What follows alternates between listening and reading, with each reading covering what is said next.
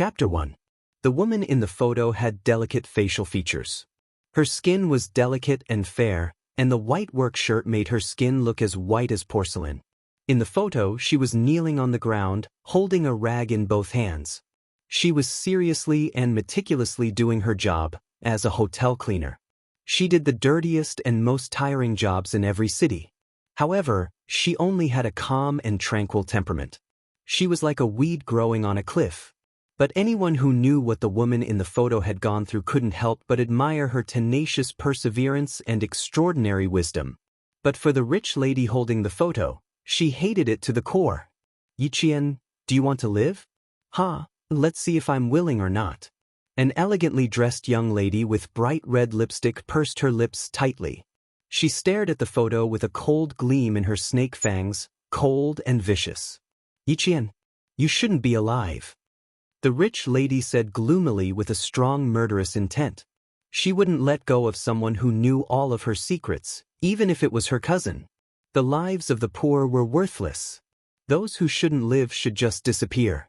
She took away everything that belonged to Yiqian. Now that she was in a high position and married into a good family, she naturally had to play with her cousin who knew her secrets. Yiqian. She had no choice. If she died, it would be hard to explain to her husband who knew that she had a cousin who didn't do her job properly. "You didn't pass the probation period.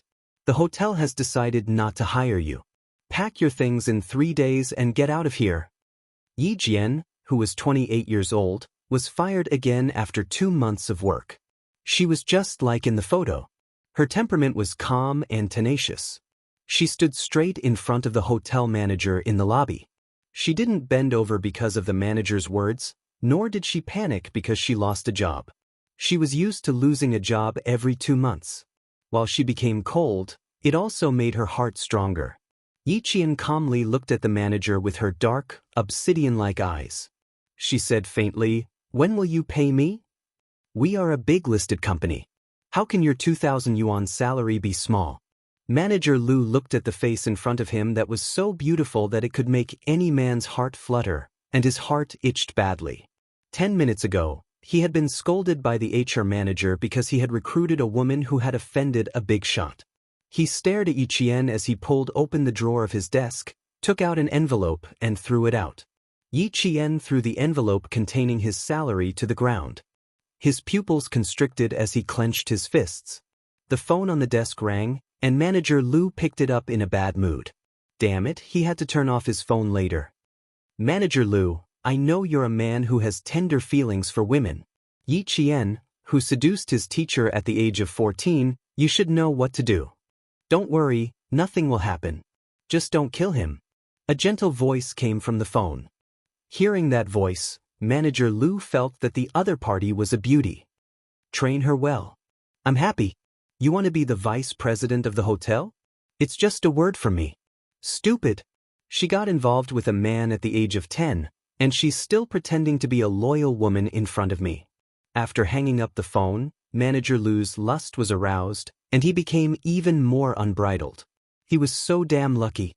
He had ordered someone to make Yiqian drink the drugged water. He wanted to forget about it after doing it once, but this phone call came at the right time. If he did it well, the wife of that big shot would be his backer in the future. Yiqian bent down to pick up the envelope containing her salary. Before her fingers touched the envelope, she looked up as if she had a premonition. Danger! Danger! She had to leave immediately. She had been able to survive until now because of her ability to react quickly to danger and avoid it. This was probably the only grace that life had bestowed upon her. At this moment, her body swayed without warning. Yiqian's alarm bells went off in her heart. Before she could stand up, an indescribable feeling of embarrassment spread through her limbs and bones. Her lower abdomen seemed to be on fire, and she fell down beside the desk. "Damn it, why are you pretending to be a pure woman? You're who got involved with your own teacher at the age of 14. Someone told me to treat you well. Let's see how you're going to escape this time." The drugged Yiqian was pressed against the desk. She didn't struggle violently. She clutched her collar tightly with one hand and groped around the desk with the other. When she came in, she saw the display on the desk clearly. With just a glance, she could remember the things on the display where they were placed, and which were things that could be used as tools for self-defense. For example, there were 7 pens, 2 pencils, and 3 fountain pens in the black leather pen holder. One of the fountain pens was not capped. 2 ballpoint pens. Oh, and there was also a pair of office scissors. 2 buttons on her shirt had been ripped off, and that pair of dirty hands was holding onto her collar. Her pearly white teeth bit down on her lower lip. Even if she bit it until it bled, she didn't let go. Pain could make her more clear-headed, and she wouldn't succumb to the drug. Yi Qian was a woman who could fight with her life on the line, and she was also a woman who could be ruthless. At the age of 14, she was framed for seducing her own math teacher. So many years had passed, and no matter how much her cousin, who had married into a powerful family, had played dirty tricks, she still managed to survive. Today, whether or not she could survive, she had to fight for it. Yi Qian, who hadn't wasted any energy struggling, grabbed the uncapped fountain pen and stabbed it hard into the man's arm. The sharp tip of the pen pierced into Manager Lu's arm. Caught off guard, the man screamed and let go of the pen. Yi Qian, who was already battered and exhausted, picked up the envelope containing her salary without any emotion in her eyes. She dragged her weak legs and staggered away without looking at the beast whose arm was covered in blood. Before she could take 2 steps, the hair on the back of her head was grabbed. Damn it! How dare you hurt me? Manager Lu was a man after all. Even if he was injured, he still had the upper hand against a drugged woman. Bang! Yi Qian, who was holding her head, was slammed onto the office desk. Immediately, warm liquid flowed out. Manager Lu was furious. He slammed Yi Qian's head onto the desk again and again. He roared violently, "You shameless bitch! I'm going to kill you today!" Yi Qian knew that she had lost a lot of blood. Her head felt like it was going to shatter from the impact. She placed her hand on the office desk and reached for the scissors in the pen holder. The office phone was swept to the ground. If she moved forward a little more, she would have swept the pen holder over. Holding the scissors, Yi Qian used the last of her strength and stabbed it into Manager Lu's chest with extreme precision. The sharp scissors accurately pierced his heart. Yi Qian had cleaned the autopsy room at the medical school. She was a woman who was better at her professional classes than medical students who attended formal classes. She knew the structure of the human body very well. She couldn't just stab the scissors in, she had to pull them out. Only by pulling them out could the blood in the heart gush out like water from a high-pressure water gun. You want to save him? Maybe in your next life. Yi Qian's face was covered in blood. Even her hair was drenched in blood. It was as if she had just walked out of hell. She leaned against the office desk with her eyes closed and felt for the office phone. Her bloody fingers pressed a string of numbers. Chapter 2. Shuku Village in Fujian Town was a village guarded by a troop deep in the mountains. In the middle of the night, the villagers of Shuku Village could faintly hear the sound of a truck. It was the sound of a military truck driving past the village entrance at night. It was past 2 in the morning, and the villagers were all sound asleep. Even if they heard it, they wouldn't deliberately wake up. Even if some people woke up, they would wait until they couldn't hear the sound before turning on the lights. The village chief had said that if anyone dared to disobey the rules, the road that the country had painstakingly repaired would be dug up. As for the person, he would be sent straight to jail and never be released. Yi Qian had been awake for a long time. When she heard the sound of the military truck disappear, she endured her headache and climbed out of bed. She turned on the flashlight, and the flashlight shone on the wall with the calendar hanging on it. So, it really wasn't a dream. So, she could open her eyes again and see the sun tomorrow.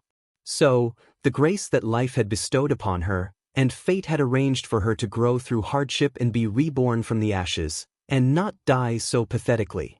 Time ticked by. At 6 o'clock in the morning, smoke was already rising from the chimneys in Shuku Village.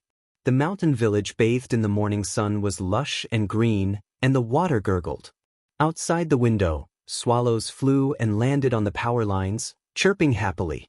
The clear morning sun passed through the thin mist and softly sprinkled down, making the flowers on the branches bloom even more brightly. The tender green buds and leaves supported the flowers, making the flowers on the branches look even more delicate and beautiful. Once again, she saw the flowers bloom in the warmth of spring and the return of the swallows. It was a completely different situation. Yi Qian woke up in the middle of the night and didn't go back to sleep. She looked at the girl sitting by her bed and chattering nonstop. Her dark eyes narrowed slightly. The girl in front of her had red lips and white teeth. Her black hair was braided and hung nimbly from her shoulders. Her eyes were watery, like autumn waves. Her skin was a little darker, and there were small spots on both sides of her nose. These two flaws weren't considered flaws, but she remembered that she had done a lot of post-production work on them. This was Yi Ying, the source of all the hardships in her previous life, the source of her unhappiness in life, and the source of her miserable death. I have an exam on Monday. Remember to help me. Also, I brought back all my homework from school. Hurry up and help me finish it. Yi Ying was born pretty and her voice was also pretty. It was as pleasant to listen to as an oriole. It was just that her tone was commanding, as if Yi Qian deserved it. Yi Qian hugged the blanket and watched as Yi Ying chattered away. He smiled and said, "Ying, long time no see." 14-year-old Ying, long time no see. Long time no see. He had just met him yesterday. You must have gone stupid from the fall. The 14-year-old Ying looked at her cousin who was half a year older than her and said worriedly, "You can't fall and become stupid. You're so beautiful. It'll be terrible if you fall and become stupid." She was so smart and smart. If she fell and became a fool, what would she do with her homework? Yi Qian's eyes curved into crescents.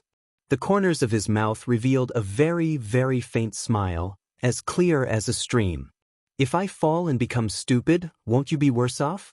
There was no one to help you with your homework, no one to give you the answers to your exams, and no one to help you get a good ranking. Sigh, thinking about it, why do I feel like you'll be worse off?" While admiring the changing expressions on Yi Ying's face, Yi Qian chanted Amitba in his heart. What a sin, what a sin. It felt so good to bully others. Why didn't she realize it before? As a 14-year-old again, she had to cherish this opportunity. "You really fell and became stupid. Do I need you to help me with my homework?" Yi Ying gritted her teeth and said unhappily when Yi Qian said what she was thinking. Her face was a mix of green and white. She tried hard to resolve her embarrassment, but in the end, she was still young and didn't have enough skills. It was inevitable that her expression would be a little twisted. Yi Qian looked at her expression and felt as if his withered heart had been injected with fresh blood. His whole person became much more lively. Chapter 3. In Yi Ying's eyes, it was as if she was going to apologize to her at any time. She lifted her chin slightly, waiting for Yi Qian to apologize. "It's been hard on you. You have to do your own things. I can't even refute you," Yi Qian said with a smile, looking helpless. She raised her hand and rubbed her head. Ignoring Yi Ying, who was so angry that her face was distorted, she asked her to leave. "I want to change my clothes. You can leave first." "Yi Qian, you bullied me." Yi Ying stood up, her watery eyes filled with tears. She looked delicate, but her actions were wild. She slammed the wooden door and left angrily. "Bullied? Ying, I told you, just you wait." She was putting on her clothes slowly when she heard Yi Ying's pitiful cries from the courtyard. She was complaining to her mother. Yi Jian counted to 3 in her heart. When Yi Jian counted to 3, Sun Dongqing rushed in with a bamboo stick in her hand. She glared at Yi Jian and shouted angrily, "Stupid girl, you freeload in my house and bully your sister? Little brat, don't let me feed you until you become an ingrate." She rushed in front of Yi Qian.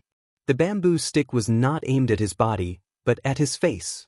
How much hatred did she have for him? If she didn't hit him well, he would go blind. Yi Qian had already dodged when the bamboo stick was about to hit his face. She had returned to her 14-year-old self.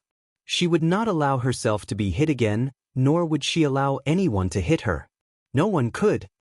Yi Ying even needs me to do her homework. It wasn't easy for me to persuade her to do her own things. Aunt, aren't you going to thank me? Why are you hitting me? Sun Dongqing was both an aunt and an aunt. 2 sisters married into the same family. They were sisters in their mother's family and sisters-in-law in their husband's family. Oh, you dare to dodge? You didn't fall to your death yesterday, But today you know how to anger me. Sun Dongqing glared. She rolled up her sleeves and picked up the bamboo stick. Stupid girl, your mother isn't here anymore. I have to teach you a lesson. What a disgrace, seducing your own teacher at such a young age. You should have been thrown out last night. Don't lead my Yingying astray. Sun Dongqing had always been merciless to the daughter left behind by her elder sister. In her maternal family, she was proud and arrogant. She was bound to win in front of her elder sister. Now, there was only one orphan left in her elder sister's house. Shouldn't she discipline her properly? Her words made Yi Jian's eyes turn cold. Her delicate little face tensed up with a frosty expression. Seducing a teacher. When she woke up last night and looked at the wall calendar, she realized that she had returned to the spring when she was 14 years old. The first month of school was when the peach blossoms were in full bloom. That year, when she was 14 years old, she went to call Ying home from school. When she came out, she bumped into Ying, who was running towards her. Before she could say a word, she was pulled by Ying and started running. After running for a few dozen meters, she was tripped by Ying. When she fell, her forehead hit a moss-covered rock and she fainted on the spot. When she woke up, it was already Sunday morning, and there was a scandal about her seducing her teacher. And now, he woke up on Friday night. The difference between 1 day and 2 nights was the key to her life. Chapter 4. Sun Dongqing's rushing footsteps came to an abrupt halt when she saw the pair of sharp scissors shining with a cold light. She saw the viciousness on Yi Qian's face and the coldness in his eyes. For no reason her heart skipped a beat. Her hand, which was holding the bamboo stick up high, dropped instantly. "Aunt, before the matter is investigated thoroughly, don't make a fuss about making my life difficult. I'm not afraid that the whole family will suffer because of me," Yi Qian said coldly. His eyes were very dark, even darker than the night sky. His eyes were especially bright as the stars. When he stared fiercely, the color in his eyes changed. His eyes were like the ever-changing aurora. Although they were beautiful, they made people feel fearful. "Stupid girl, let's see how long you can keep up your pretense. When the teacher comes looking for you, you can explain yourself." Facing Yi Qian's viciousness, Sun Dongqing's heart skipped a beat. Subconsciously she thought, did Ying lie? As the thought flashed through her mind, Sun Dongqing hurriedly stopped herself. Impossible. Ying had always been obedient. It was impossible for her to lie. No, she had to ask Ying. Sun Dongqing thought of the seriousness of this matter. She threw the bamboo stick down and walked out. This matter happened to Yi Qian. She wasn't anxious at all. After all, she wasn't her daughter. Her mother-in-law also hated this granddaughter to death. Sun Dongqing didn't know why, but she felt very anxious. She felt that something bad was going to happen. Yi Qian coldly watched her leave. The corners of his mouth curved slightly. In the mirror, she saw her own 14-year-old face clearly. Although her facial features were delicate, there was still a hint of youthfulness. However, the smile on the corners of her lips was already filled with the vicissitudes of life. Her gaze softened slightly. Her faint eyes had an extremely cold look. She looked up and saw Sun Dongqing hurriedly chase out of the courtyard. In the blink of an eye, she disappeared from her sight. Yi Qian coldly retracted his gaze. He found a comb and began to comb his black hair. "Ying, this time, watch carefully. Back then, I let you off because of a momentary lapse in judgment. Now, I will definitely make you beg for death." Under the peach blossom tree outside the house, Ying, who was folding peach branches, was frightened by Sun Dongqing's voice. She pouted unhappily. "Mom, you scared me." Sun Dongqing couldn't bear to say harsh words to her daughter, so she asked in a low voice, "What did you say when you came back yesterday? What's going on?" "What do you mean?" Ying lowered her head, the tip of her nose gently touching the delicate peach petal. She hid the panic in her eyes. "How would I know what's going on? Come in and tell me." Sun Dongqing looked around and made sure that no one was around. Then, she pulled her daughter into her bedroom and began to interrogate her. Yi Qian, who came out from the other side of the house, watched the mother and daughter tugging and pulling each other into the house. With a faint smile on his lips, he walked out of Sun Dongqing's house. This was not her home. Her house was located in the innermost part of the village, next to a bamboo forest. Every brick and tile had been added by her parents when they were still alive. Before the age of 4, it was heaven. In front of the house, there was a garden full of peach blossoms. Behind the house, there was the sound of bamboo waves. She sat under the peach blossom tree, resting her chin on her hands as she watched her mother read a poem aloud. Her eyelids gradually drooped as she fell asleep. Her father, who had just returned from digging up spring bamboo shoots, was beside her, peeling bamboo shoots while laughing. Occasionally he would laugh and say, "Jane is like you. She likes to read." Her heavenly happiness came to an abrupt end at the age of 4. Yi Qian, who was reminiscing until tears flowed from his eyes, saw a villager walking over and quickly wiped the corners of his eyes. Before Yi Qian could greet the villagers, who were busy in spring, they surrounded her and asked about her health. "Aya, Miss Jian, you're awake? Does your head still hurt?" Chapter 5. In the face of their concern, Yi Qian rubbed her forehead in embarrassment. "It doesn't hurt anymore. I just accidentally tripped over Yi Ying. Maybe I was too nervous about the exam at noon and fainted from the shock." "You child, why are you nervous about the exam? Yi Ying is good at studying. Let her copy the exam for you." The villagers began to tease her. They all felt pity for this orphan girl who had no parents and was living in her uncle's house. Now, their gazes were kind and friendly, instead of pointing fingers at him. Yi Qian pursed her lips slightly and pretended to twirl her hair uneasily. She lowered her head and muttered, "She handed in the exam paper a long time ago. I couldn't copy it even if I wanted to. I only dared to hand in the exam paper when the bell rang." Her words made the villagers burst into laughter. Little Jian was an honest person. However, they did not know that Yi Qian was already paving the way for what would happen next. "Uncle, Auntie, I'm going home to take a look. Please take care of yourself." Yi Qian thanked them politely. Her delicate face had a slight smile. "I haven't been home for a long time. I'm going to tidy up." The villagers then realized that she was going back to her home in the village. "Uncle Jen should be there. He has a dog. Remember to shout before you enter the house." Yi Qian naturally remembered. She still remembered how she was wronged and ran home crying. A big black dog barked and rushed out. If Uncle Jen had not appeared in time, she would have been bitten by the black dog. Later, Uncle Jen told her that the black dog was not a dog. It was an underage Tibetan Mastiff. Looking through the layers of peach blossoms, Yi Qian saw her home hidden in the depths of the sea of flowers. It was exactly the same as in her memory. The greenish-black roof tiles and the white walls were as good as new. It was the time when the peach blossoms were in full bloom. The spring breeze caressed her face and the petals danced in the wind. Yi Qian walked through the rain of flowers and walked out of the peach blossom forest to return to her home. Grandpa Yi Qian, who was just a few steps away from the peach forest, raised his voice. Haiga was a Tibetan Mastiff. He had to shout in advance to prevent the same thing from happening in his previous life. She had jogged over, and before anyone could respond, she had already left the peach blossom forest.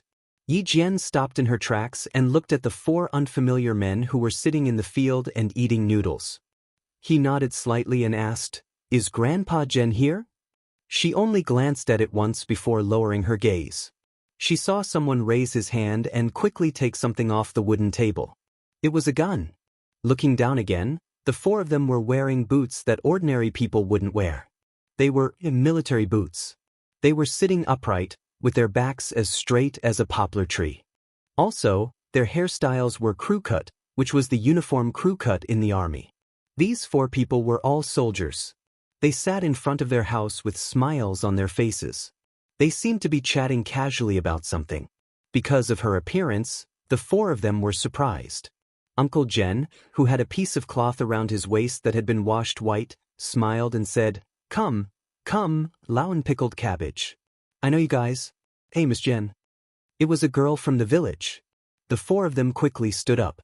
One of the men with square features, who seemed to be the leader of the 4, laughed and said, "Don't be afraid, little girl. We're not bad people." Of course she knew that they were not bad people. Besides, what kind of bad people had she not seen before? Chapter 6. Yi Qian nodded slightly and smiled at them. He did not show any fear of strangers. Instead, he walked over to Uncle Jen, who was holding a few plates, and said softly, "I'll carry them. Your foot is not good. It hurts when spring comes. It's better for you to sit down." When these words fell into the ears of the 4 soldiers who had stood up, it was really unpleasant. They all knew that Elder Jen's father's foot was not good. Elder Jen's foot was injured on the battlefield. When spring and winter came, it would hurt badly. This time, they came back to give Elder Jen's father a special cold-dispelling medicinal wine. However, they had just finished cooking the noodles and had not eaten a single bite when they saw a young girl suddenly appear in front of them. She had misunderstood them. Elder Jen was surprised. How did the little girl know that his foot was not good? No one in the village knew about it. It's fine. You just need to take care of yourself." Elder Jen was naturally referring to the incident where Yi Qian fell and fainted yesterday. However, there were other people present, so he did not say it out loud to save the little girl's face. Yi Qian pursed his lips and revealed an unnatural smile. "It's just an accident. Thank you for worrying." She nimbly placed a few plates of sour and refreshing pickled cabbage on the wooden table. Then, she skillfully dripped some sesame oil on the table and added a spoonful of red chili oil. Not only was the pickled cabbage fragrant, but its color also became more vibrant. The bottle of soy sauce on the bed was not screwed shut. Yi Qian also screwed the lid shut. There were not many children in the village who were pampered. Children who did not have parents did not have the right to be pampered. Elder Jen looked at the young girl. Although she was thin and weak, she worked as if she had worked for more than 10 years. He felt a little sad and sighed softly, "Little girl, don't be busy. They will clean up after they finish eating. Little girl, please take a rest. We will do it ourselves." Thank you. We will do it ourselves." If the company commander were to find out that these men were being served by a little girl, he would definitely be scolded badly. The 4 of them were embarrassed to let a little girl do all the work. One by one, they reached out their hands to block her, and the chopsticks on their bowls accidentally fell to the ground. The soldier closest to the chopsticks reflexively wanted to pick them up, but a pair of slender fingers beat him to it and accurately caught the chopsticks in her own hands. Yi Qian put his chopsticks back on the bowl and smiled faintly. "It's not dirty. You don't have to wash it. Thank you." The younger soldier felt even more embarrassed and thanked him repeatedly. The soldier, who looked to be in his early 30s, smiled at Yi Qian and said cheerfully, "Young lady, your reaction is quite fast. Why don't we sit down and have a bowl of noodles together? You didn't even touch the noodles. Just give me a bowl. I've already eaten, thank you." Yi Qian's smile was very shallow, but when she smiled, there was also a hint of a smile at the corners of her eyes. She looked exceptionally comforting. This was the first time he met her, and he felt that she was a very polite young lady. After generously rejecting the soldier's invitation, Yi Qian turned to Elder Jen and said softly, "Grandpa Jen, I want to discuss something with you in the room." Before the word something could be said, a black shadow rushed out like an arrow. It was so fast that the petals that fell to the ground were swept up a few centimeters into the air. There were obviously other people, but the black shadow rushed in front of Yi Qian. It was so fast that even Elder Jen did not have time to react. Yi Qian did not move, because she could not move. Chapter 7. Not only did the black figure rush in front of her, but it also stood up after letting out a low growl and placed its forelimbs on her shoulders. It was so close that Yi Qian could clearly see that Haega's sharp canine teeth were stained with blood. A strong smell came from its nose and mouth. It was the Tibetan Mastiff. "Haega, don't move. Don't move." A few voices came at the same time. It was the 4 soldiers behind Yi Qian. They were telling Yi Qian to calm down and not scream or make any big movements. Yi Qian, who smelled the stench of blood, did not move. Instead, she tried her best to relax her shoulders and slowly adjust her breathing rate. The Tibetan Mastiff could fight a tiger, so it was best for her not to move. Uncle Jen did not move immediately. Instead, he clapped his hands lightly 3 times. Haega, whose fur was standing on end, let out a low growl and bared its fangs ferociously. It looked like it was going to bite Yi Qian's neck in the next second. The man and the dog looked at each other for a few seconds. He Jie let out another low growl and moved away from Yi Qian. It obediently leaned against Uncle Jen's side. Yi Qian, whose expression did not change, took a deep breath and finished what she wanted to say with a smile. Grandpa, I have something to tell you in the room. There were many brave people, but not all brave people could be so calm. What was a Tibetan Mastiff? The 4 soldiers sitting there all knew what it was. The Tibetan Mastiff by Uncle Jen's side was the first generation of the Iron General. Its fighting ability, reaction speed, and ferocity were all at the first level. A normal soldier would not be scared to the point of peeing his pants, but his expression would definitely change drastically. This little girl in front of them could still finish her sentence so calmly. It was indeed admirable. Uncle Jen seemed to have guessed something. He looked at the 4 soldiers who were looking at Yi Qian in shock. He nodded and brought Yi Qian to a room with new furniture. Little girl Jian, this room has always been prepared for you. This is your home. As long as you want to come back, you can come back anytime.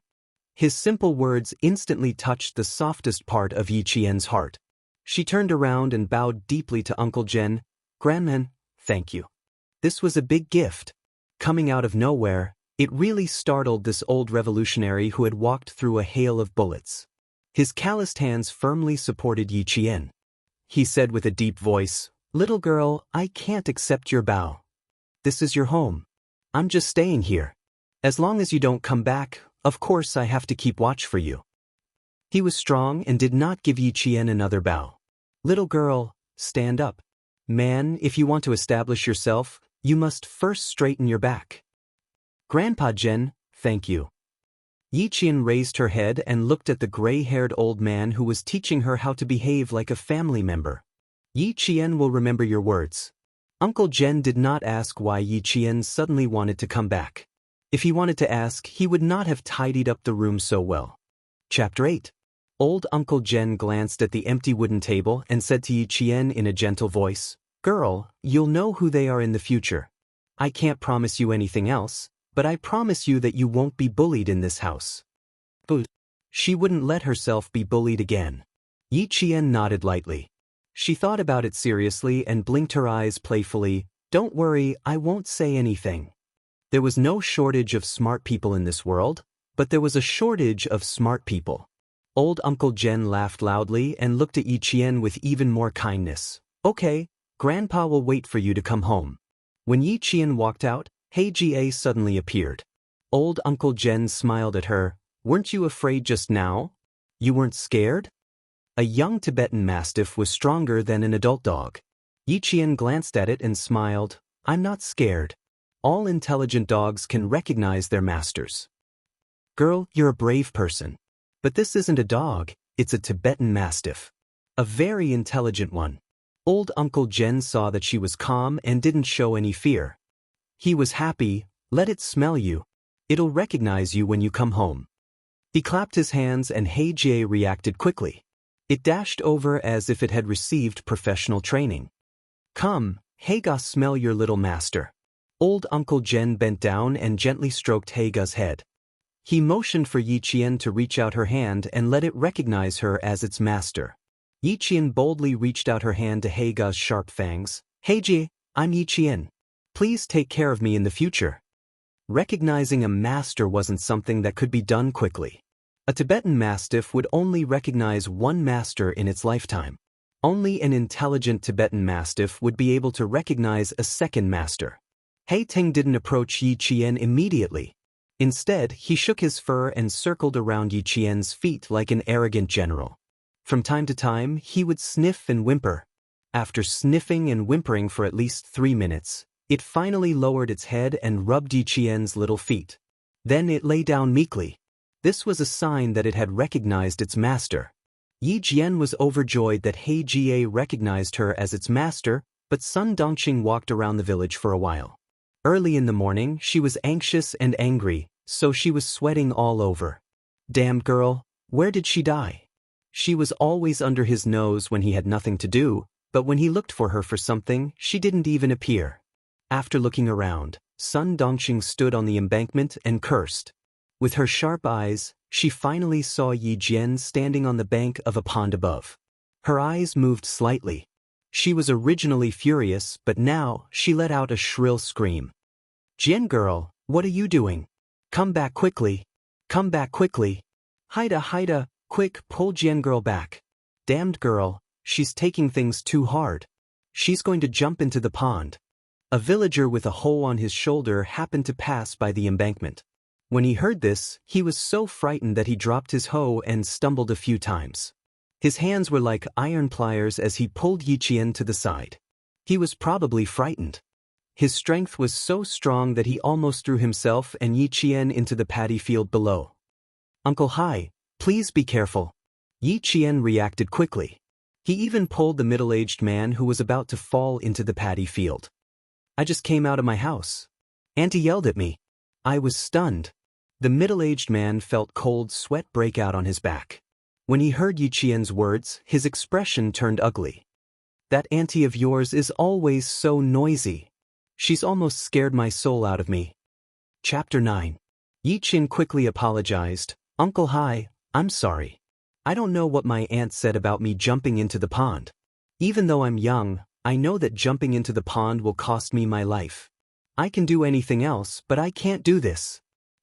The little girl's spirit has risen after a fall. The middle-aged man laughed when he heard this. He raised his hand and rubbed Yi Qian's head. "It's good that she's more spirited. If she's like your aunt, she'll scare me to death sooner or later." Below, Sun Dongxing ran all the way over, shouting, "You little girl, don't get me killed. You're so young, yet you don't say anything when something happens. You even know how to jump into the pond. If you die, it'll be a clean slate, but I'll be criticized behind my back for the rest of my life. Who taught you to do such a stupid thing? Jump into the pond, jump into the pond. Stupid girl, if you have the guts to jump into the pond, why don't you have the guts to let the matter rest?" Yi Qian saw her shouting and her actions were extremely exaggerated. In order to show that she was really anxious, she purposely missed her foot and stepped into the water field. When she pulled her foot out, she realized that her leather shoe was stuck. She even remembered to pull it out and put it on before running. After running for 2 steps, she fell again. She didn't even have the dust on her body, making it seem like she was really anxious. Her voice was loud and the matter was so serious that the villagers who were busy at home all rushed over. They didn't understand why they came back. They only heard Sun Dongxing's shouting and thought that Yi Qian had done something embarrassing and felt that she was going to jump into the pond. "What happened? What happened? Little girl Jian jumped into the pond? How can a child know how to jump into the pond? Quick, go and see what happened. That woman Sun Dongxing is so scared." It was undeniable that Sun Dongxing was really willing to go all out for Yi Ying. She was a smart woman. Yi Qian always knew that he had suffered a lot at her hands in his previous life. But this time, he wanted to make her lose all her face. "What's wrong with my aunt today? She looks like she's lost her mind? Why do you look just like my grandfather before he fell ill?" Yi Qian muttered softly to himself. He didn't need to be too loud, just loud enough for Uncle Hai, who was picking up the hoe, to hear. He raised his head and looked at Sun Dongxing, who was screaming and jumping as she ran over. He chuckled and joked, "Isn't that so? You're crazy." He paused and looked at Yi Qian with a smile. "When your grandpa had a relapse, you were only 3 years old. How did you know?" "Yes, he got sick on the 7th of April. He ran out alone on the 27th of October and found Grandpa in the reservoir at 4 in the afternoon." Yi Qian lowered his eyes slightly. His voice was filled with sorrow, and Uncle Hai couldn't help but sigh. He glanced at Sun Dongxing and sighed. "This auntie of yours? She's spouting nonsense. Why don't you reply to her?" Yi Qian smiled bitterly. His whole body was filled with helplessness. He said softly, "The innocent knows that they are innocent, and the muddy knows that they are muddy. Uncle Hai, I'll head over first. There are some things that I still need to talk about." "I'll go with you." "Sai, you're such an honest child." When Uncle Hai saw this, he felt a pang in his heart. Yi Qian had no parents, so he wanted to dote on him. On the other side, Sun Dongqing saw that the two famous gossipy women in the village had rushed over. She also saw that Yi Qian didn't reply to her criticism as usual. She was secretly pleased with herself. Chapter 10. There were two famous gossipy women in the village. They carried Sun Dongqing to the pond while inquiring about the situation. Two of them wanted to know, while the other wanted to spread rumors. After a while, the villagers who came over knew what was going on. No way, seducing a teacher. Are you serious? Hey, little girl, you're not even fully grown yet, but you already know how to seduce people? Sun Dongqing seemed to be scared out of her wits. She howled, "Isn't that so? When I came back yesterday, my Yingying didn't dare to say anything, so she pretended to faint. If Yingying hadn't let it slip today, I wouldn't have known about this. I told you, a pretty girl will ruin things. Look, isn't this happening now? She thinks she can seduce people just because she's pretty. Be careful not to lead your Yingying astray." The two gossipy women spoke one after another, convicting Yi Qian in just a few sentences. The villagers who didn't know what was going on were stunned when they heard this. They were all skeptical and doubtful.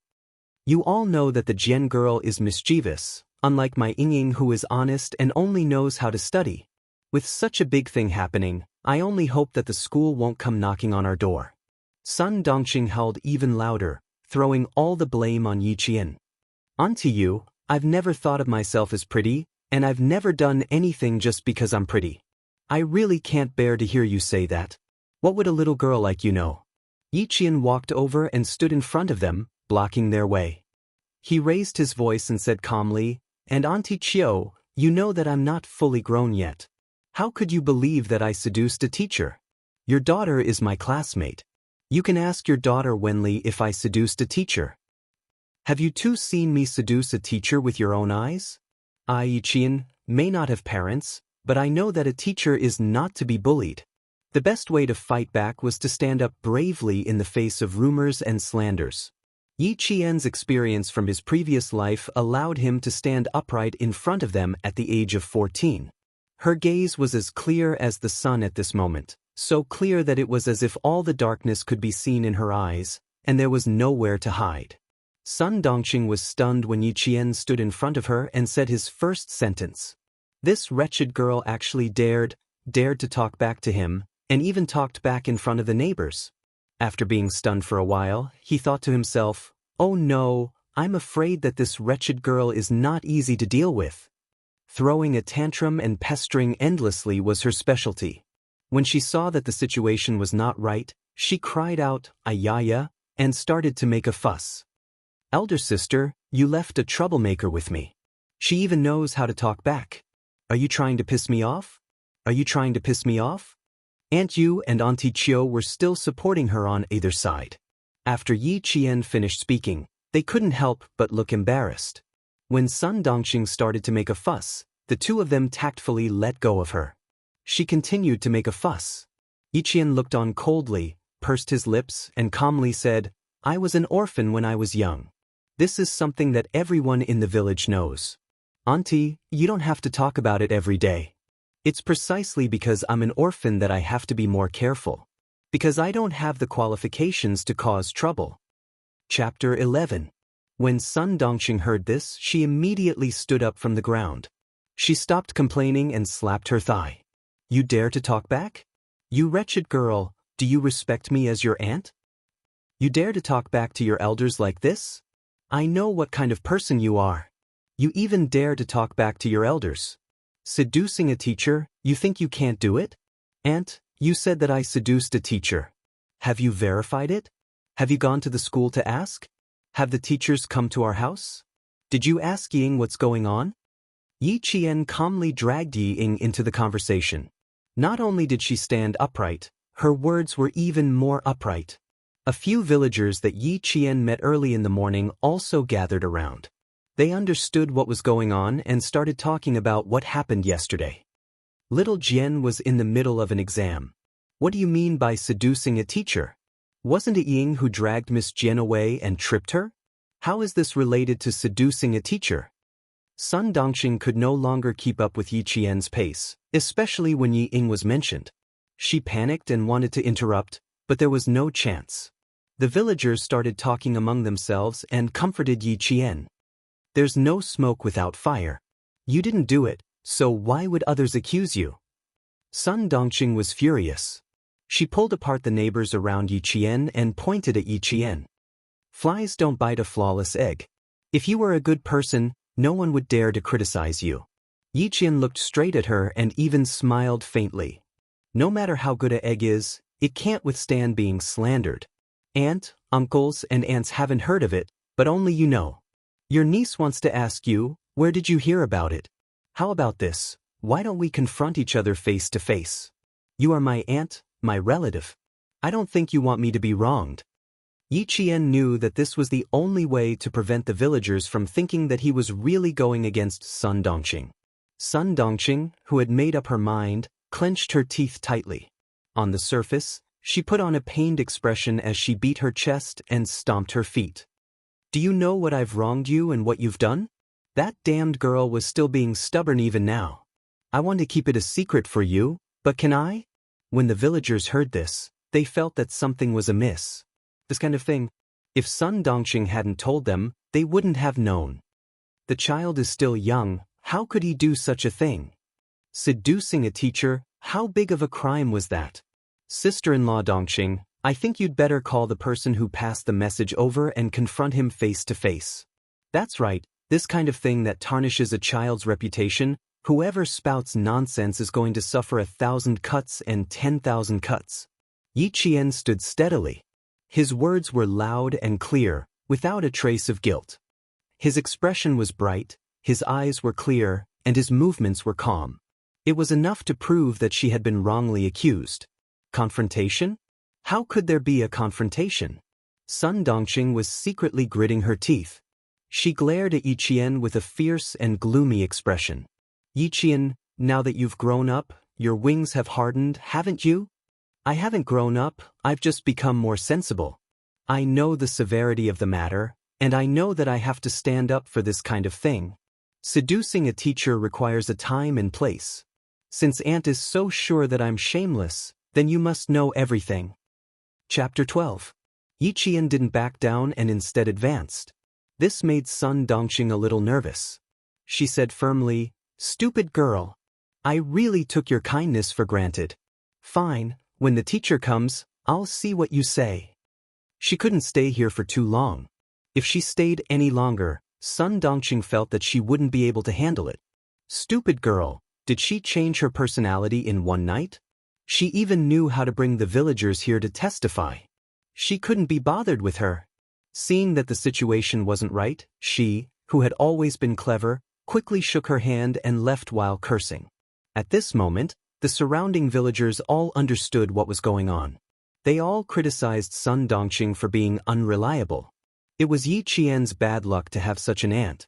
After saying a few words, a few of the more thoughtful people gently nudged the people beside them, indicating that it was better to speak less. Sun Dongqing had a husband who was the deputy mayor of Fujian town. It was said that he might be promoted to mayor this year. Yi Qian, who had calmly observed this scene, lowered his eyes slightly. His long eyelashes gently covered the coldness in the depths of his eyes. She knew who the villagers were afraid of. This was also Yi Ying's capital.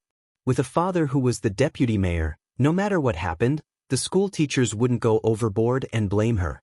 As for herself, after the sighing villagers left, Yi Qian gently opened his hand. His palm was delicate and the lines on his palm were clear. It was like the path he wanted to take. In the end, it should be in his own hands. Uncle Yi Jifan was someone she didn't want to go up against at the moment. She understood this man too well. He was a man who didn't care about his own family in his pursuit of power. But he had a weakness. He cared a lot about his reputation. She couldn't directly go up against Yi Jifan now, but she could use his weakness to bring down Sun Dongqing first. Yi Qian, who was standing alone, raised his head. His smile was bright and beautiful. There was nothing to be afraid of, nothing to worry about. The path was in his own hands, and this was a very good start. 14th's smile was bright and carefree, full of vigor. Her beautiful facial features were devoid of any haze, only hope for the future. Her smile was so glaring in Yi Ying's eyes as she walked over. Yi Ying wanted to pounce on her and scratch her face. Yi Jian, who had always been sensitive, calmly stopped smiling when she saw the malicious gaze behind her, which was as sharp as a needle. She turned around and looked at Yi Ying, who was glaring at her. The corners of her mouth curled up slightly. She looked at her condescendingly and disdainfully. Yi Ying, who was standing a few steps away, was a meticulous person. After she understood what was going on, her expression changed drastically, and anger rushed to the top of her head. Yi Qian. She gritted her teeth and growled in a low voice. She took a few steps forward and stretched out her hand to push Yi Qian away as if he was at home. Suddenly, out of the corner of her eye, she saw a few villagers looking over. She reacted quickly and immediately put on a sisterly expression. She reached out and placed her hand on Yi Qian's shoulder. Ying, you disgust me, and I disgust you as well. Yi Qian avoided her easily and didn't let her act disgust him even more. He chuckled coldly and said, "You know what I mean. Don't put on an act for others to see." In the eyes of the villagers, Yi Ying from the deputy mayor's family had always been obedient. She was good-looking, good at her studies, and had a good personality. Chapter 13. I'd like to see if you've really changed. Yi Ying couldn't be bothered to keep up the act. She wasn't the scheming Yi Ying anymore. Yi Ying couldn't be bothered to keep up the act. She was no longer the scheming Yi Ying. Yi Ying couldn't be bothered to keep up the act. She pulled a long face and said fiercely, "You eat my food and live in my house. You're worse than a dog when you leave my house." Yi Qian looked at her. His dark eyes were like the calm sea, vast and boundless, but also extremely deep and cold. Yi Ying swallowed uncomfortably and stammered, What are you looking at?" She then smiled faintly and said slowly, "Go home and ask your mother where the food I eat and use comes from. Also, Ying, you better remember this. You're the one who's worse than a dog when you leave my house. I'll see you on Monday." Monday, Fujian Town Middle School's second-year mock exam. Don't underestimate this town's middle school. Due to the presence of a military unit, the curriculum was very strict. At the mention of Monday, Yi Ying's face froze. She was angry, but she also felt that she had suffered a great injustice. Her pair of watery eyes were like pearls, dripping down drop by drop. "Sis, I was wrong. I was wrong. Don't be angry, okay?" Yi Ying's heart was filled with hatred, but she immediately admitted her mistake. She was like a temperamental child who could easily be forgiven by an adult. Yi Qian glanced at the hand tugging at his sleeve and looked over with a half-smile. "I've seen plenty of two-faced people. The more you hate me now, the more aggrieved your expression is. I know what you told your mother." As Yi Qian spoke, he suddenly leaned over slightly. His dark eyes were cold as he carefully stared at the flustered Yi Ying. "So, the reason you dragged me away yesterday was because you were seducing the new math teacher."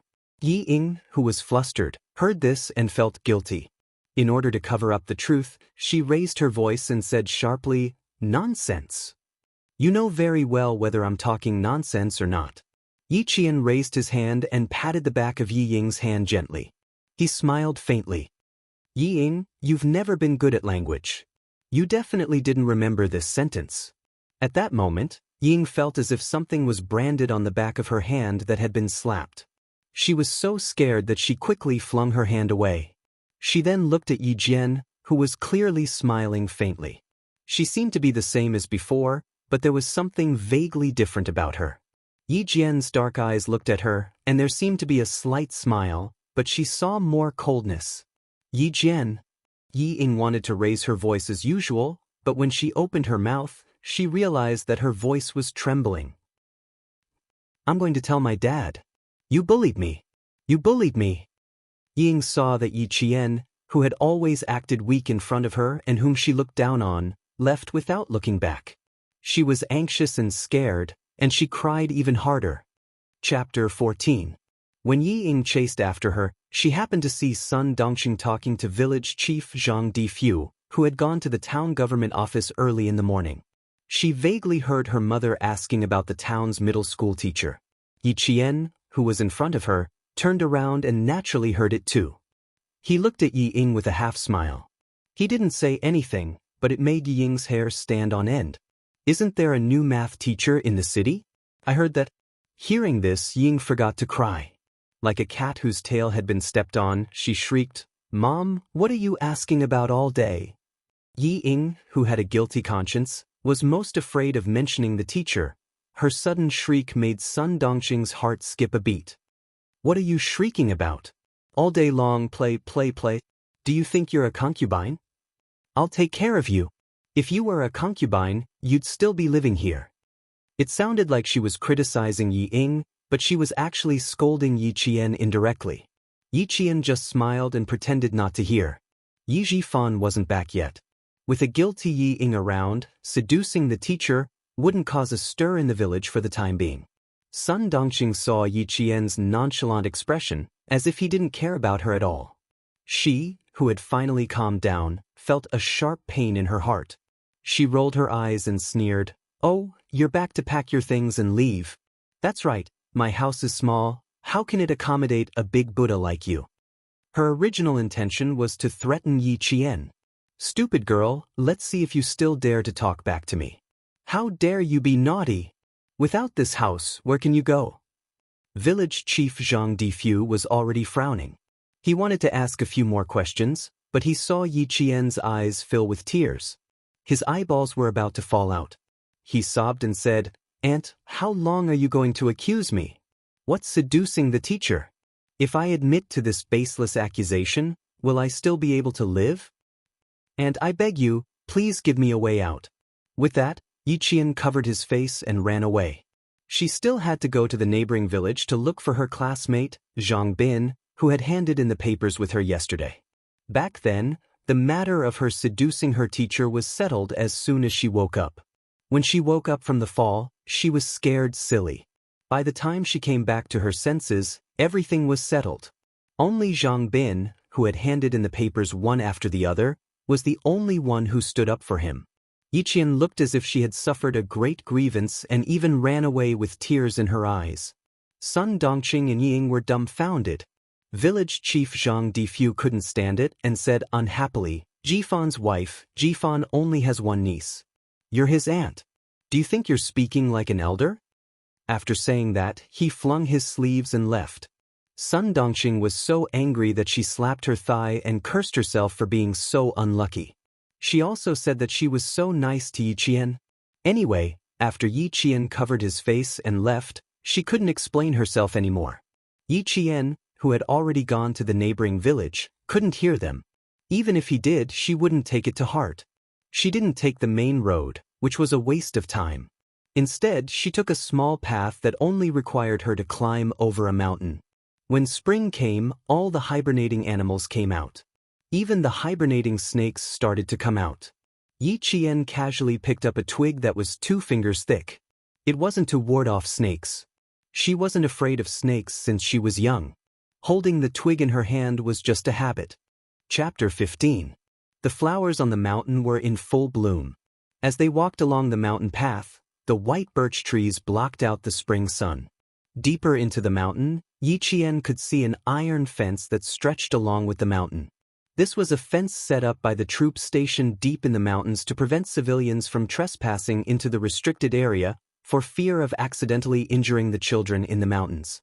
Halfway up the mountain, Yi Qian heard the rustling of leaves. Someone was walking in the mountains. It was normal for villagers to walk in the mountains, but Yi Qian felt unreasonably nervous. He instinctively hid under a tree and covered himself completely. Gently brushing aside the bushes, Yi Qian saw 3 unfamiliar men carrying something on their shoulders. They seemed to be searching for something. "Fuck, that kid took the money and didn't do anything. What can we get from this place?" The man who spoke was only in his mid-20s, but he was the shortest of the 3. He carefully placed the thing on his shoulder against the tree. "We have to climb up." The tallest man was probably tired from walking and leaned against a white birch tree to rest. "Let's take a break." "Fuck, we've been walking in this deep forest for days. If we can't do it, we can go down the mountain and find a farmer to get some food." "If you're not afraid of death, then go down the mountain and get some food." The man with a pair of gloomy eyes, who was of average height and also the strongest, snorted coldly. He reached into his pocket and took out a cigarette. He sniffed it and put it back into the cap. Let's go. Let's go up. If we can't complete the task, we'll be starving for the rest of the month. The other two men obviously only listened to him. When he said to go, they immediately packed up and left. The shorter man was struggling to carry the thing, so he said to the taller man, "Give me a cannon barrel. My shoulders are peeling." Cannon barrel? Camera lens? When the shorter man took out the thing from the waterproof canvas bag, Yi Qian's pupils constricted. It really was a camera lens. And it was not an ordinary lens. It was an imported lens that cost at least tens of thousands. In a split second, Yi Jian guessed what they had said before and instantly understood what these people wanted to do by carrying expensive lenses in the mountains for a few days. They were here for the troops deep in the mountains. They wanted to steal the military secrets. Yi Qian, who was supposed to go to the neighboring village, was stunned. If they really wanted to film the troops, they had to go to Eagle Beak Cliff, which would take at most an hour from here. If she went down the mountain to find Grandpa Zhen, he would definitely have a way of contacting the troops. The tall man put one of the heaviest lenses into his bag and said sarcastically, "Don't plant seeds on women. If you have time, learn from Brother Lu. Go to the gym and walk around." The tall man put it aside and reached for his belt. As he unbuckled his belt, he said, "I'm going to pee. You can put it in yourself." Yi Qian, who had been holding on to the tree branch, clenched her fists. The man was coming in her direction. Yi Qian looked around quickly. She was no longer squatting. She slowly walked around the tree until she reached the back. She shrunk her shoulders and tried to use the tree trunk to block her. Yi Qian held her breath. She was so sensitive to smells that after a few days, she could smell even the slightest bit of residual scent. A jet-black snake slithered down from the tree branch, then slowly slithered towards the feet of the man who was dealing with an urgent matter in his life. The man, who was shivering comfortably, lowered his head and looked at the snake. He was so frightened that he screamed and stepped back. Chapter 16. If they couldn't hide, then there was no need to hide anymore. If they continued to hide, it would only boost the other party's morale and put them at a disadvantage. Walking out from behind the tree, Yi Qian glanced at the three people indifferently. "I've startled you guys." She flicked the branch lightly at the snake's body and threw it into the air. She then raised her hand and grabbed the falling snake. "Oh shit! Oh shit! Fuck you!" The tall man who was frightened by the snake saw a mountain girl whose face was still covered in mud walk out from behind the tree. She nimbly picked up the snake and threw it into the air. Then she grabbed it lightly. The black snake, which was at least 50 centimeters long, twisted in her hand. The snake's 7 inches were pinched and its entire body wrapped around Yi Qian's arm. She didn't use any strength and gently wrapped it around the snake like it was a tree branch. Kugong's snake, highly venomous. You didn't get bitten. You're lucky. Yi Qian grabbed the snake's head and skillfully opened the snake's mouth, exposing the venomous fangs hidden in its upper and lower jaws. Good fangs, good venom. It can be used as medicine. It's worth a lot of money. The three men's scalps went numb at the sight. Didn't the children in the mountains play with toy snakes? Did they play with real snakes? The tall man was so scared that he didn't even buckle his belt properly. "Fuck you, you're scared out of your wits." The man in the lead quietly placed his hand behind his back before gently retracting it. He stared darkly at the girl in front of him, whose face was so dirty that he couldn't even see her facial features. After sizing her up for a while, he squeezed out a question and asked, "Little girl, where are your parents?" Yi Qian, who used to work in a top security company, narrowed his eyes slightly when he saw him pull his hand back. This person had a gun on him and it was behind his waist. Bitten by a snake. I couldn't save her. With one hand holding the snake, Yi Qian replied coldly. She calmly walked away from the leader and let the shortest man stand in front of her. Using the man in front of her as a human shield would at least make her safer. Even if the opponent had a gun, she could still escape. Not only was he bold, but he was also extraordinarily calm. The short man who was closest to Yi Qian raised his hand and blocked Yi Qian's path. "Little girl, you want it?" Yi Qian did not let him finish his sentence. His eyes narrowed slightly, and the venomous snake with its mouth wide open suddenly moved closer to the other party's eyes. If you want it, sure. I caught the snake. Pay for it. Her movements were so fast that the short and small man was so frightened that he shuddered and took a few steps back. He gasped and shouted, "Fuck! You scared me to death. Who the hell wants to buy it?" The mountain path was only so wide, and he bumped into the leader, who was unprepared for the sudden retreat of his men. Crush! Both of them fell into the bushes on the side of the road. The leader who fell accidentally revealed the gun at his waist. This made Yi Qian's pupils contract. He nimbly turned around and walked down the mountain. When the tallest man saw his men fall into a mess, he, who had gathered his courage to stop Yi Qian, hurriedly shouted, "Brother Kuan!" Brother Kuan, who was the cushion, fell until his face turned black. The guy who was on top of him was still scrambling to get up. Out of the corner of his eye, he saw the village girl who caught the snake walking down the mountain. Brother Kuan fiercely shouted, "Stop her!" Chapter 17. All snakes were agile. As long as their weak spots were not pinched, they were extremely aggressive, especially poisonous snakes. The free Mr. Crow moved its body and opened its mouth wide, biting Brother Kuan's arm. Ah! Brother Kuan, who was bitten, grabbed the Mr. Crow snake and threw it into the forest. He gritted his teeth and said, "Get them back here. This stupid girl knows what we're talking about." It was not easy to catch up with Yi Qian. After her first accident in her past life, she had developed the habit of running in the morning to make her body stronger. She had a strong personality and never stopped running even if it was raining or snowing. Otherwise, how could the boss of the security company, who also ran every day, let her into the security company when she did not have an identity card and a household register? A 28-year-old soul and a 14-year-old body combined so well. The mountain wind blew past her face and the trees behind her. She was able to shake him off from afar. It took less than 10 minutes to run from the mountainside to the foot of the mountain, but Yi Qian did not choose to run on the mountain path. Instead, she ran into the forest. The sound of leaves rustling made one of the soldiers raise his hand and cover his comrades who were scouting. "Someone's here," he said softly. The sound of leaves rustling suddenly reached his eyes. She was extremely fast and rushed out like a chamois in the forest. She bumped into the muzzle of the soldier's gun. Yesterday at around 5 o'clock in the morning, the soldiers patrolling the mountain discovered traces of someone squatting in the mountain. Until today, the person was still searching. Just in case, their group steel guns were not equipped with bumpers. They could shoot directly. Yi Jian's forehead bumped right into the muzzle of the gun. She did not get scared, but the soldier who was holding the gun was scared out of his wits. "You little girl." The soldier who broke out in cold sweat recognized Yi Qian, whose face was covered in dirt. He quickly put away his gun and said, "Go back quickly. Don't come to the mountain to play for the next few days." The patrolling soldiers had to remember which children lived in the villages in the area they were patrolling. Yi Qian's makeshift face was easily recognized by the soldiers. Then he saw that Yi Qian's forehead had a round bullet hole. The soldier wanted to laugh, but he didn't want to be too serious. He lowered his head and quickly took out a spray from his sanitary bag. "Spray it on his forehead. It's all red."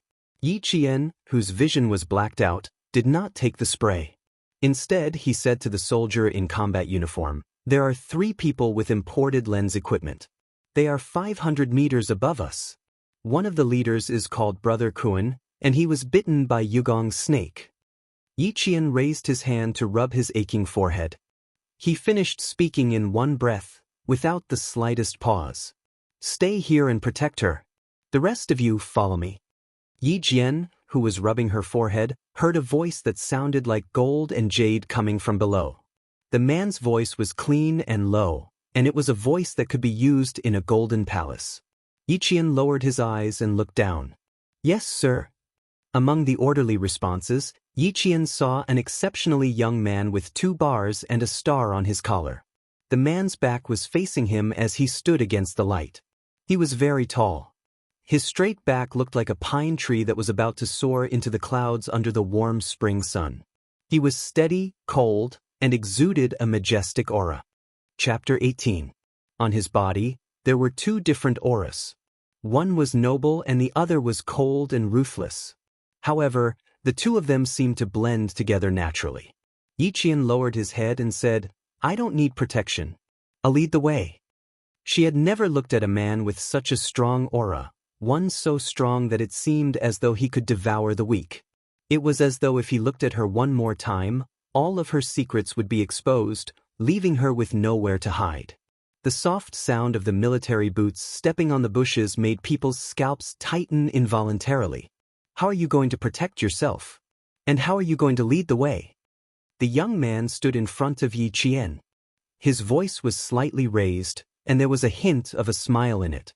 It was faint, but like the morning breeze, it blew away the cold and ruthless aura around him. Jin Yu's voice suddenly became clear and refreshing, and the cold and sharp aura around him dissipated the moment he opened his mouth. How could there be someone who could so easily change his aura in an instant? Yi Qian raised his head in shock and saw Zhang Ning's handsome face that stunned Shiguang. Every part of him was exquisite, every part of him was elegant. Even the faint smile at the corner of his lips was like the sun beside the clouds. It made it hard for people to grasp their hearts. Even if they had to give everything they had, they would still be willing to do so.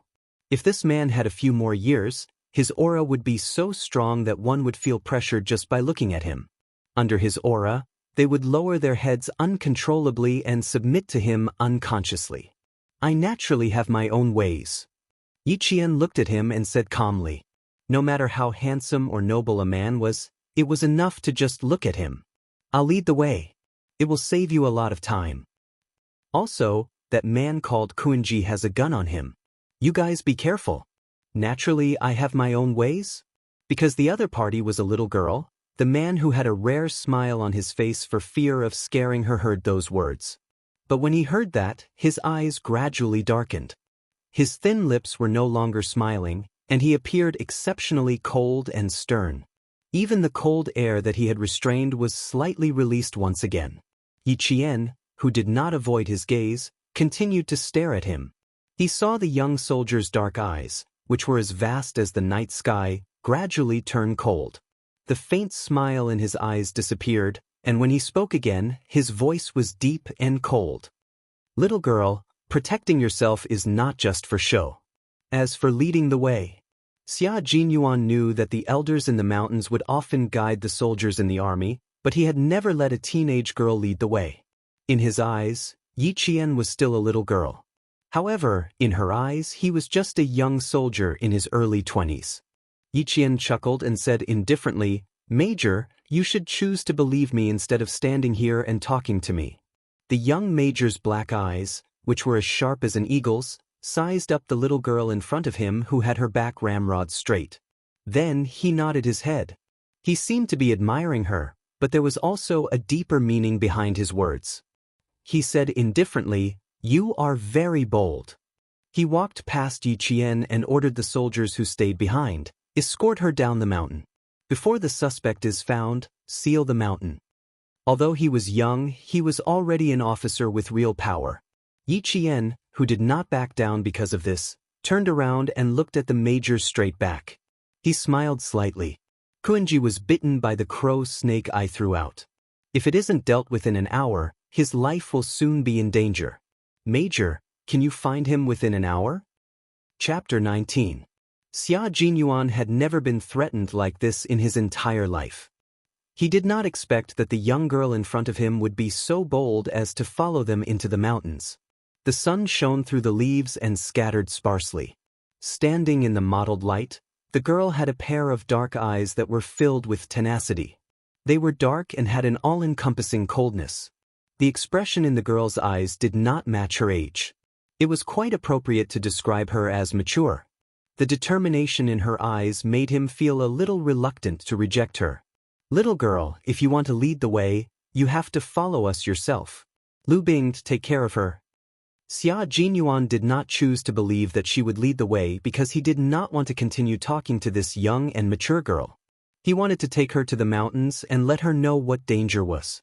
Only then would she be completely obedient. His strides were huge.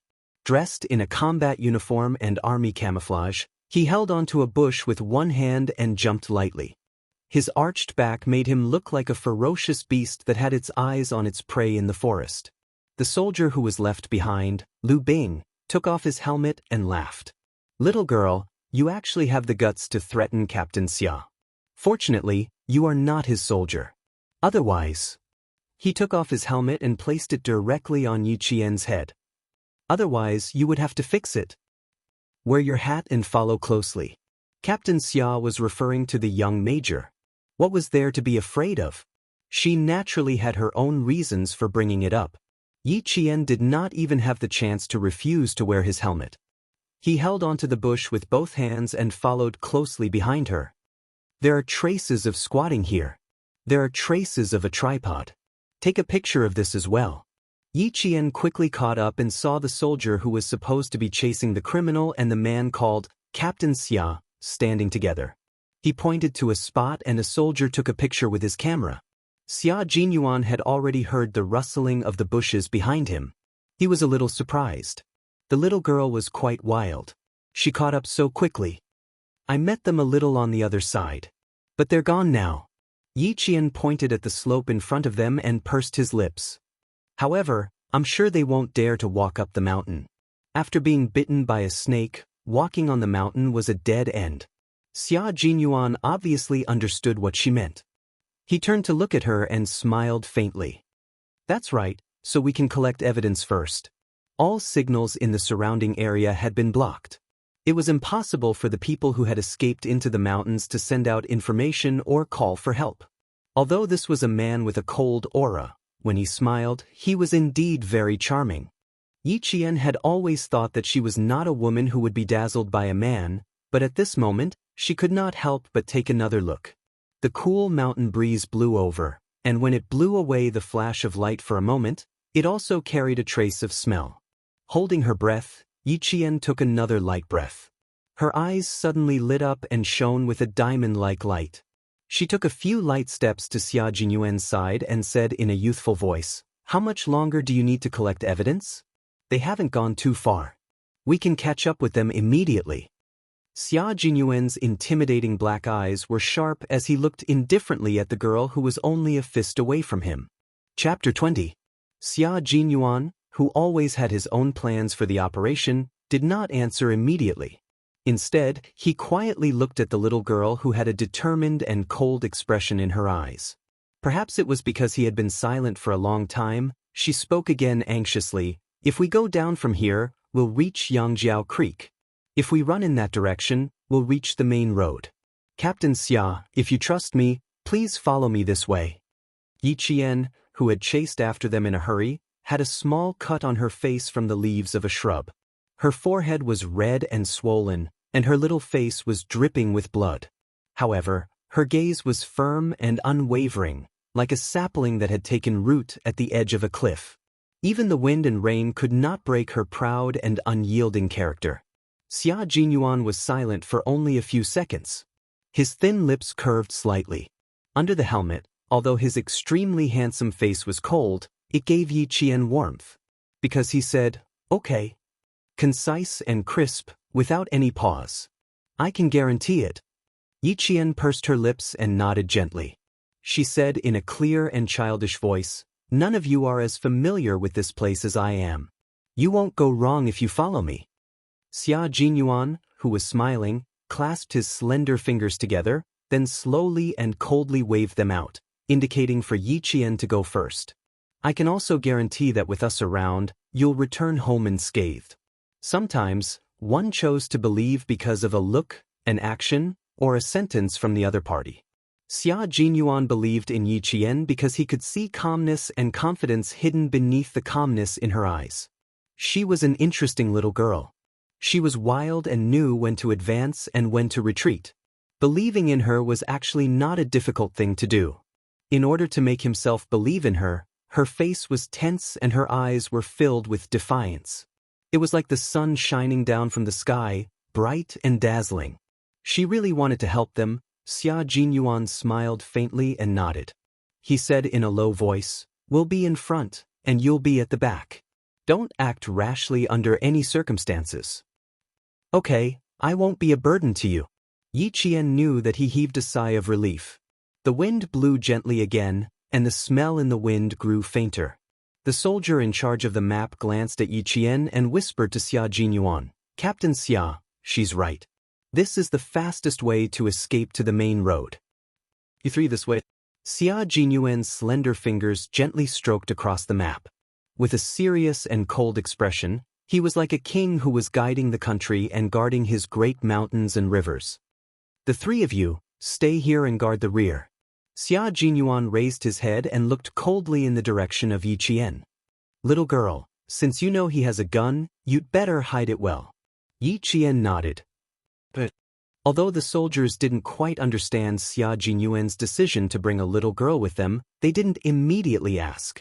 They carried their guns and quickly chased after them under Yi Qian's lead. There was no mistake in the direction she chased in.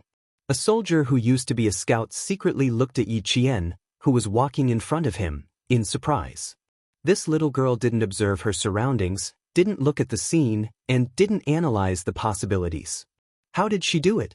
Compared to the scout's surprise, Xia Jinyuan was only shocked for a short while before calmly accepting it. Chapter 21. Yi Qian, 14 years old, second year of middle school, no parents after the age of 4. Lu Bing recognized Yi Qian at first glance, so when Xia Jinyuan asked, he succinctly and clearly explained the situation. Everyone in the village said that she's a pitiful little girl. Children without parents to take care of them were usually more sensible and knew how to survive. Xia Jinyuan looked at the figure that was even more agile than a swallow flying through the forest, and his gaze slightly narrowed. She had a tragic background, but he couldn't see any haze in her. He could only see the strength in her eyes. He only glanced at her once, but it was hard for Yi Jian to ignore his gaze, especially when he had such a strong aura. When she turned back to look at him, she only saw him calmly retracting his gaze, leaving her with an extremely elegant side profile. He instructed the soldiers, "Send the coordinates back to the troops and seal off the exit to prevent reinforcements." Once the target was locked, it was time to close the net. Yi Qian kept her promise and stopped after a certain distance. "It should be in front. We can still hear the sounds." She knew that too? They didn't notice. Xia Jinyuan couldn't help but squint. She raised her hand and gestured to them to move forward. The group of people searched in the direction she pointed. It was indeed in front. The rustling of the leaves was obviously different from the sound of the wind. She wondered if they could tell the difference. Yi Qian pursed her lips and thought. Xia Jinyuan, who was the first to come down, glanced around the rocky slope and found the traces left behind by the 3 suspects. The large patch of thorns that had been cut open was the strongest evidence left behind by the suspects. How did she know the exact direction the suspects had gone? How did she know that the suspects had stopped here? Yi Qian came down after her. Before she could steady herself, she felt a questioning gaze on her. She looked up and met the gaze of the person who was looking at her. What a sharp girl. Xia Jinyuan suppressed the growing doubts in his heart and reminded Yi Qian again, "Hide well and wait for us to come back. I'll send someone to send you back to the village later." Who asked him to send someone? As soon as they left, she immediately turned back. She only helped them because in her previous life, when she was at her lowest point, a soldier wearing the same military uniform bought a ticket for her. This was a favor that he would never forget, no matter what. Brother Kuan and the other 2 were captured while they were resting. As Yi Qian was leaving, he vaguely heard the sound of a gunshot behind him. Finally, everything returned to silence. Yi Qian did not go back the way he came. Instead, he went to the spring and washed his face. He washed off the dirt that he had smeared on his face before heading to Zhang Bin's house in the neighboring village. By the time Yi Qian returned home, it was already past 4 in the afternoon. As soon as he reached the main road, he saw Sun Dongqing and Ying standing by the roadside with a suitcase in their hands. Seeing her come over, the mother and daughter both rolled their eyes coldly at her and ignored her. When they ignored him, Yi Qian was happy to relax. "Mom, have you locked up the house? You won't be coming back for a while. If you don't lock up properly, you might attract thieves." Yi Ying's worried voice came from behind him. Her voice was neither loud nor soft, and it sounded like she was really worried about attracting thieves. Sun Dongqing snorted coldly and continued her daughter's words with a fake smile. If she dares to come in, I'll beat her up. Beat her until she doesn't dare to do it again. He turned around, thinking that Yi Jian would stop. Who knew? She had already walked far away. Sun Dongxing bit her cheek and spat in disdain. Her narrowed eyes flashed with malice. Chapter 22. On the mountain, Xia Jinyuan ordered the soldiers to stop looking for her through his earpiece. This little girl, he had told her to hide well, but she actually left without saying goodbye. Was it that difficult to say goodbye before leaving? Captain Xia, should we send someone to the village to ask if she has returned? Lu Bing, who had just returned, was a little worried. There were wild boars in the mountains. Don't let them hurt her. The order to return to the team came from the headset. Looking at the darkening sky, Xia Jinyuan smiled faintly and said, "No need. A clever fox can survive no matter where it is. Retreat.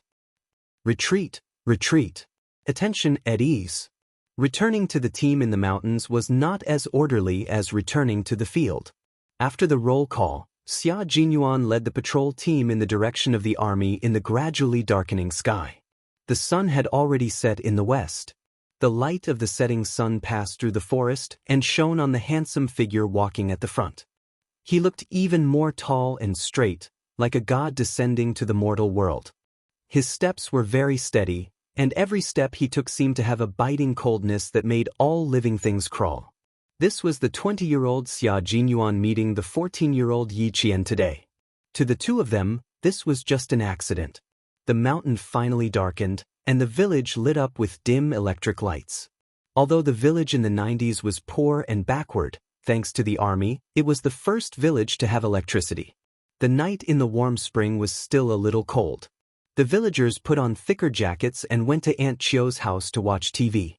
As the only family in the village with a black and white TV, it was very lively at night. The villagers chatted as they watched the television. After a day of fermenting, Sun Dongxing's actions during the day became a critical meeting at night. Fortunately, she was not there. If she was, she would have jumped up. The owner of the TV, Aunt Chio, was still indignantly saying in the village, "Sun Dongxing is really not a good person. If I didn't happen to see her, she wouldn't even have the clothes that she brought to school on Monday. She would have locked her in the room all day long. Thatting girl, you didn't see it. She jumped out and said that I was meddling in other people's business. I could see that this girl was actually quite powerful. Tell me, with Jian Yiling's taciturn personality, how could she be a match for the mother and daughter?"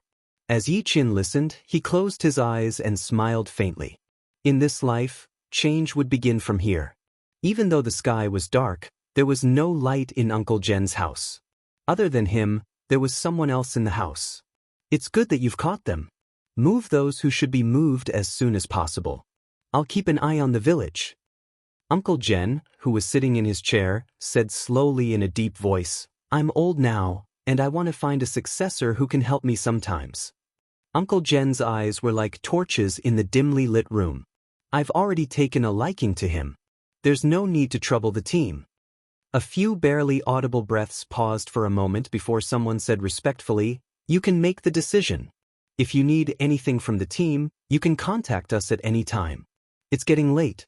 We won't disturb your rest. Goodbye." The person who spoke stood up. There was a metallic luster on his shoulder that flashed in the darkness. "We'll be in the team tomorrow. We'll be waiting for your guidance. There are villagers trapping bamboo rats in the back of the mountain. Stay away." Uncle Jen didn't get up to send them off. Instead, he gave them a few reminders. After the few people in the house left, he stood up quietly. Chapter 23. The village chief, Zhang Difu, was having dinner when he saw Uncle General. His heart sank as he ran out to greet him personally. "Uncle, you could have just sent me a letter if you needed anything. Thank you for coming here personally. I want to tell you about Jian Yiling." Uncle Jen walked into the yard with his hands clasped behind his back. At 70 years old, he had carried cannons and walked out from piles of corpses. Even though he was old, he couldn't change the military prestige that was deeply rooted in his bones. The villagers didn't know what military prestige meant, but they were all in awe of Uncle General Zhang Difu. Invited old man Jian into the house and asked his wife to leave first.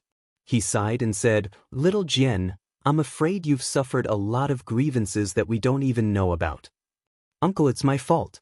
I thought it would be inconvenient for you to take care of a girl, so I thought it would be better for you to take care of her aunt.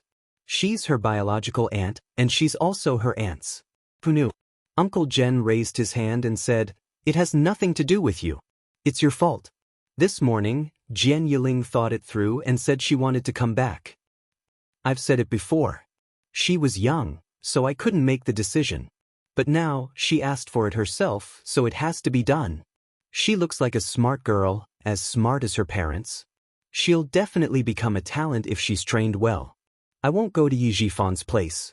You send her to school on Monday and find Yi Jifan. Tell him everything his wife has done. Uncle Jen's last sentence was spoken in an icy tone.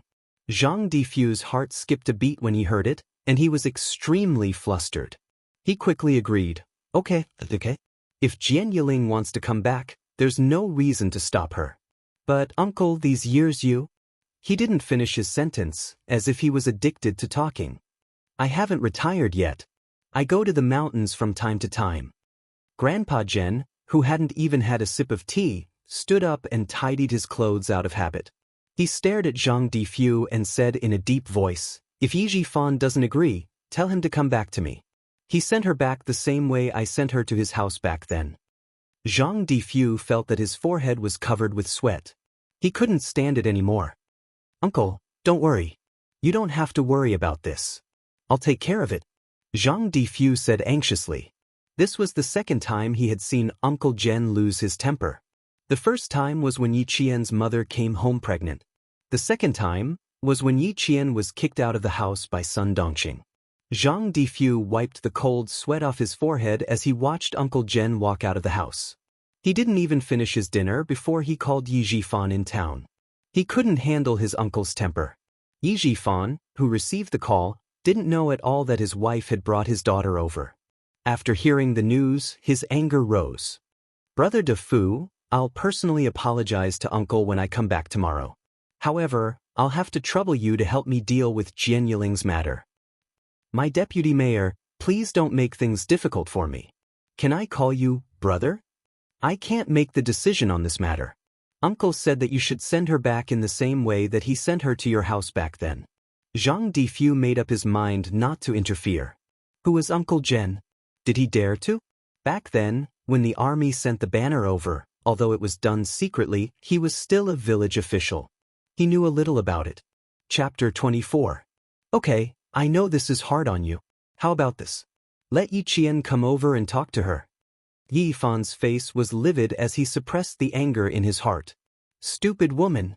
If she dared to delay his promotion and wealth, he would not forgive her.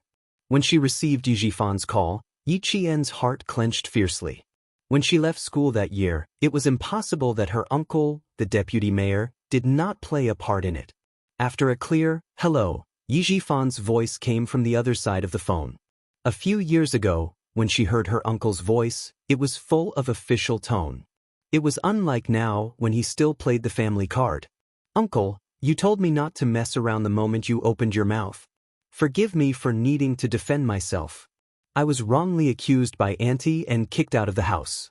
This was something that the entire village saw. Me messing around? Uncle, based on your indiscriminate behavior, I don't dare to go back. Sorry, Uncle. Auntie Chio is still waiting for me to go back for dinner. I'm hanging up. Goodbye. That home that did not belong to her, she would definitely not go back. Even if it was just a little bit closer, she would not be willing. That night, Yi Qian stayed at Auntie Chio's house. She slept in the same room as her daughter, who was her classmate, Wenli. She did not immediately go back to her own house. Since Grandpa Jen had sent her a message, then she would wait for Yi Jifan to personally send her home. On Sunday afternoon, Yi Qian and Wenli went back to school together. Although they were in the same class, they did not live in the same girls' dorm, so they separated when they entered the school gate. Yi Qian walked back to her dorm alone with her luggage. Although she had left the middle school campus for more than 10 years, she still remembered where her dorm was and where the school building was. Yingying, you're amazing. She got first place again, and your cousin got last place again. Yi Qian had yet to enter the dormitory with his luggage when he heard the sounds of little girls playing inside. This voice. Yi Qian narrowed his eyes slightly. After thinking for a while, he remembered who the owner of the voice was. When she pushed open the dormitory door, Yi Qian was like a pause button, stopping all the laughter in an instant. Everyone looked at her. "Io, isn't this Yi Qian?" A girl in a red coat glanced at him and laughed. "You're the last in 10,000 years. You're famous in school now." They're both surnamed Yi, but why is there such a huge difference? In response to the little girl's provocation, Yi Qian placed his luggage on the upper bunk near the door. He turned around and looked at He Jimin with a half-smile. "That's right. We both have the same surname, but why is there such a big difference?" Her bright eyes looked at He Jimin as she answered. As for the meaning behind her words, anyone could understand what she meant. There were two other people in the dormitory who were also on Yi Ying's side. It couldn't be helped. Students with good grades were usually popular in school. For example, Yi Qian, who was last in 10,000 years, could only be friends with the second, third, or fourth last in 10,000 years. Coincidentally, the second last in 10,000 years was also in the same dormitory. However, he hadn't come to the dormitory yet. Yi Ying, who had a reserved expression and accepted the adoration of her classmates with a smile, heard this. Her palm-sized face turned pale instantly. Her eyes, which had been faintly proud of herself, were now flickering slightly. Chapter 25. But He Jimin didn't know the inside story, so she couldn't tell. Hearing this, she raised her good-looking eyebrows. Her eyes were full of contempt as she chuckled. "So you're quite self-aware. Aren't you ashamed?" She turned around and smiled at Yi Ying, who didn't look too happy. "Ying, go back. She's much more pleasing to the eye than before." Wasn't she much more pleasing to the eye? She even knew how to admit that she was inferior to Yi Ying. Oh, and her hair was tied up too. As she looked, He Jimin's gaze became a little strange. She stared at Yi Qian and raised her voice. "Let your hair down quick." When she shouted, the two girls who were laughing with Yi Ying looked over. At first, they didn't feel anything, but gradually, their expressions changed. It was clearly Yi Qian in front of them, but it didn't seem like Yi Qian. In the past, Yi Qian was indeed quite good-looking, but she liked to keep her head down and let her hair down all day long. She was like a wooden person who didn't have any opinions of her own. She obeyed everyone's words, so it was inevitable that people looked down on her. In Yi Ying's words, she was her little pet. If she was told to go east, she would never go west. But now, Yi Qian had her hair tied up. Her eyes were clear and calm, and there was even a faint smile on her lips. She stood there gracefully. Even if she didn't smile or speak, she was still bright and beautiful. She was like a blooming flower. Her face was beautiful, and her eyes were like ice, making people unable to look away. This was not the Yi Qian they knew. It was as if she was a completely different person. The girls slowly pursed their lips. They didn't like it. They really didn't like it. "Yi Qian, make our beds." He Jimin suddenly pointed at her bed and shouted, "Quick! I want to sleep." With her speaking, the other two girls' eyes flickered. They looked at Yi Qian as if they were watching a good show. So what if she was pretty? She was still being bullied. Yi Qian raised her eyebrows. Her calm eyes contained some coldness. She said calmly, "If you admit that you're disabled, I can be kind and help you." "You?" He Jimin was so angry that her face turned red. Without thinking, she raised her hand and swung it at Yi Qian's face. Raising his hand, Yi Qian fiercely grabbed He Jimin's wrist. He stared coldly at He Jimin and said word by word, "You still want to bully me like before? He Jimin, you can try." He swung his arm and pushed her forward, pushing He Jimin down without any hesitation as she was caught off guard. Yi Ying and the other two girls, who had wanted to watch a good show, screamed when they saw her push He Jimin down. Yi Ying was the first to stand up. She reprimanded him sternly. "Yi Qian, why did you hit him?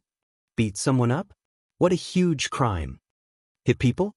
Student Yi Ying, if this is called hitting someone, then you're wrong. I was just defending myself." Yi Qian laughed coldly. He glanced at Yi Ying, who was the embodiment of justice, and turned around to make his bed.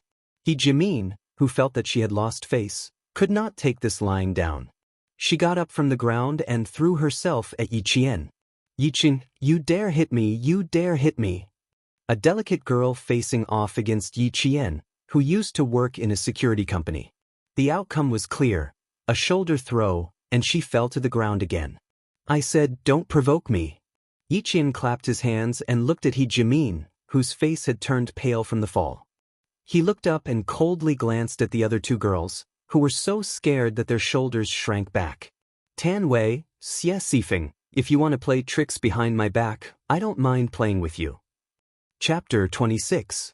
There had been no news of these girls ever since they graduated from junior high school.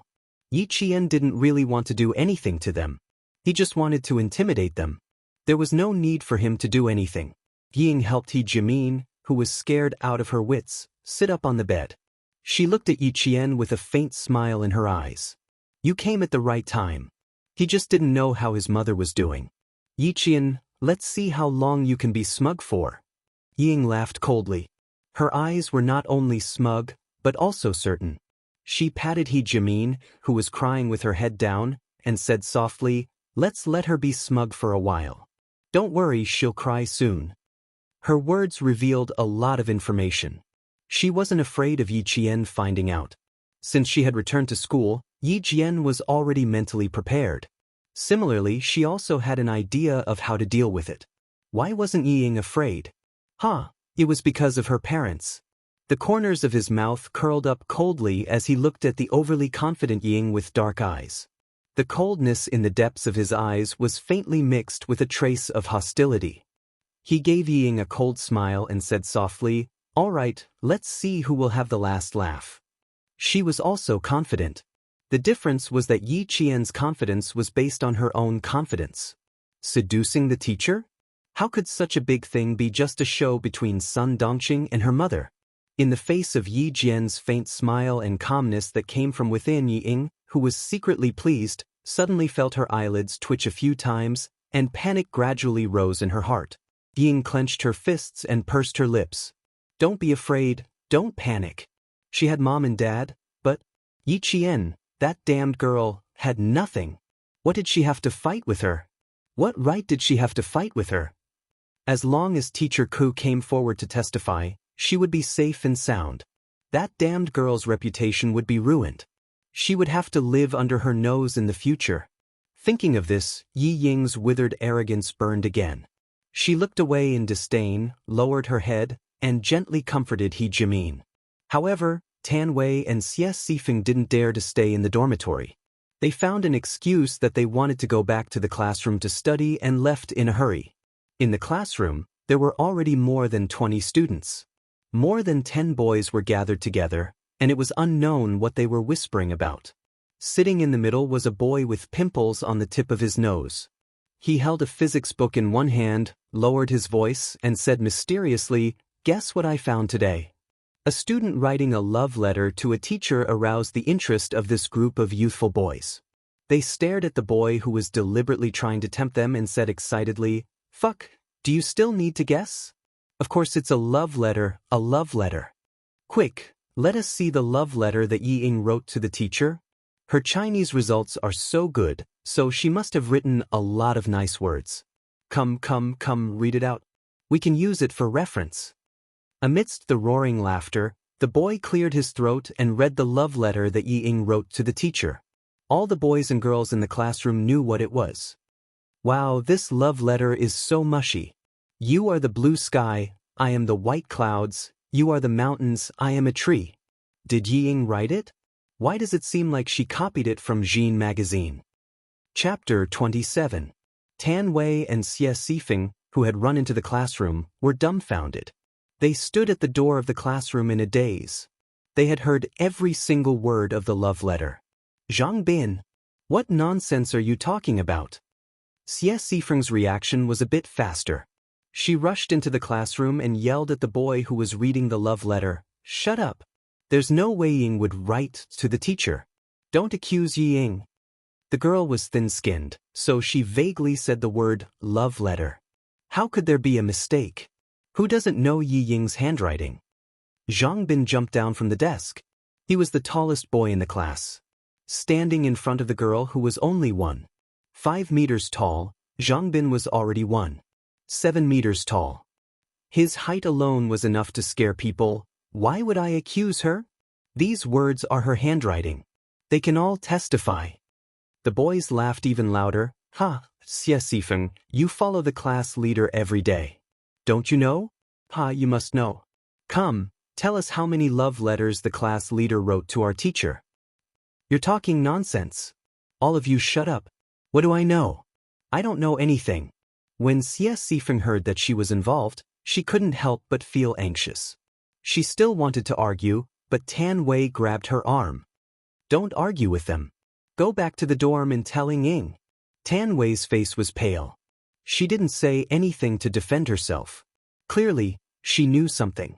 The two of them quickly ran back to the dorm, but there was no one there. After asking the dorm next door, they found out that Yi Qian was called away by the teacher. Yi Ying accompanied He Jimin to the town's hospital. In the principal's office, the teacher in charge of class 2-2, Teacher Ku, said righteously, "Principal, this kind of problem student can't stay in school anymore. She's so shameless at such a young age. If she continues to stay in school, she'll lead the whole class astray." Vice Mayor, I know you want her to stay, but I'm sorry. I, Ku Yu, will never accept a girl who would seduce a teacher. The principal, Mr. Ku, Yi Jifan, Sun Dongqing and her husband were all in the office. There was also Yi Jian who couldn't be left out. In the face of her homeroom teacher's reprimand, she had been indifferent since she came in. Her gaze was calm, and her posture was as straight as a pine tree. There was no trace of panic on her face, only an extraordinary calmness. When Sun Dongqing heard Teacher Ku's words, she quickly stood up and reprimanded Yi Qian. Why are you still standing there? Hurry up and apologize to the principal. You're so young, but instead of studying, you're thinking about finding a boyfriend. You're trying to drive me and your uncle to death. She wanted to force Yi Qian to confess to the crime of seducing a teacher. Principal Chen, this niece of mine has been an orphan since she was a child, so she lacks proper discipline. How about this, Teacher Ku? I'll transfer her out of your class, but she'll drop out of school. Principal, please make an exception. After all, she's still young, and our country has a 9-year compulsory education. Although she has made a big mistake, I ask the principal to give me, Yi Jifan, face and let her finish her junior high school here. I promise that I'll educate her well when she gets home. I'll make sure she doesn't cause any trouble for the school during her 3 years in middle school. Chapter 28. Teacher Ku of Grade 2, Class 2, was a 40-year-old female teacher. She was dressed very formally and looked like a model of a teacher. However, she had a son who spent money like water and was studying in the provincial capital. She had always doted on her son and sent almost all her money to him. She only kept a little for herself and her husband for food. No one suspected that she received red packets in private. Yi Qian did not suspect her in her previous life either. Until the middle school exams, she saw Sun Dongqing hand a red packet to Teacher Ku when she visited her home. Later on, she gradually understood why Ying was so arrogant back then. It turned out that she had Teacher Ku's support. Yi Qian, who had been silent all this time, stepped forward and blocked Teacher Ku's path. His dark eyes held a faint smile as he looked at Teacher Ku, who was in a hurry to leave. He said calmly, "Teacher Ku, don't be in such a hurry to leave. I'm afraid you can't leave until I've resolved this matter." Teacher Ku could not accept being blocked by a student. She shouted angrily, "Yi Qian, don't you dare." "I don't dare. I just want to ask you to wait a little longer." Yi Qian smiled and turned to lock the door to the principal's office. After locking the door, it was time for the show to begin. Yi Qian was not in a hurry. His voice was slightly restrained as he said, "Principal Chen, I know you're from the military. You've emphasized to us that integrity and justice are essential to a person's character. And I've engraved that in my heart and never dared to forget it." The moment she spoke, Headmaster Chen was shocked. This little girl was very calm. She did not panic in the face of such a serious matter. Indeed, this is the foundation of being a person. I'm very pleased that you've engraved it in your heart. Although Principal Chen's expression was stern, His eyes were full of encouragement as he looked at Yi Qian. Tell me what's going on. A little girl who was so calm that her eyes were calm and her every move was calm and unhurried. She had the charisma to make people trust her. Teacher Ku's expression changed slightly.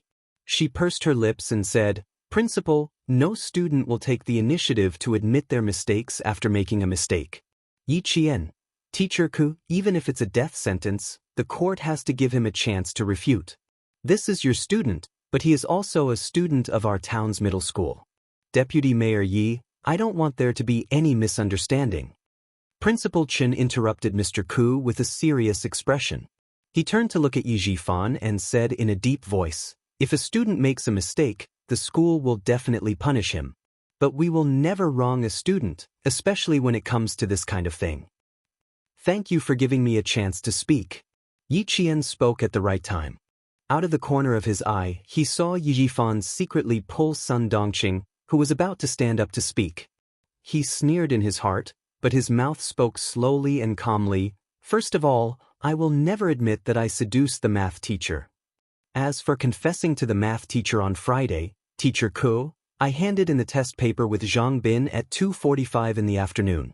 I walked to the school building at 2:50 in the afternoon. I went to Chaoyang to find Yi Ying at 2:55 in the afternoon. I fell and fainted at 2:58 in the afternoon. And the math teacher left the school with Zhang Bin at around 3 o'clock in the afternoon. In terms of time, Teacher Ku, there's no way I could have gone to find the math teacher." Chapter 29. It was even more impossible in the past. Yi Qian smiled. Her facial features were bright and beautiful. She was a natural beauty. When she smiled, her bright eyes shone like pearls. "I can tell you where I am every day. In the first month of school, I can tell you where I am and what I do every day. I can tell you." Oh, she was really good at blowing her own trumpet. Sun Dongqing couldn't hold it in any longer. She sneered and suddenly rushed forward. She said sharply, "Damn girl, you're still so stubborn." She rushed forward and waved her hand to slap Yi Qian's face. This was her habit. When she was unhappy, she forgot to hide it. Principal Chen had a military background. When he saw this, he reacted quickly. He slammed his hand on the desk and shouted, "Stop! You!" Amidst the sound of a chair being dragged, he stopped shouting and stood up to walk out. "Aunt, are you trying to force me to confess under torture?" Yi Qian put her hands on the back of the chair. She was the one who dragged the chair in front of her to block Sun Dongqing's slap. She smiled faintly and said, "How impressive! You dare to hit me in front of the principal?" Principal Chen walked out and waved at Yi Qian, indicating for her to come to his side. He then said to the silent Yifan, "So this is what Deputy Mayor Yi meant by educating her properly. I've learned something new." He didn't stop his wife's actions, so there was an element of tacit agreement. However, he didn't expect that not only did he fail to hit her, but it also made Yi Qian even more unruly.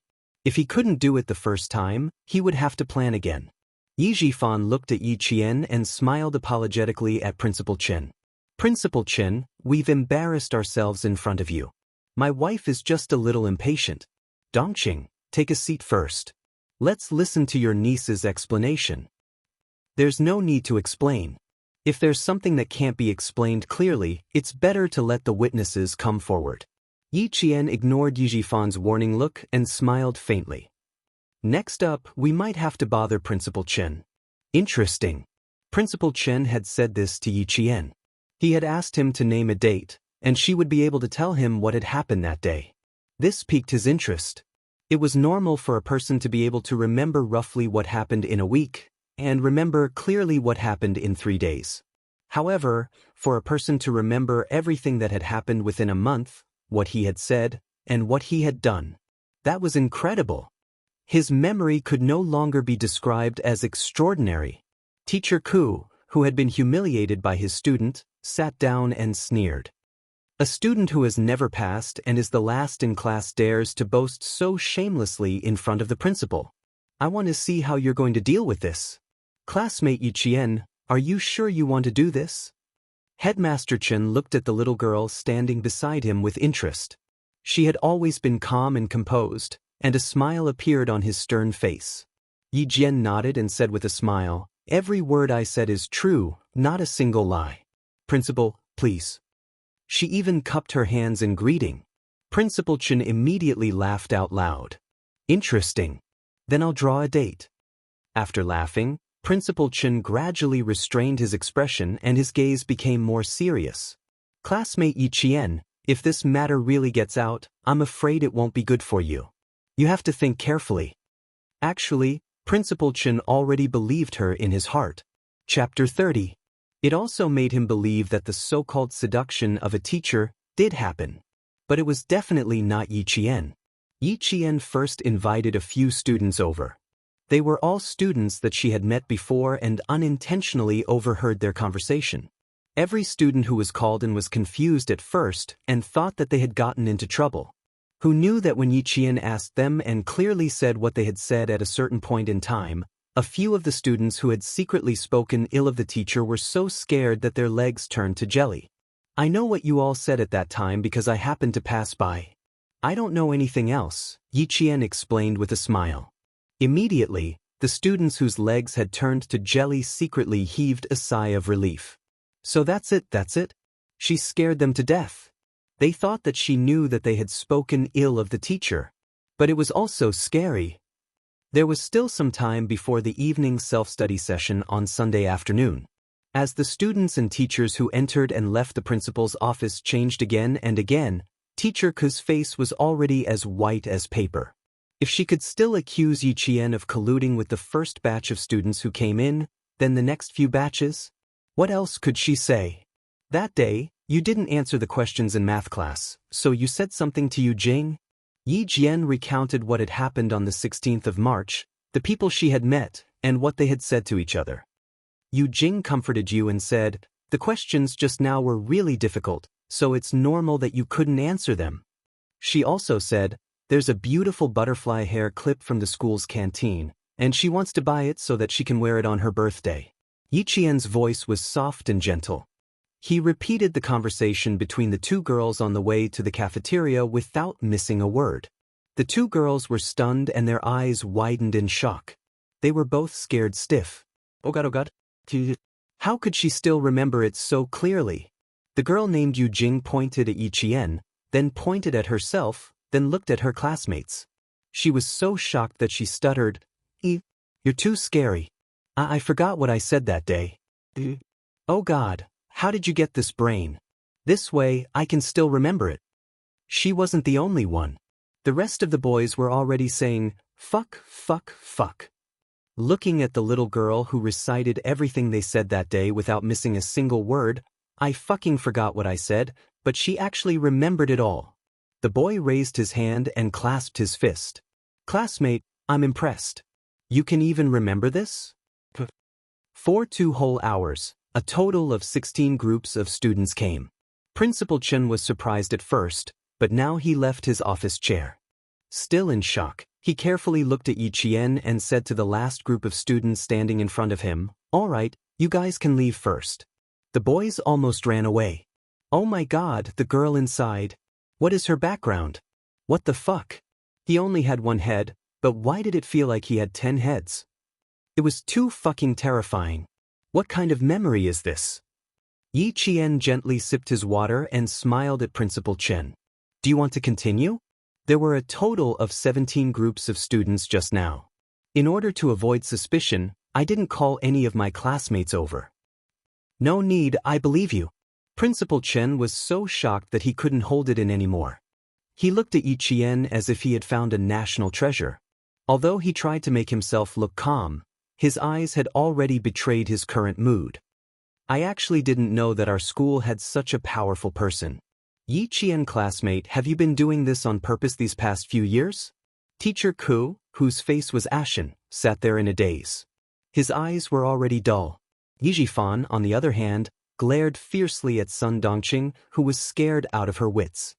He was a public official after all, so he could still say calmly, "It seems that my niece has been wronged. President Chen, I hope?" Chapter 31.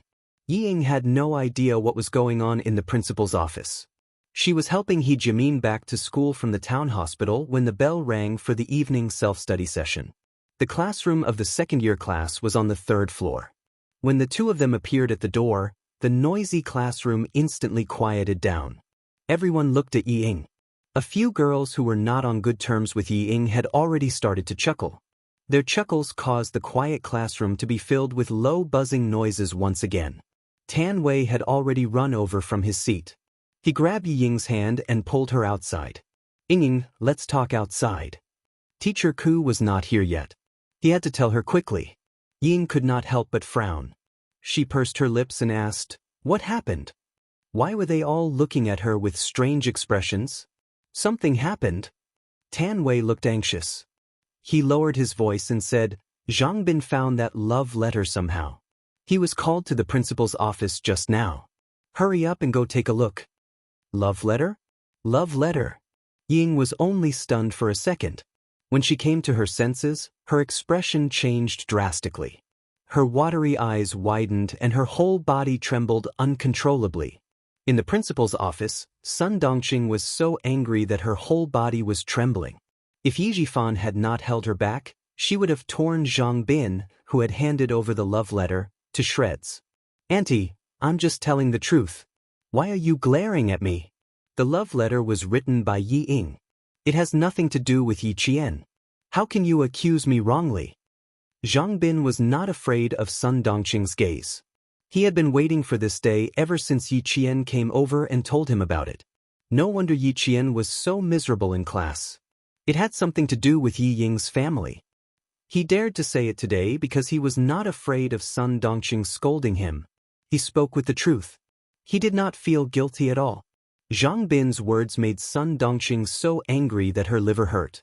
She could not scold Zhang Bin, so she glared at Yi Qian and scolded, "How did our family wrong you? How could you do this to your sister and ruin her future?" "So Aunt knows that this kind of thing will ruin your future if it spreads." Yi Qian laughed mockingly. Ming Yan's facial features were as cold as ice. Her eyes were as dark as the night, and there was not a hint of emotion in them. "I happen to know that this kind of thing will ruin your future. Aunt, if you dare to ruin my future, it's useless even if you're my aunt." Her eyes were too cold, and there was a faint hatred that could not be removed. What? You still want to?" Sun Dongqing shouted even louder. Suddenly, she met Yi Qian's eyes. Her heart sank, and she couldn't bring herself to say those harsh words. Seeing this, Principal Chen could vaguely understand what was going on. Even a rabbit would bite when cornered. Yi Qian was clearly retaliating. Seeing Yi Jifan's dark expression, Principal Chen said in a low voice, "Zhang Bin, go back to the classroom first. Ask Yi-ing to come to my office while you're at it." He wanted to see how Yi-ing would explain herself. He hoped that this outstanding student's character was as good as her grades. When Teacher Ke heard this, her legs went weak, and she felt a bitter taste in her mouth. The principal wanted her to stay, and did not give her a chance to leave. Outside the door, Ying took a deep breath and was about to knock when the tightly shut office door opened without warning. Yi-ing, who was still mentally preparing herself, was so frightened that she coughed. When Zhang Bin saw that it was her, he opened the door and strode out. When Sun Dongqing heard her daughter's voice, she rushed out and hugged Ying outside the door. "Ying, you've been wronged. You child." She sounded like she was crying, but she quickly said in a soft voice, "Blame everything on that wretched girl. Don't say that you wrote the love letter. Don't worry, Mom and Dad are here." Chapter 32. Of course, Sun Dongqing knew her daughter well. She could hear the lie in her daughter's tone. Sun Dongqing's expression darkened. She said in a low voice, "Unless you want to drop out of school. Otherwise." Principal Chen didn't know Ying well, but he would first look at a person's eyes, then at the person. He had been secretly observing for a while. He smiled and tapped lightly on the love letter Zhang Bin handed over. He asked slowly, "Ying should have an impression of this love letter, right?" "I have an impression of it." Ying lowered her eyes and clenched her fists. Her voice trembled slightly. "I wrote it on behalf of Yi Qian. Principal, if you want to punish me. I didn't persuade my sister. Don't punish her. If you want to punish someone, punish me." Principal Chen gently closed his eyes. He had to admit that he was quite disappointed in this student with excellent grades. When he spoke again, his tone was rather light. Oh, then tell me why she asked you to write it? Why didn't she write it herself? Principal, you don't know. My niece's handwriting is like a chicken. She can't even write properly, so how can she write a good love letter? Sun Dongqing liked her daughter's calmness. That was how it should be. If her daughter didn't admit it, would the school force her to admit it? Under Principal Chen's gaze, Ying pursed her lips and nodded for a while. She didn't speak, but she had already agreed with her mother's words. Sun Dongqing couldn't wait to jump out and confirm her daughter's words. Principal, our Ying never lies. She's a very honest child. You can tell just by looking at her grades. She has excellent grades every year. Teacher Ku was already looking up and rubbing her temples. Ying was taking one step at a time. Who knew that an adult wasn't as steady as a child? You're good at studying. As for your character. Headmaster Chen paused for a moment, and his gaze became extremely sharp. Yi Jian, you ask him. I want to see who dares to wrong you with me here. This meant that they were completely on Yi Qian's side. Yi Ying, whose heart was thumping, suddenly had the urge to rush out of the door. In the tense atmosphere, she clenched her fists tightly, and her brain was spinning at high speed. Principal Chen had complete faith in Yi Qian, so she definitely couldn't do as her mother wished. Then, she abruptly turned around and looked at Sun Dongqing. Seemingly puzzled, she asked, Mom, you and Dad didn't come to school just because of a love letter, right? It's true that I wrote the love letter on behalf of Yi Qian, but it's normal for us little girls to write love letters in private and only show it to ourselves. Are you making a fuss over nothing again? Yi Qian had always known that she was a very scheming woman, but he did not expect the young Ying to ruin her mother's reputation for him. She didn't even recognize her own family. As expected of Yi Yifan's daughter. Sun Dongqing, who could not keep up with her daughter's pace, was dumbfounded. Before she could regain her senses, Yi Yifan slammed the table and stood up.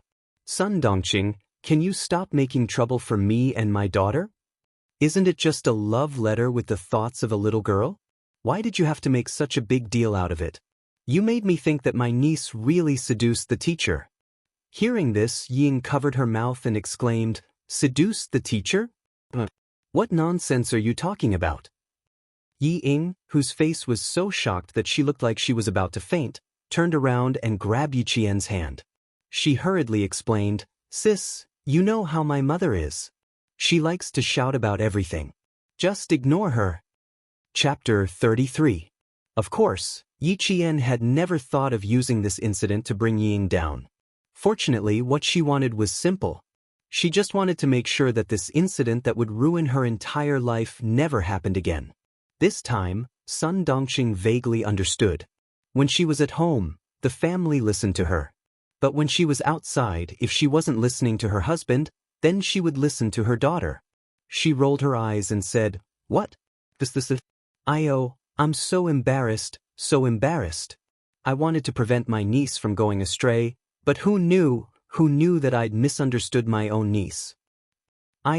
I'm so embarrassed that I can't face anyone. I can't face anyone.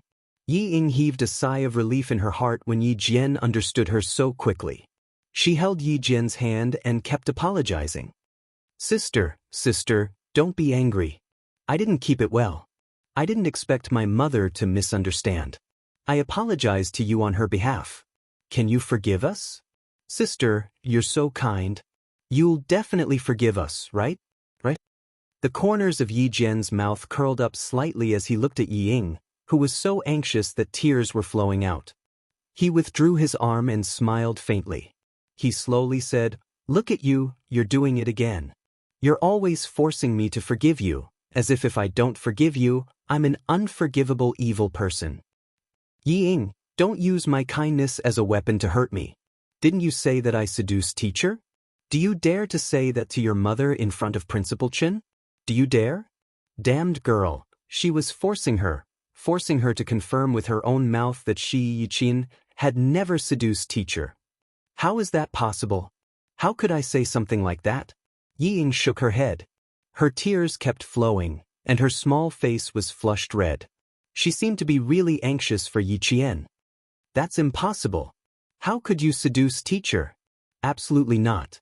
She then said to Sun Dongqing, Mom, if you make a fuss over nothing, I'll never forgive you. Sister would never do something like that. Don't talk nonsense. Seeing this scene, Headmaster Chen's face turned gloomy. How heartless of a family to bully an orphan child. Come Yiqian, come to my side. Principal Chen waved his hand and took down the fountain pen pinned to his chest. Write a line for me. I want to know if your handwriting is so bad that you need Yi Ying to write a love letter for you. Yi Ying's face stiffened when her name was called out. Why did she have to ask the wretched girl to write? However, as for writing, she pushed Yi Qian and secretly gloated, Sis, write well. Don't be afraid. You're innocent, I know it. It's all my mother's nonsense. I'm so angry. I'm not afraid, but I'm afraid that I'll embarrass you if I write it out. Yi Qian smiled coldly. Seeing the other party's frozen expression, he felt a wave of satisfaction. He took the fountain pen and wrote a line of words on the white paper that was spread out. His movements were as smooth as flowing water. He put down the pen and handed the line of words to Principal Chen. Yi Qian smiled and said, Take a look. Do I still need Yi Ying to write a love letter for me? To be honest, I really don't like her handwriting. Yi Ying, whose expression was stiff, turned pale. She secretly clenched her teeth. Chapter 34. Deputy Mayor Yi, who didn't want to say much due to his status, took the paper and looked at it. He felt that he had lost all face today. You call this ugly? You call this handwriting from chicken scratch? Are you fucking blind? Yi Jifan wanted nothing more than to slap the thin piece of paper in his hand on Sun Dongqing's face. He stood up with a cold expression and said to Principal Chen, Principal Chen, I still have some work to do here. I'll have to trouble you with school matters. He stuffed the paper in his hand into his wife's hand and said through gritted teeth, I fucking came out with you to make a fool of myself. And I even implicated my daughter. After he finished speaking, he turned and left. Yes. I really made a fool of myself today. Sun Dongqing opened the paper and was completely stunned. She couldn't even speak. At this moment, Yi Ying saw that her mother had taken all the blame. She calmed down a lot, but when she saw that Sun Dongqing seemed to have suffered a huge blow, she started to worry again. Mom, don't blame yourself. Sister will. When her gaze fell on the paper, Yi Ying's eyes instantly widened. How could it be? How could this be written by Yi Qian? The paper gently floated down from her hand, and she saw a line of elegant words written on the pure white paper. The words were like the person. They looked beautiful and long, but in fact, they were slightly hidden and contained a sense of horizontality. Yi Qian reached out and gently caught the paper that was about to fall. He smiled at Yi Ying, who looked as if she had been electrocuted. Do I need you to write a love letter for me? Yi Ying, you're really ruining your own image. Stay here and explain to the principal. At that moment, Ying wished that she could faint. It was better than being laughed at by someone she looked down on. Yi Jian, who had returned to the classroom for her evening self-study session, received the attention of the entire class. When she saw these unfamiliar yet familiar faces again, the smile at the corner of Ying Han's mouth did not disappear. Everything would eventually pass. She didn't need to be afraid anymore. She didn't need to worry anymore. She had finally taken the most difficult first step. Sitting in his seat, his desk mate was none other than Zhang Bin. Thank you, Zhang Bin. Thank you for standing up for her and speaking up for her. In her previous life, she owed him a word of thanks. In this life, she must personally thank him. Yi Qian raised his head. His dark eyes held a clear smile as he said slowly and solemnly, Thank you very, very much.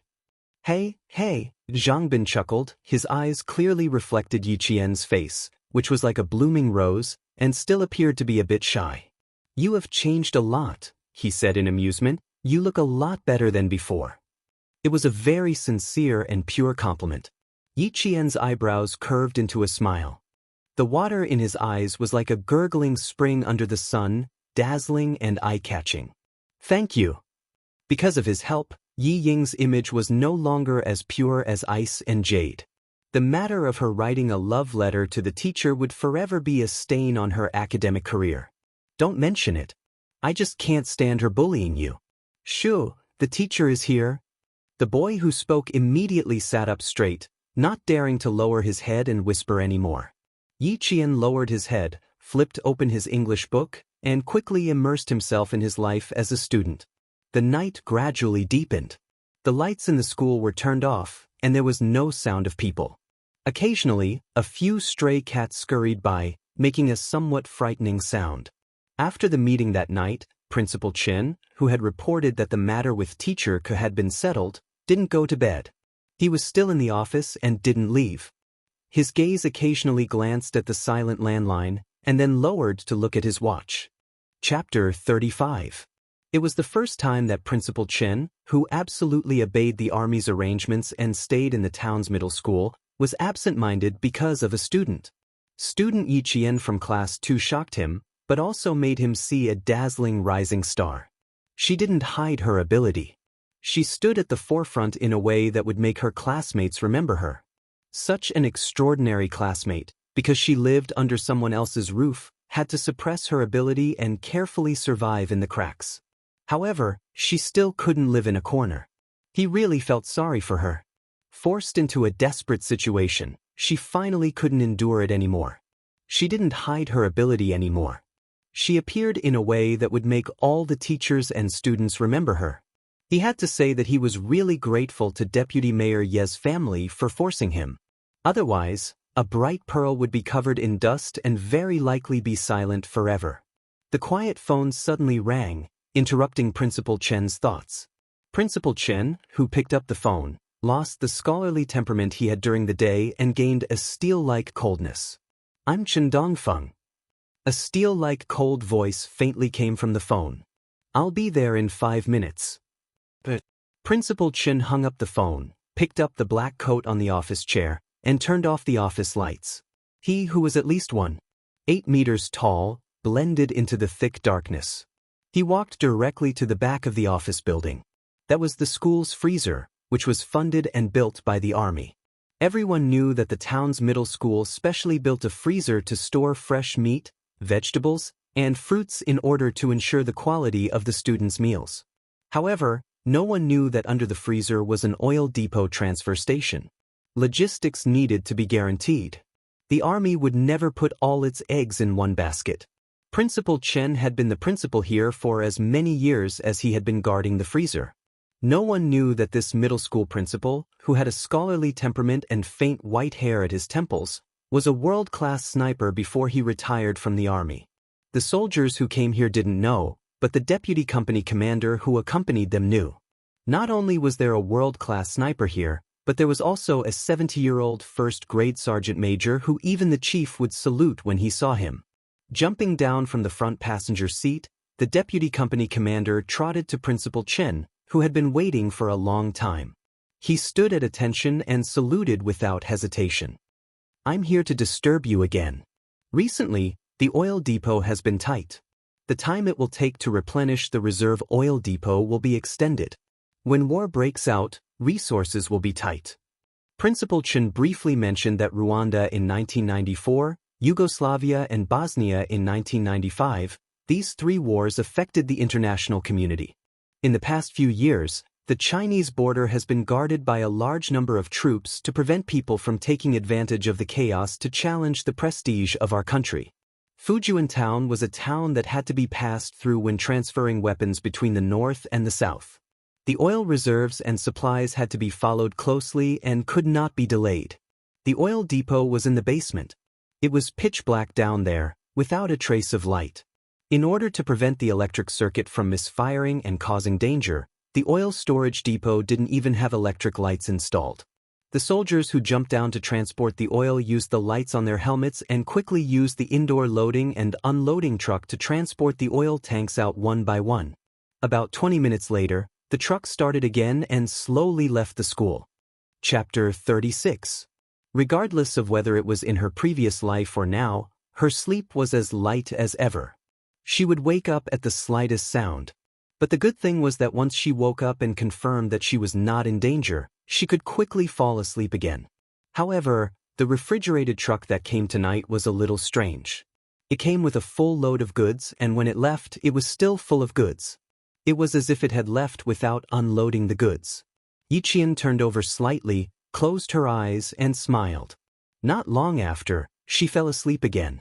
Before 5:30 in the morning, Yi Jianjian had already washed up. She put on her school uniform and ran to the playground alone. The playground of the town's middle school was as big as 2 football fields. 14.5 laps around it was almost 12 kilometers. Her experience from her previous life told her that training required perseverance. With enough stamina and a strong body, she could protect herself in times of danger without relying on others. After 14.5 laps, the school bell rang, and there were already students on the field who had started their morning run. When Yi Qian returned to the dorm, he bumped into Xie Sifeng, who was about to wash her face and rinse her mouth. She was probably not fully awake yet. She yawned and said out of habit, "Hey, did you get us some hot water?" Just as she finished speaking, Xie Sifeng realized something and her face froze. Her eyes flashed with obvious fear, and she rushed out of the dorm. "Good morning." Tan Wei pursed his lips and greeted her in a low voice before leaving in a hurry. They used to be all high and mighty, but now they were like mice that had seen a cat. Yi Qian laughed and shook his head. He got some hot water to wipe his sweat, then took his textbooks to the cafeteria for breakfast. "Look, that's the girl. Do you guys know her?" "What about her?" "She's quite pretty, and her skin is good too.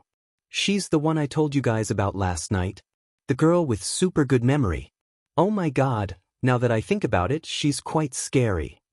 After a few girls passed by, they whispered to each other. They were afraid that Yi Qian would hear them, so they lowered their voices to a whisper. "Oh, it's her. She's really pretty. How come I've never heard of her before?" Not only were the girls discussing her, but the boys were also discussing her. During breakfast, Class 2, which had not been alerted yesterday, learned about what had happened in the principal's office. When they returned to the classroom one by one, they saw the upper and lower grades discussing Yi Qian. They had mixed feelings. Good memory? He could remember the events of a month? Could she still remember every word spoken by everyone at that time? Why did it sound so scary? A boy in the class who usually liked to bully Yi Qian walked over with a steamed bun in his mouth. He sat down on Yi Qian's desk and said in disbelief, "Yi Qian, what did we talk about last night?" Yi Qian, who was reviewing Chinese, looked up from his textbook. He tapped his finger on the desk and said calmly, "I don't like this behavior of yours. Please leave." Yin didn't come. "You've become bolder." The boy chuckled and deliberately twisted his body to shake the desk. He said provocatively, "So what if you don't like it? What do you want?" It hurts. Let go, let go." His provocation instantly turned into a plea for mercy. Yi Qian stood up, grabbed the boy's index finger, and pressed it down forcefully. Chapter 37. Yi Qian had seen a lot of retired soldiers in the security company, even retired Special Forces soldiers. She had seen how they trained hard, how they fought, how they could kill with one move, and how they could gain the initiative in an instant. They were so outstanding that she could even see them on TV. From the age of 21 to 23, that was the happiest time of her life. At the same time, it was also the time when she learned the most. Only now did she realize that the hardships she had gone through in the past were actually blessings bestowed upon her by God. Does it hurt? It shouldn't hurt too much, right? I didn't use too much force. Yi Qian smiled faintly. Her bright eyes rippled like black stones. When I invited you, you didn't want to get off. You wanted me to stand up and invite you. When I stood up to invite you, you said it hurt. Liao Jian, you're really making things difficult for me. Listening to her clear and melodious voice that sounded like the gurgling of a mountain spring, her person, her smile, and her voice made people feel as if they were sitting beside a mountain and listening to the sound of the spring water. Was this really Yi Qian? Was this really Yi Qian? The Yi Qian they knew was overly docile, overly gentle. If you scolded her, she would just listen with a smile. If you scolded her, she would just listen quietly. She was like a puppet without a soul. She only knew how to obey them and had no opinions of her own. At this moment, Liao Jian's cries of pain made the students in the class realize that the Yi Qian they knew had disappeared. Under the bullying of the students, under the pressure of Yi Ying, the docile Yi Qian had disappeared. Michi, you can be gentler, gentler. It won't be good for anyone if you break a bone. The other boys hesitated and spoke up. Looking at Liao Jian's finger that was bent at an odd angle, one or two of them felt pain in their own fingers. Yi Qian smiled as she looked at them. They were all from the depths of her memory.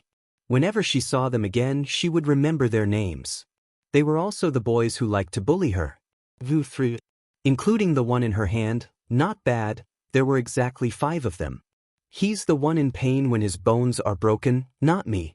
What's wrong with me?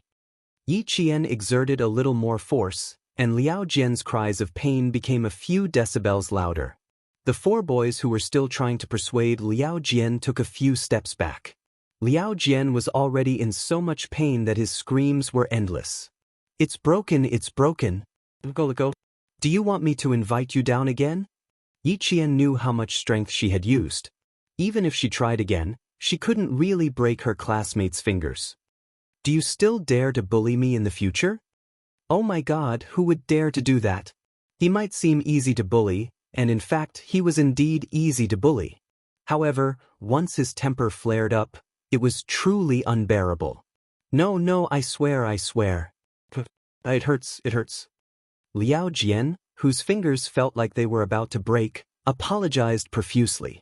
Only when his fingers were about to go numb did he let go.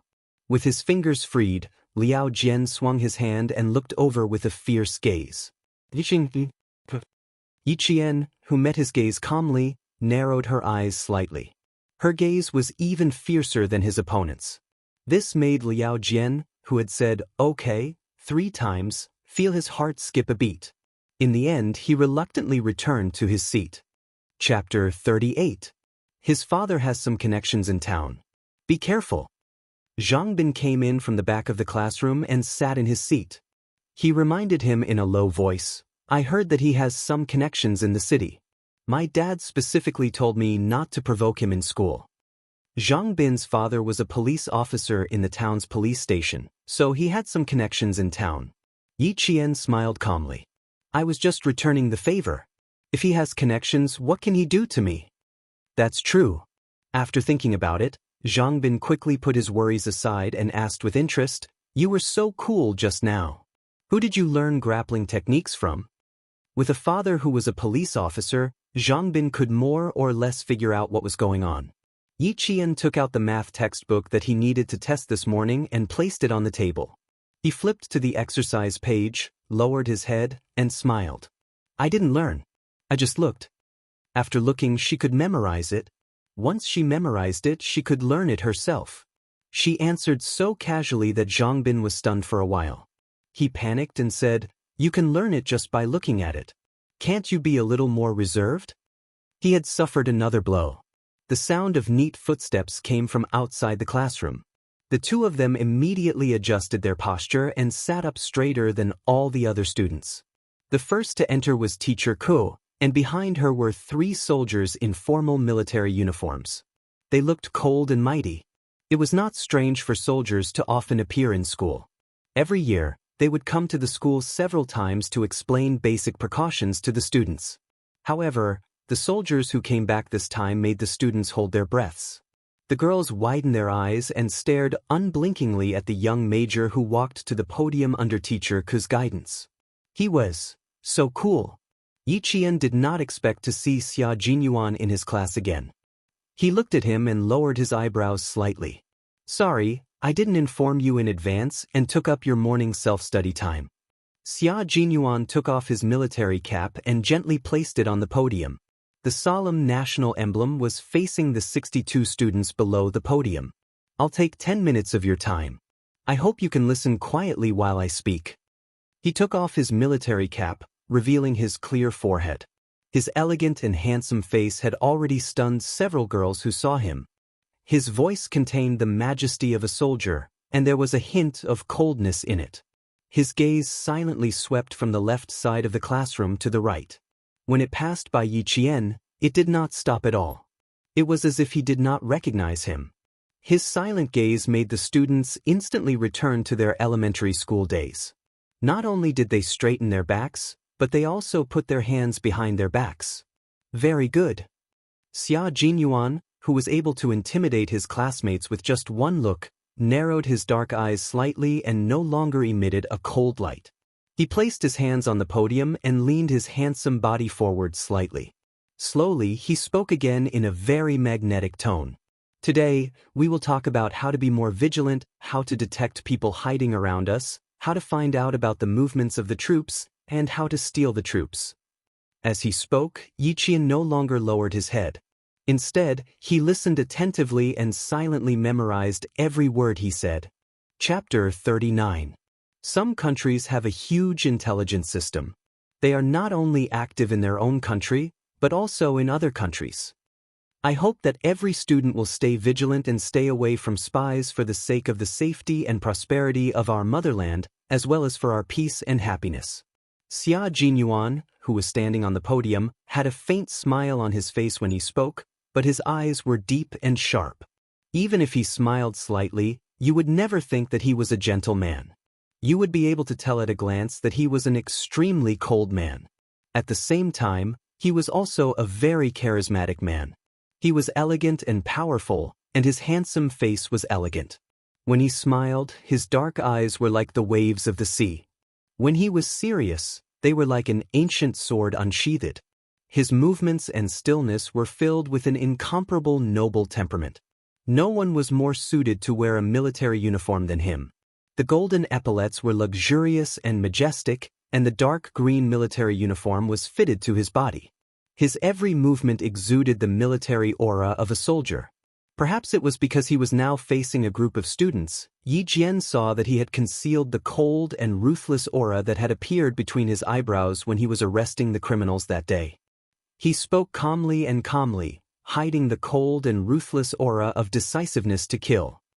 Even if they have killed people, they are still bad people.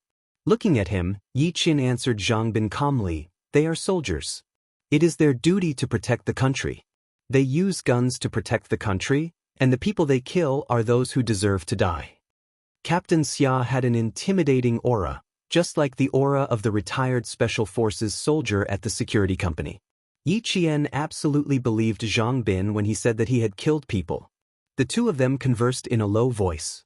Although they did not make any big movements, Xia Jinyuan saw everything.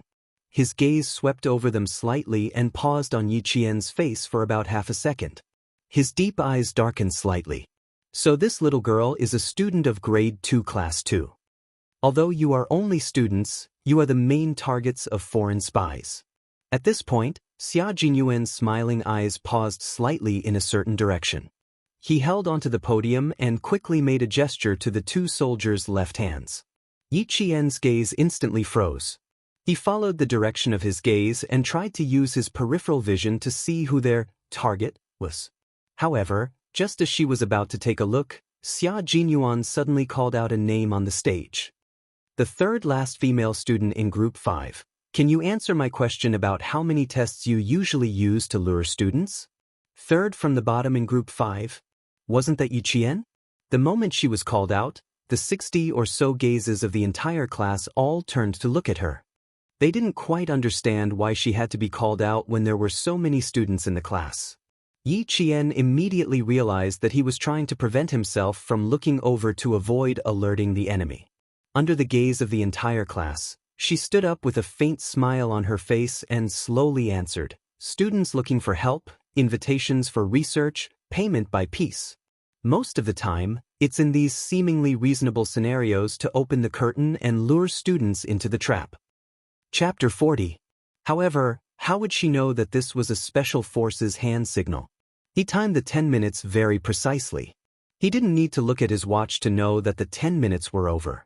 If the students have any questions or find anyone suspicious, you can contact our team or the local police immediately. Sorry to disturb you, goodbye. He picked up the military cap on the podium and habitually patted the brim before putting it back on. The brim of the military cap covered his clear forehead, leaving only a pair of dark eyes that were as sharp and deep as an eagle's.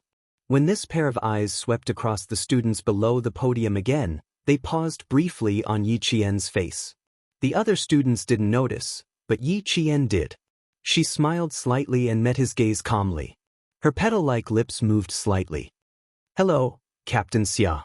What a bold girl, she even greeted him. The smile on his handsome face seemed to deepen. Xia Jinyuan nodded at Teacher Ko, who was standing next to him, looking a little dispirited. He politely said, "Sorry to disturb you." Then, under the gaze of all the students, he left with the two soldiers standing by the door. Although they only appeared for 10 minutes, Xia Jinyuan's influence was too great. As soon as he left, the sighs of AI could be heard continuously. Naturally, most of them were girls, who couldn't restrain their thoughts for a while.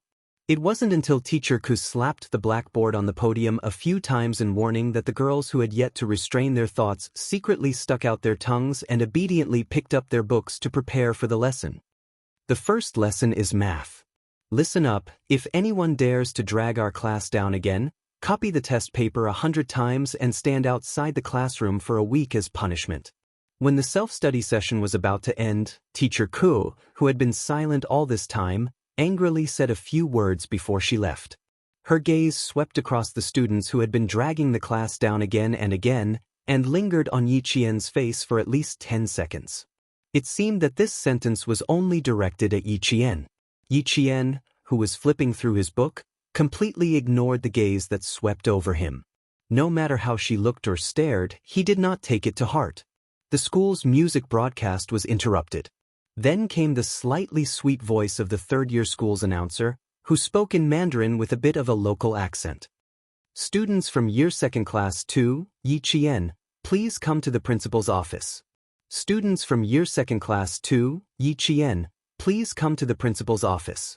Teacher Ko, who had just walked to the door of the classroom, stopped in his tracks. There was a trace of hesitation on his gloomy face, and he quickly left with a cold face. Yi Qian walked briskly to the Principal Chen's office. After knocking on the door and entering, he saw Xia Jinyuan sitting in the guest chair, but Principal Chen was not there. "I'm the one looking for you." Xia Jinyuan looked up at the girl with sparkling eyes. His thin lips couldn't help but curl up slightly. Seeing that she was still standing at the door and had no intention of coming in, he waved his hand and smiled gracefully. "Come in, I have a few things to tell you." He had a wary look on his face. What did she think he was going to do? Yi Qian saw that he was treating her like a child and lowered his head to look at his 14-year-old body. He was indeed a little small. He was considered short in class. Chapter 41. It's not good for people who know too many secrets. Xia Jinyuan took off his military cap, and the smile on his face became clearer. "How do you understand hand gestures? Who taught you?" That handsome face with a slight smile looked elegant and gentle, but it made Yi Jian's nerves begin to tense up. He was smiling, but his eyes were extremely sharp, like a sharp blade that could split a person's soul in half, and could flash a cold light at you at any time. Yi Jian did not sit directly in the seat that he had designated. Instead, she sat on the guest chair that was closest to the door.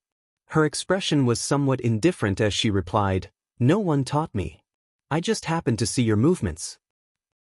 "That good? You just happened to see it and you know what it means." Xia Jinyuan raised his eyebrows, and his eyes darkened. His expression was still calm as he said, "You've changed a lot, but Uncle Jen is still protecting you." The 70-year-old first-grade sergeant major stood in front of the regiment commander. His vigorous voice resounded through the air as he told the regiment commander, "There is absolutely no problem with Miss Jen. She had the protection of a first-grade sergeant major and the appreciation of a world-class sniper. What other surprises could this little girl have for him? Grandpa Jen?" Yi Qian moved his fingers, and his eyes became sharp. He stared at him and said coldly, "You're related to Grandpa Jen? Aren't you just suspecting me?" Not only was his temper bad, but it was also bad. Xia Jinyuan smiled and looked at her. He pondered for a moment, then said casually, "Relax, don't be so tense. We only have deep respect for Uncle Jen, and we will never offend him. I asked you to come here not because I suspect you, but because I want to remind you. Liao Jian, you can treat him like you normally do." This was the reason why Xia Jinyuan asked her to come over. He wanted to remind her so that she wouldn't get into trouble when she didn't know much about it. Although she was a little girl, she was calm enough to make him believe that she wasn't an impulsive girl who couldn't keep things under wraps. Yi Qian didn't expect him to remind her so directly. She looked at him with her dark eyes and asked, "Is he related to the people we caught in the mountains?" "So far, we've found out that he's related, but that's not something you should be concerned about." Xia Jinyuan didn't care about anything else. He reminded her again, and it didn't matter. "What you should be concerned about now is your studies. Just now, when I was retrieving Liao Jian's student file, I accidentally flipped through your results." The smile on his lips gradually deepened, and his gaze towards her was already filled with disappointment. "Student Yi Jian, you still have to work hard." He wasn't the only one who knew about his terrible results. Almost the entire school knew about it. Hearing it again, Yi Qian accepted it calmly. He smiled and said disapprovingly, "I didn't show my ability, so it's nothing." Yi Qian didn't even bat an eyelid at Xia Jinyuan's arrogance. He stood up with a smile and said, "If there's nothing else, I'll go back to the classroom. There will be a test later, so I have to prepare in advance." The little girl had a bad temper. He only tried to test her, but she immediately became stubborn. Even his last attempt to appease her didn't break the coldness in her eyes. Chapter 42. With the care of a first-rank sergeant major and the appreciation of a world-class sniper, as long as she did not lead herself astray, she would be able to carve out a bright future based on her own abilities. How many fathers of the generation dreamed of having a son born from a humble family?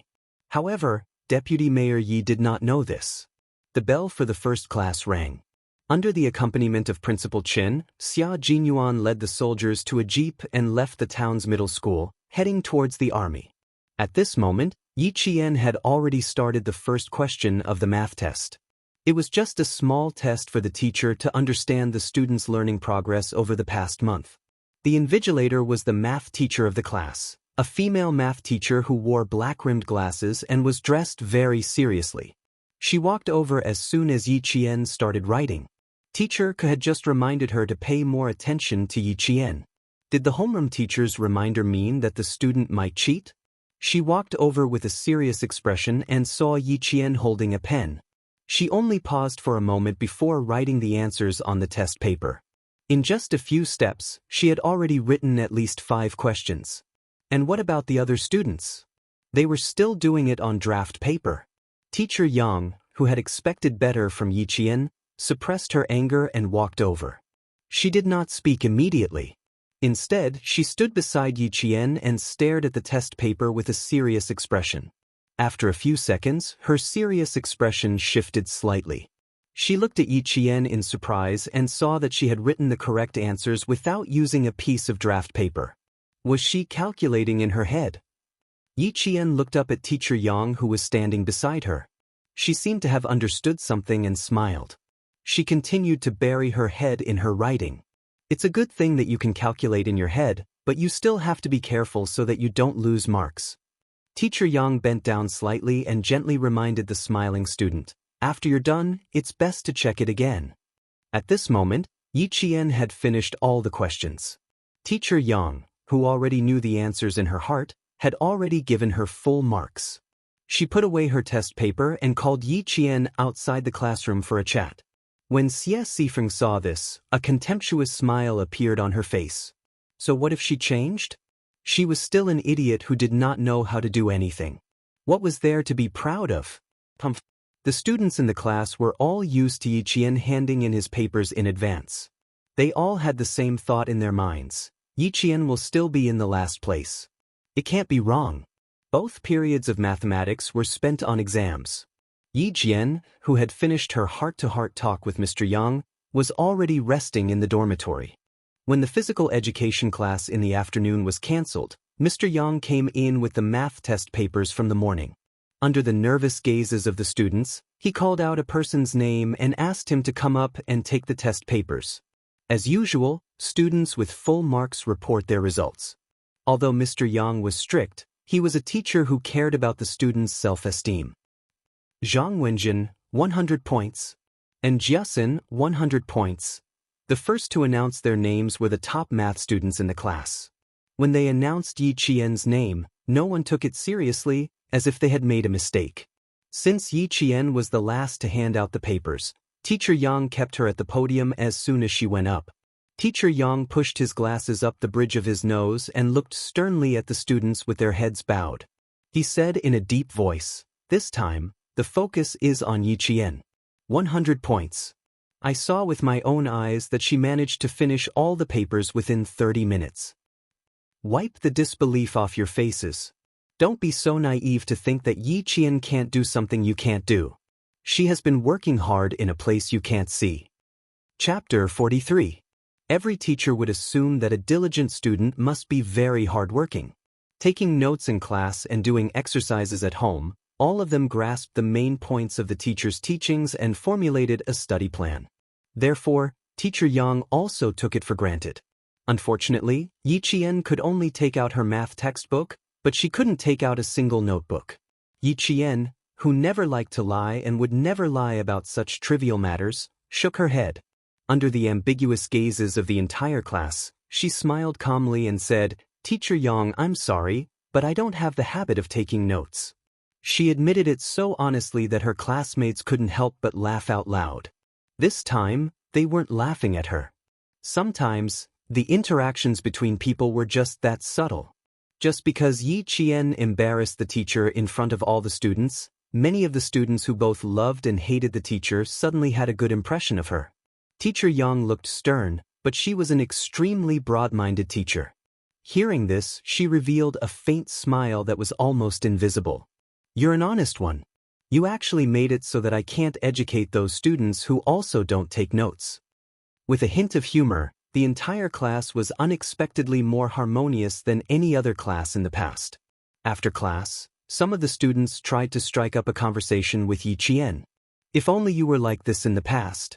We've been classmates for 2 years, and now I know you're actually like this." They were originally classmates, and they didn't have any grudges against each other, so a few casual words were enough to break the distance. A few girls surrounded Yi Qian and started talking to her one after another. As for Yi Qian, she cherished her new life as a student. She remembered those who had hurt her in the past, but she also maintained friendliness with those who had never done anything to her. "When I woke up from my sleep, it was like waking up from a dream. I thought through a lot." Sitting in the middle of the circle, she smiled and answered the questions in their hearts. The huge change from before to after was somewhat surprising, but so what? She was Yi Qian, and Yi Qian was her. If you're surprised, that's your problem. What does it have to do with her? The math class representative, and Jiasun, was a straightforward female student. She was also the first student to extend a hand of friendship to Yi Qian. Hearing this, a smile appeared on his handsome face. "You're finally back to normal after waking up from your dream. Congratulations, Yi Qian." "Same to you. In the future, you don't have to worry every day about who will bully me today, and you don't have to lose bets until you have to eat breakfast for a week." Yi Qian raised her eyebrows and winked mischievously. She joked about the past, and it became a way to improve their friendship. And Jiasun laughed out loud when she heard that. "So you knew about it?" "Haha, I lost for 2 weeks last semester. It's winter. Yi Qian, I've been getting breakfast for them for 2 consecutive weeks." Xie Sifeng, who was sitting next to them, looked at Yi Qian, who was like the moon surrounded by stars. She felt as if she had spilled a bottle of 5 flavors, and her face was full of discomfort. She slammed the math textbook in her hand on the table and walked towards Yi Qian with gritted teeth. "Don't be so smug. What's so great about getting full marks? Who knows how much you copied? Yingying gets full marks every time." Chapter 44. "Xie Sifeng, you're being unreasonable." And Jiasun frowned as she spoke. She had always disliked these girls who always bullied Yi Qian. After a few times, she realized that Yi Qian was willing to do so, so she stopped bothering. Xie Sifeng, who was in a fit of anger, glared at Jiasun, who was blocking her. "It's none of your business. Get out of my way." Xie Sifeng used a little too much force, and Jiasun, who was caught off guard, was pushed backwards. Just as she was about to hit the desk, a pair of slender hands caught her firmly. "Go back to your seat. I'll handle it myself." Yi Qian steadied her. His smile had completely turned cold. He stood in front of the furious Xie Sifeng and said coldly, "It seems like last night's lesson wasn't enough. Do you think this school is your own home?" Xie Sifeng's father was a contractor. Her family had some money, so she usually looked down on others. She never cared about the consequences of her actions and only wanted to feel comfortable. When she saw Yi Qian stand up, she instinctively took a step back. Just as she was about to take another step back, Yi Qian, who wanted to return the favor, raised his hand and pushed In Jiasen back the way she had pushed In Jiasen. Crash! Bang! Xie Sifeng's wobbly hands moved the desk and chair. Even so, she still fell on her but in front of her classmates. Xie Sifeng was stunned by the fall. She stared at Yi Qian in disbelief. She actually dared to push her in front of her classmates. Yi Qian. Xie Sifeng, who felt humiliated, shouted angrily. She stood up angrily and rammed into Yi Qian like a madwoman. Who was Yi Qian? He was someone who had worked in a security company for a few years. Her way of ramming into him was undoubtedly asking for humiliation. She was crazy, but Yi Qian wouldn't go crazy with her. He dodged to the side and pulled in Jiasen, who was standing behind him. He smiled as he watched the crazy Xie Sifeng fall forward. He couldn't bear to watch any longer. He closed his eyes slightly. After hearing an even louder plop sound, he slowly opened his eyes. An extremely cold light flashed across his jet-black eyes. Xie Sifeng, who had lost her face again and again, cried on the desk throughout the rest of the music class. She cried until the end of class. You were so cool just now. I didn't expect you to push her back. After class, In Jiasen, who walked out of the classroom with Yi Jian like a buddy, put his arm around Yi Jian's shoulder and said with a bright smile, "To tell you the truth, if you didn't push it back, I would have stood up and pushed it back myself." She had a very straightforward personality. No wonder she had always disliked Yi Ying. Yi Jian chuckled and said, "There's no reason to give in to her. When it's time to make a move, of course, we have to make a move." So, you angered your sister so much that she ended up in the hospital? She's still staying in the hospital, but you're enjoying yourself today. A man's cold voice suddenly cut in with a hint of anger and hostility. The voice was a little unfamiliar. The person was also a little unfamiliar.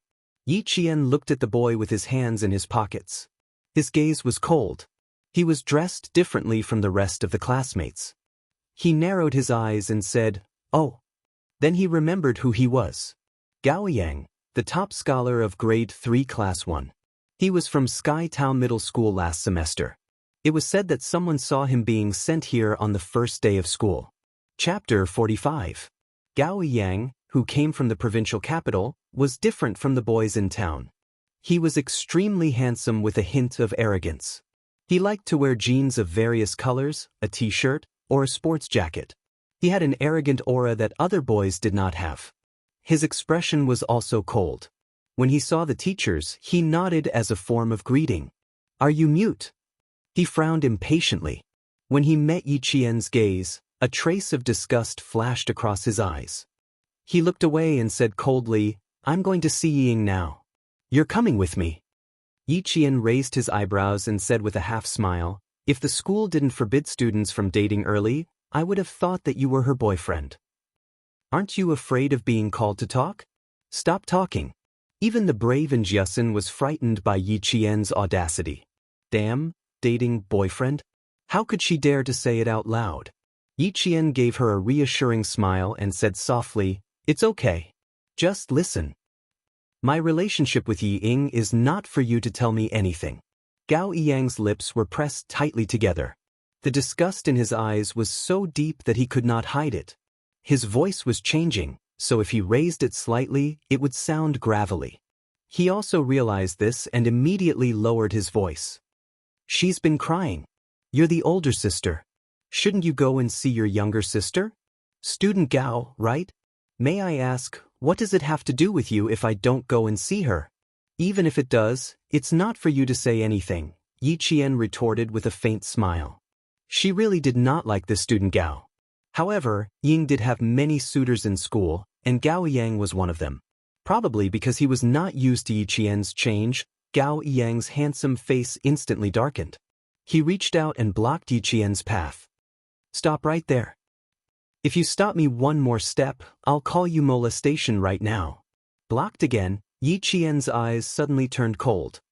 He looked up and stared at him with his dark eyes. Student Gao from the provincial capital, you should know what molestation is. And Jiasun felt her legs go soft, and so did her hands. Seeing the boy's gloomy expression, she pulled Yi Qian, who was so daring that he wanted to go to heaven, and their bodies pressed against the wall. They quickly moved away. You scared me, And Jiasun's face was pale with fear. She patted her chest and stared at Yi Jian blankly. She was a courageous girl, but now, she was frightened by her boyfriend, puppy love, and molestation. Her heart was beating wildly. She was just a high school student. At most, she would say that someone was good-looking or had good grades. Even if she had some ulterior motives, she would definitely hide it well. Unlike Yi Jian. He even dared to say molestation. Yi Qian patted her shoulder. His faint smile was like a gentle breeze blowing through the treetops. His ink-like brows were filled with joy. He won't molest you. Gao Yang is still a good boy. The girl, who had just caught her breath, was once again choked by Yi Qian's shocking words. Student Yi Qian, don't say anything. Let me catch my breath. Let me catch my breath. If she didn't catch her breath, she would really be scared to death. You understand? What are you afraid of? Yi Qian's eyes were clear. He smiled like water. You know the difference between a boy and a man. And Jiasun rolled her eyes. I know, but don't say it out loud. Then she laughed out loud. Chapter 46. On the 4th floor of the school office building, Principal Chen walked out of the office with a white-haired old man as he said, Uncle, don't worry. I will take good care of Yi Qian. You don't have to worry. I will take care of everything. The white-haired old man was wearing an old-style military uniform from the 1970s. Even though he was old, his footsteps still carried the air of a soldier. Even a world-class sniper had to be respectful in front of Uncle Jen, who had enjoyed a lifetime of special benefits from the country. I feel guilty towards her. I hope you can teach her more. Uncle Jen sighed softly. This child is smart. She is a good seedling. You can give her some pointers from Monday to Friday. When she gets home, I will give her some pointers. It will be easier for her in the future. At least, it would be easier for her than her mother. Principal Chen paused on his right foot as he walked down the stairs. He said happily, It seems like I have the same idea as you. But I still have to observe this child's results. However, I heard from Teacher Yang that she got full marks on her math test today. Maybe I am just worrying for nothing. Speaking of this, Headmaster Chen's face darkened slightly. Deputy Mayor Ye's family is too outrageous. Do you want to give them a warning? They are enjoying the glory that sister brought to them, but they are treating Yi Qian so harshly. Bad people have bad people to deal with. I am old. I don't really want to care about the outside world. I just want to nurture Yi Qian into a talent. Yi Qian, who was already playing badminton with her classmates, did not know that Uncle Jen had specially come to the city for her. He had a 2-hour-long talk with Principal Chen and also developed a very strict training program for her. After the evening self-study session, Yi Qian was called to the principal's office for a talk. This made Teacher Ku, who was the messenger, so tired that she was even a little scared to look at Yi Qian. She was called to the principal's office for no reason. What if she made things difficult for her in front of Principal Chen? Even though there were only 2 pieces of paper, Yi Qian felt as if they weighed 1,000 pounds. Her eyes were fixed on the first few words. After a while, she looked up and smiled bitterly. Principal, you really think too highly of me. The 4-year plan was developed just for her. Just this kindness alone was as heavy as a mountain. Her eyes were slightly red. Even her voice was a little hoarse. You think so highly of me? Really? Girl, you don't have to thank me. I'm the same as your grandpa, General. We're both loners with no descendants. You should learn well so that our efforts won't be in vain. Headmaster Chen smiled and patted her on the shoulder. He was a teacher, a friend, and an elder as he sincerely taught her. In life, one should be indomitable. No matter if you are a man or a woman, you must live up to your conscience and be able to carry the sky. You are a good child. Let bygones be bygones. Walk the path under your feet. If you are happy, smile. If you are sad, look up at the sky. Look around you and look at the world. Fight for yourself. You are also responsible for your life. Do you understand? Chapter 47. To live up to the heavens above and the earth below. She did not have that much self-awareness yet. She only hoped that she could live up to the teachings of her two elders and live up to their expectations. Go back to the dorm tonight and calm down. After self-study tomorrow night, go straight to the school's back door. I'll pick you up. She knew that the road ahead was difficult, but she was fearless. Principal Chen admired this kind of Yi Qian. If she wanted to go far and stand high, she could only rely on herself. This child had a clear mind. Principal Chen admired Yi Qian's self-improvement. In the face of the current, she also maintained a calm mentality. From how she handled Yi Ying's matter, it could be seen that she was very clear about the severity of the situation. On Tuesday night, Yi Qian began his first training. Yi Qian, I'm a sniper. What I can teach you is all the experience I've accumulated in my career as a sniper. You still have a choice now. Retreat or advance. I'll give you 1 minute to consider. In the dimly lit training room, Principal Chen stood in the darkness like a leopard roaming in the night. Even though his voice sounded old and weathered, it was impossible to ignore the murderous aura around him. Sniper, under the dim light, Yi Qian's entire body trembled slightly. It turned out that this seemingly amiable principal was actually a sniper. No wonder he exuded a murderous aura that made people feel fear from the bottom of their hearts. He pursed his lips and suppressed the trembling in his heart. His calm gaze was like an ancient well without ripples in the dim light. He said calmly, "There's no choice. I can only advance. I will never retreat. From now on, there's no turning back." Principal Chen nodded. Standing with his hands behind his back, he began the first training session in a low and serious voice. Snipers are the grim reaper in the eyes of the enemy, but in the eyes of their comrades, they are heroes. They are the most outstanding comrades. They go deep into the enemy's camp alone and use the guns in their hands to win the first victory of the war. Yi Qian, you better be mentally prepared. The snipers I train will not stay in peaceful countries.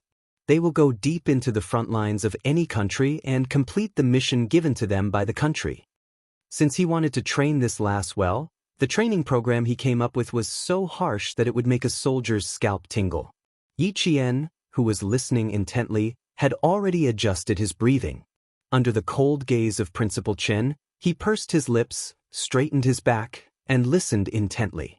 In the recruit assembly camp in town, the cold-eyed Principal Chen began the first step of his 4-year plan. A sniper not only needs accurate marksmanship, but also a strong body and an iron will. He was a sniper, so other than teaching Yi Qian how to use the various sniper rifles, he also had to train Yi Qian's stamina and willpower. In addition to implementing sniping concepts and mastering the weapon system, professional sniping training also requires you to learn a lot more. During the training process, unless you really collapse, you have to grit your teeth and persevere until the end. Yi Qian listened intently and nodded solemnly. Under the calm surface, her blood was boiling. I'll listen to everything you say. I won't back down. Chapter 48. Do you understand? The last sentence was as merciless as metal, a stern command. Yi Qian did not pause for a moment. She held her head high and answered firmly, "Understood." Under the hellish training of a world-class sniper, this day became the most difficult beginning of Yi Qian's life. After 10 minutes of warming up, she stood still in place. She was not only standing, but she also had to answer the number flashing on the training field. While answering, she was not allowed to move her body. If she moved even the slightest bit, an ant would be placed next to her neck. 34, 27, 870,994. All the number flashes were controlled by AI. In 3 seconds, 4 to 5 numbers would appear at the same time, and the maximum number would be 7. From 1 to 100, Yi Qian had to answer correctly in the blink of an eye. This was to train Yi Qian's reaction and observation skills to her surroundings. It was also to train Yi Qian's willpower and concentration. The firing time of a sniper rifle is 0.022 seconds. After 0. 0.22 seconds, either your bullet will pierce the enemy's forehead, or the enemy's bullet will take away your soul. If you want to survive, basic training is the first step. Because he was concerned that Yi Qian was still a child, Principal Qin did not use the real thing at the beginning of the training. It was like ants crawling into a person's neck. This was child's play. Even ordinary soldiers would encounter it when they were in hiding. After standing for an hour, Yi Qian's concentration did not waver because of the passage of time. Instead, she became more and more focused. By the time the number flashes appeared, she had already called out the exact serial numbers from beginning to end. Left 187, right 591. Over. Not only was her concentration high, but her reaction was also at an excellent level. Principal Chen, who had a folder in his hand, scribbled on it, recording Yi Qian's performance on the first day of training. Basic training and sniper training were carried out simultaneously. After 2 months of intensive basic training, he would let Yi Qian touch a real gun, a loaded gun.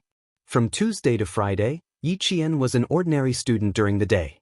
At night, he would become a sniper in training, constantly learning and strengthening himself.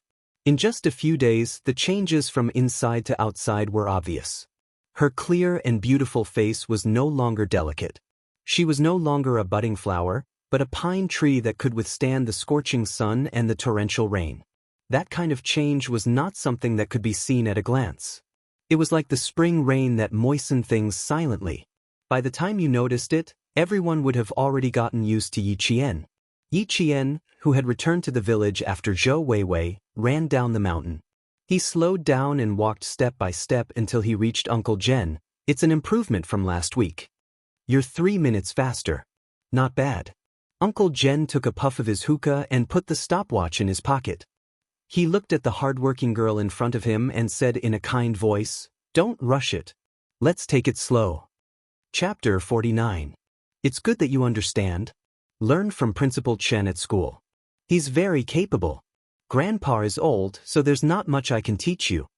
Grandpa Zhen put the hookah on his waist and smiled at Yi Qian, who was wiping his sweat.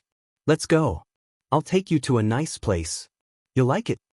Yi Qian quickly put the towel around his neck and picked up the bucket of water. He followed Grandpa Zhen with steady steps. His laughter was clearer than the birds in the bamboo forest. Where are we going, Grandpa? You haven't had breakfast yet. Shall we go back and cook some noodles? No need. There'll be food when we get there. Put the bucket down. We'll bring it back tonight.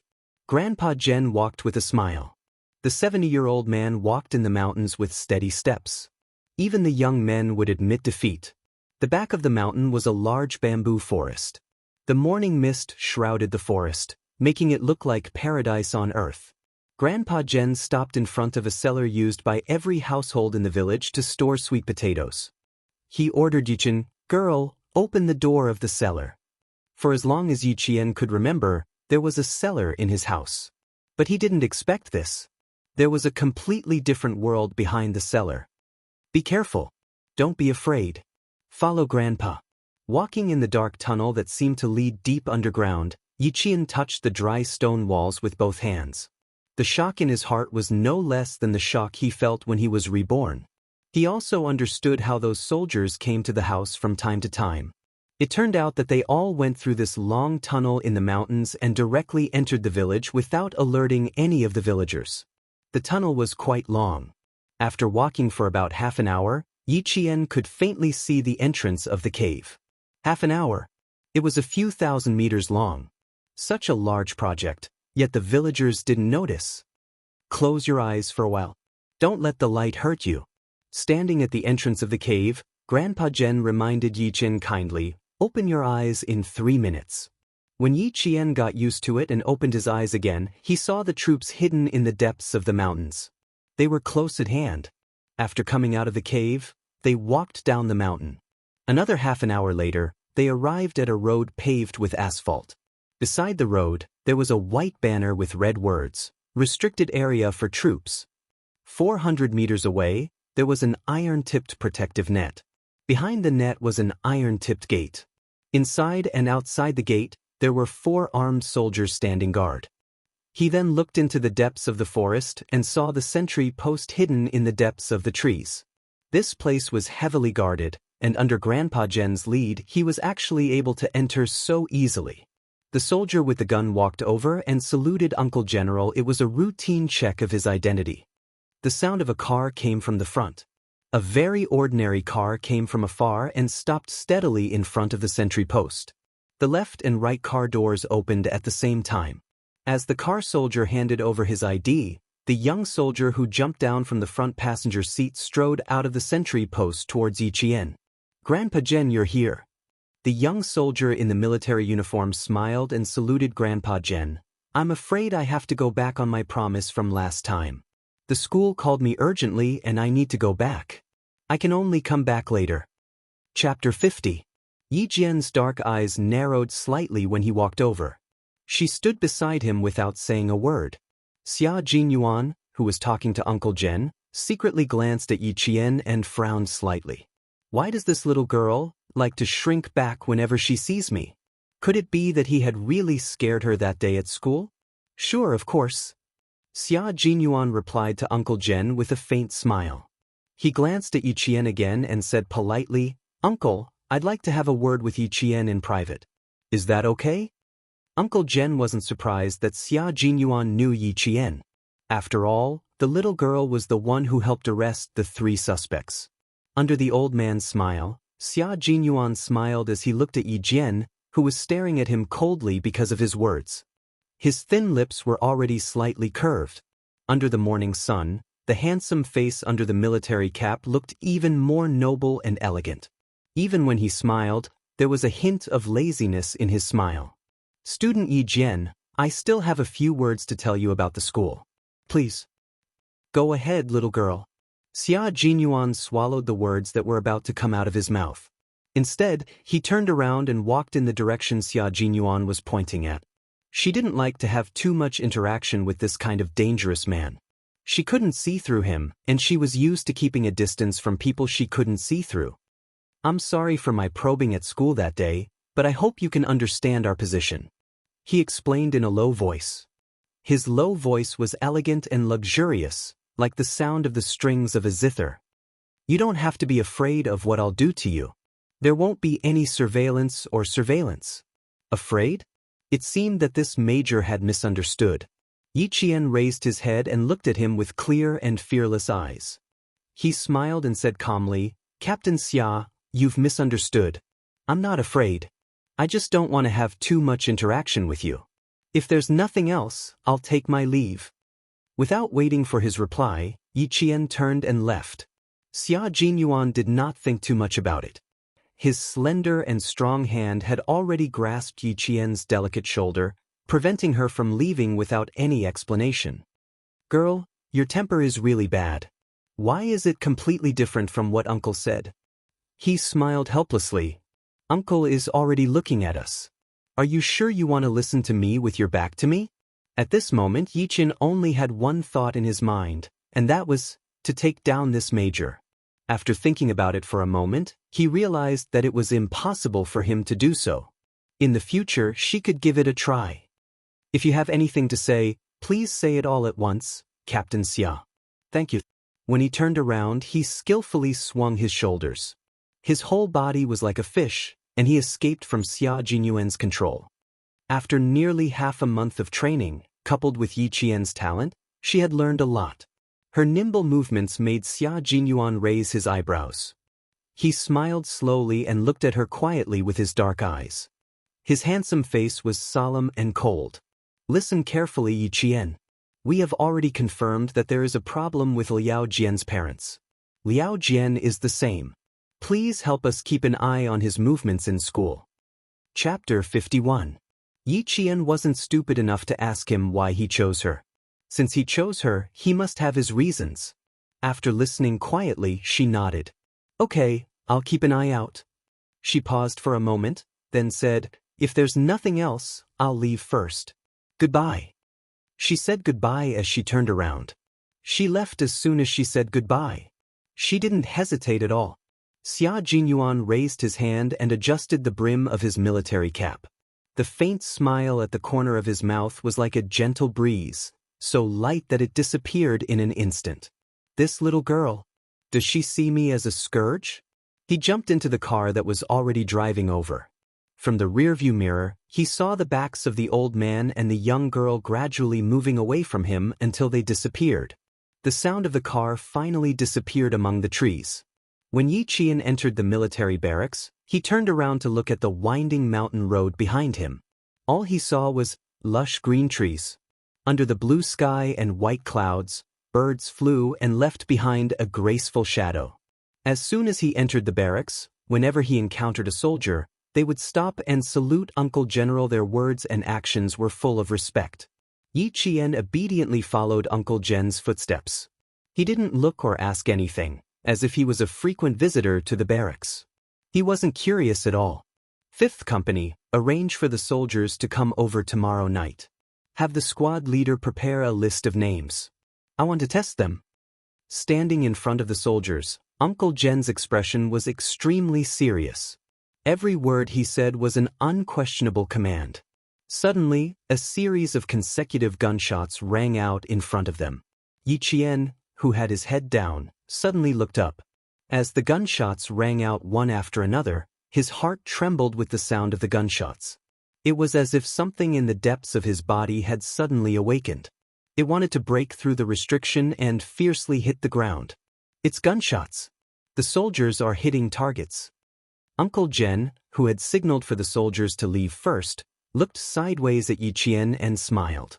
I'll show you the shooting range later. Today, I'll take you to another place. Their destination was also in the direction of the shooting range. They didn't stop until they reached a barracks where soldiers were standing guard. This was a restricted gun room that normal soldiers could only enter twice a week. Familiar with understood, precise, and professional. The forward banner was hung right in front of the gun room. All the soldiers entering and exiting could see it as long as they raised their heads. The moment he entered the room, Yi Qian's dark eyes lit up like a small flame. When a normal person saw the rows of pitch-black steel spears that were suffused with a cold light, a sense of fear would have already quietly risen from the bottom of their hearts. But Yi Qian only knew that his blood was boiling. It was a thirst for power. It was an urgent desire to touch them. He turned around and looked at Uncle Jen behind him. His clear voice trembled with excitement. "Grandpa, can I touch them?" There was a cry that came from the depths of his heart. It kept calling him to walk over, reach out, and pick up the rows of guns that were gleaming with a dark, cold light. Chapter 52. She finally knew what it was that wanted to break through the restriction in her body. It was a desire to become stronger and more perfect. Haha, aren't you afraid, little girl? Uncle Jen laughed as he looked at the little girl whose eyes lit up when she saw the gun. His wrinkled face was full of smiles. These are all guns, real guns that can be used once they are loaded with bullets. They are not the toy guns you have seen before. Yi Qian shook her head and smiled. I'm not afraid. Principal Chen taught me that you can only truly control a gun if you develop feelings for it.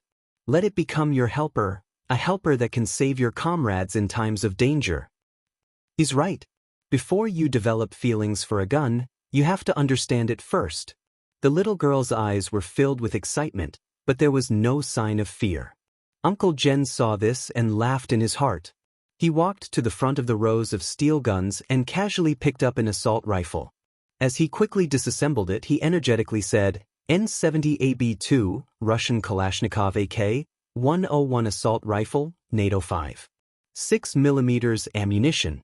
It was designed by the former Soviet Union's famous gun designer, Kalashnikov, commonly known as a submachine gun. Uncle Jen dismantled the gun very quickly. At the same time, he used special tools. In less than 5 minutes, the assault rifle was dismantled by him into a pile of parts. How many parts did I dismantle just now? Uncle Jen pointed at the scattered gun parts on the table and suddenly asked, Give me a number. From the moment he picked up the gun, he was already in the middle of training. Yi Qian pointed at the parts on the table. Her clear black eyes contained a faint smile as she said, This is the last part that you put down. This is the 47th part that was dismantled. This is the part that you dismantled at step 74. Grandpa, you dismantled a total of 80 parts. Am I right? Not only was he right, but he was very accurate. After half a month of teaching, Yi Qian had already developed the ability to enter the training state at any time. Whether it was Principal Chen or Uncle Jen, they loved to ask questions suddenly. Uncle Jen laughed again and said, not bad at all. While observing, you are also better at understanding. The 47th part is the recoil spring lock. When the bullet is fired, the bolt will lock the thinnest part of the gun so that the gun won't return to its original position. Thus, the gun can continue to fire continuously. The 74th part is called the gun buckle.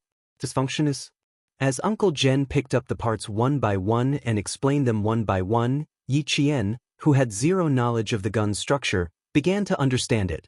For the whole day, Uncle Jen kept dismantling the guns, while Yi Jian kept repeating how many parts each gun had and what they were used for. Assault rifles, shotguns, semi-automatic pistols, manual rifles, revolvers. Not only had she touched a series of firearms, but she had also disassembled them herself. She had a deeper understanding of them. Revolver, ejector lever, central spring, rebounding block lever, camera body. Yi Jian mumbled as she walked towards the classroom with her textbook in her arms. She recalled the knowledge she had learned yesterday and this morning over and over again in her mind. Chapter 53. And Jiesin chased after Yi Qian from behind. She had already called out to him several times, but there was no response. She couldn't help but feel worried. Just as she was about to catch up, Yi Qian sensed something and looked back. He happened to see the worry on her face clearly. What's wrong? You don't look too good. No, I called out to you 3 or 4 times, but there was no response. I got mad. Yi Qian's smile was still bright and beautiful. There was no change in his expression. And Jiesin secretly let out a sigh of relief. Sorry, I was studying and didn't hear you. Yi Qian saw her expression and calmly waved the book in his hand. He smiled and said, once the holidays are over, the midterm exams are coming up. I have to hurry up and study. There was no time at night, no time on Saturday, and no time on Sunday. She could only squeeze in time to study for the entire semester. That's right, Yi Qian was studying for the entire semester, not just what he had already studied. And Jiesin's worries were swept away. She giggled and said, okay, it just so happens that I also need to study. After the evening self-study session, let's each do 10 questions in the classroom before we go back to the dorm? She waved the test papers in her hand and looked at Yi Qian with a pleading expression. Do me a favor and finish this test paper with me. My mom bought it. Was this what you were worried about? Yi Qian took the 2 sets of test papers from her hands and casually flipped through them. He smiled at her and said, these are very simple questions. What's there to worry about? Listen, Ying, listen. Some people just don't know the immensity of heaven and earth. Xie Sifeng's cold voice came from behind her. She mocked, does she really think she's that great? And Jiesin stopped in her tracks. She tugged on Yi Qian's sleeve and said in a low voice, she took half a month off. Isn't she afraid that she won't be able to keep up? She's the one who thinks she's infallible. She was referring to Yi Ying, who took 2 weeks off. Based on my understanding of her, taking half a month off is definitely not a break. Yi Qian didn't turn around. He smiled faintly and said, Teacher Ke has to leave the school during the lunch break. He even brought along the math teacher from class 3. Guess where the 2 teachers are going? And Jiesin immediately thought of something and exclaimed, it can't be. Of course. So, classmate and work hard. Yi Qian raised his eyebrows and smiled, ignoring the stares coming from behind him. Ying had always been smart. How could she lose her final advantage in school? At this moment, Ying coldly retracted her gaze. At the same time, she pursed her lips tightly and lifted her chin slightly. She said to Xie Sifeng, why do you care about her? What will happen to arrogant people? That's right. What would happen to an arrogant and complacent person like her? Yi Qian, who had walked to the door of the classroom, turned around and smiled at her. The corners of his mouth curved into a cold sneer. Ying, I will crush your pride with my own hands. Their gazes met. They were like fire and water. Yi Ying, who only dared to return to school after half a month of peace, secretly gritted her teeth. No matter how angry she was, she had to endure it. After a series of suppression, Ying finally understood that from now on, Yi Qian would never listen to her obediently. And she could no longer threaten Yi Qian with words like, "If you dare to do better than me, I'll kick you out of my house." Chapter 54. There was still half an hour before the evening self-study session. Most of the students in the class had arrived. They gathered in groups of 3 to 5 and had endless topics to talk about. Yi Qian and Jiasin entered the classroom. A few students who had gathered to discuss the test immediately said, "Did you do the last geometry question? It's so difficult. I can't do it at all." "Don't ask me. I didn't do it." And Jiasin put down her bag and said domineeringly, "I don't know how to do it. I didn't do it. It's that simple." "No way. You didn't even do it. Yi Qian can do it. Look for her." And Jiasin took out the test paper and said loudly to Yi Qian, who was still in his seat, "There's still half an hour before the evening self-study session. Let's talk about how to solve this question first." Her voice had always been loud. Even the students who were messing around could hear her. They all stopped and looked at Yi Qian. A student laughed and said, Come, teach us. You're much more generous than Yi Ying." Every time Yi Ying was asked to teach her, she had to put on airs. She would either say that she was still thinking about it or that she didn't have time now. Yi Qian was different. As long as she was asked, she would answer patiently even if she had something to say. Yi Ying, who had just come in after adjusting her emotions, heard this sentence. She almost lost her composure. When the student who said this saw her, his gaze drifted. He smiled awkwardly but didn't explain anything. It was the truth. He wasn't spouting nonsense. Yi Ying, who had taken half a month of leave, could only endure it. She sat down with pursed lips and accepted the greetings from her classmates. Only then did a smile appear in her gloomy eyes. "Thank you for your concern. I didn't want to take half a month off because of a small matter," she said with a smile. There was a faint smile on her beautiful face, just like before. There was nothing different. When Xie Sifeng heard this, she immediately said, "What do you mean by a small matter? My mom said that you went to the city for a checkup and found a problem with your heart.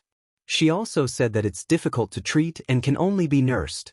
You can't be too emotional. She also said that you can't even run." "What? A problem with her heart? It's so serious that she can't even run." The students who heard this were stunned.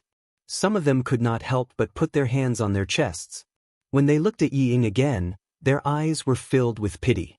However, Jiasin didn't believe him. She wrote down the formula on the paper and said softly, "Are you serious? You only found out now that you have a heart problem?"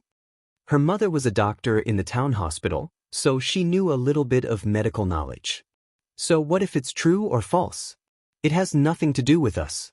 You're wrong here. You have to use this formula to calculate the area of the shadow first." Yi Qian smiled faintly. He did not take her matter to heart. Heart problems? I can't be too agitated. If anyone mentioned the love letter in front of her, it was very likely that she would have a heart attack. Suffering from heart disease was indeed a very good excuse. This kind of lie, which no one would verify, was probably Yi Jifan's doing. The students in the class all expressed their concern. After Yi Qian and the others finished discussing the test paper, they all went to Yi Ying's side to greet her. Yi Qian was no exception. When she walked over, Xie Sifeng blocked her like a mother hen protecting her chick. She said in a sharp voice, "What are you trying to do?" She was not the only one who was nervous. The other students also had some thoughts when Yi Qian walked over. After all, Ying treated her like that in the past. Chapter 55. Look, Daddy still has a way. Who would dare to say anything now? Even if the damned girl told her classmates, who would dare to say it to her face? Who could bear the responsibility of a heart attack? The provocation in Yi Ying's eyes was too obvious, so obvious that Yi Qian could see it. The corners of her mouth curled up slightly, and a cold light flashed in her dark eyes. She walked up to Yi Ying. Yi Ying's heart tightened when she met her cold gaze. Suddenly, she saw her raise her hand, and her whole body tensed up. She dodged and shouted, "What are you trying to do?" Why are you so nervous? Relax. When the students thought that Yi Qian was going to do something, she raised her hand and patted Yi Ying's shoulder gently. She said in a clear voice, "Take care of your body. Don't get angry so easily." Phew. So she didn't want to hit Yi Ying. Yi Ying, who knew that she was being played, forced herself to hold it in. She replied with a fake smile, "Thank you for your concern. I'll take good care of myself." Yi Qian pursed her lips and smiled. Her eyes were already curved. How can someone as young as you compete with her? So what if you have parents? You're digging your own grave. Under everyone's gaze, Yi Qian leaned over and whispered into Yi Ying's ear, whose whole body was tense. "Let's take it slow. Don't be so nervous. You're only halfway through your 3rd year of middle school." Her voice was so soft that it was almost inaudible, but it made Yi Ying feel as if she was being stared at by a beast. The hand that was still on her shoulder felt like it weighed 1,000 pounds, making it difficult for her to breathe. Looking at Yi Ying, who was trembling in fear, the smile on Yi Jian's face deepened and her eyes shone even brighter. She calmly retracted her hand and looked up at the students with a smile. "Class is about to start. You're dismissed." She was so easily frightened. Hopefully she didn't get a heart attack. The students didn't know that the two sisters were secretly fighting. Seeing that they were still chatting and laughing, they didn't think much of it and returned to their seats when the bell rang. After Mr. Ko came in, his eyes swept over Yi Ying's face. He walked to the podium and said with a serious expression, "Students, due to health reasons, Yi Ying from our class?" Now that the teacher had said it himself, Yi Ying's heart disease was confirmed. The next day, even the students from the next class knew about it. However, Gao Yang was the only one in the class who cared about her. The rest of her pursuers had silently asked their classmates from Class 2 to care about her. Handsome and tall, he walked into Class 2's classroom with an indifferent expression. Miraculously, the noisy class fell silent for 3 seconds. Walking to Yi Ying's side, he frowned and said in a deep voice, "I'll take you to the province for a checkup during the May Day holiday. Your complexion looks rosy. How could you have congenital heart disease?" Her honesty almost made Yi Qian laugh out loud. She looked at the flustered Yi Ying with interest. She covered her mouth and said coldly, "My business has nothing to do with you. Leave now." "My uncle is the director of the provincial hospital. There are still 8 days before the May Day holiday. Think about it before replying to me." Not only did she reject him, she even pointed at his nose and asked him to leave. Gao Yang, who had always been cold and arrogant, endured it. He said something in a low voice and turned to leave. The director of the provincial hospital. Yi Ying's pupils contracted. So his family had such powerful connections. She regretted her harsh tone just now. Yi Qian looked at her small face. One moment she was smiling, the next she was annoyed. He suddenly found it funny. He looked away indifferently and buried his head in the sea of books again. Chapter 56. It was still slightly chilly at night before the May Day holiday season, especially when it was raining, which made it even colder. Yi Jian had been standing in the rain for half an hour. Among them, there was a wolf dog that was chained to a leash. It was growling less than 10 centimeters away from her, and its growls made her heart tremble. A sniper's ambush can sometimes last a few hours, and sometimes it can last a few days. You never know when you'll encounter danger. Accept fear, get used to it, and overcome it. This is a necessary psychological quality for a good sniper. In the heavy rain, Principal Chen's steely voice cut through the rain. He had spent his entire life training Yi Qian. Be on standby and ambush 24 hours a day. You'll face wind and rain, lightning, blizzard, and scorching sun. Learn to ignore the effects of nature and the environment on you. That way, you won't waste a single bullet. The rain was getting heavier, but his words were like a heavy drum in the rain that struck Yi Qian's heart. If you want to see the rainbow after the storm, you must first be able to withstand the baptism of the storm. Yi Qian stood motionless. The wolfhound treated her as an intruder and growled madly. The chains rattled as if it would break free and pounce on her in the next second. It wasn't that she wasn't afraid, but that she was afraid and had no way to retreat. If she swayed even a little, she would be pricked by the steel needles at her feet and bleed. In Principal Chen's words, if you retreat, Your comrades will be the ones bleeding. Remember, once you pick up a sniper rifle, you have no way to retreat. You must complete the mission beautifully and eliminate the target. If you don't want to bleed or sacrifice your comrades, then you must become stronger. After an hour of standing in the rain, Yiqian felt as if her legs didn't belong to her anymore. Principal Chen walked over with a towel and slowly squatted down. He looked kindly at Yiqian, who had fallen into the rain because of her weak legs. He said slowly, word by word, "Girl, you chose your own path. Walk it with blood and tears in your eyes. Only then will you be able to welcome your peak." He gently placed the towel on Yiqian's head and sincerely taught her, "You will be brighter than a flower in a greenhouse. You will grow little by little under the sun. Without your parents to protect you, believe me, my child, you will live a more exciting life than anyone else." Principal Chen had already heard about what happened during the day. He had been silent for a long time before he added tonight's training. He was telling Yiqian that she was different.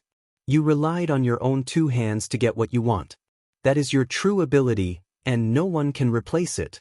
Yiqian, who had caught her breath, raised her head.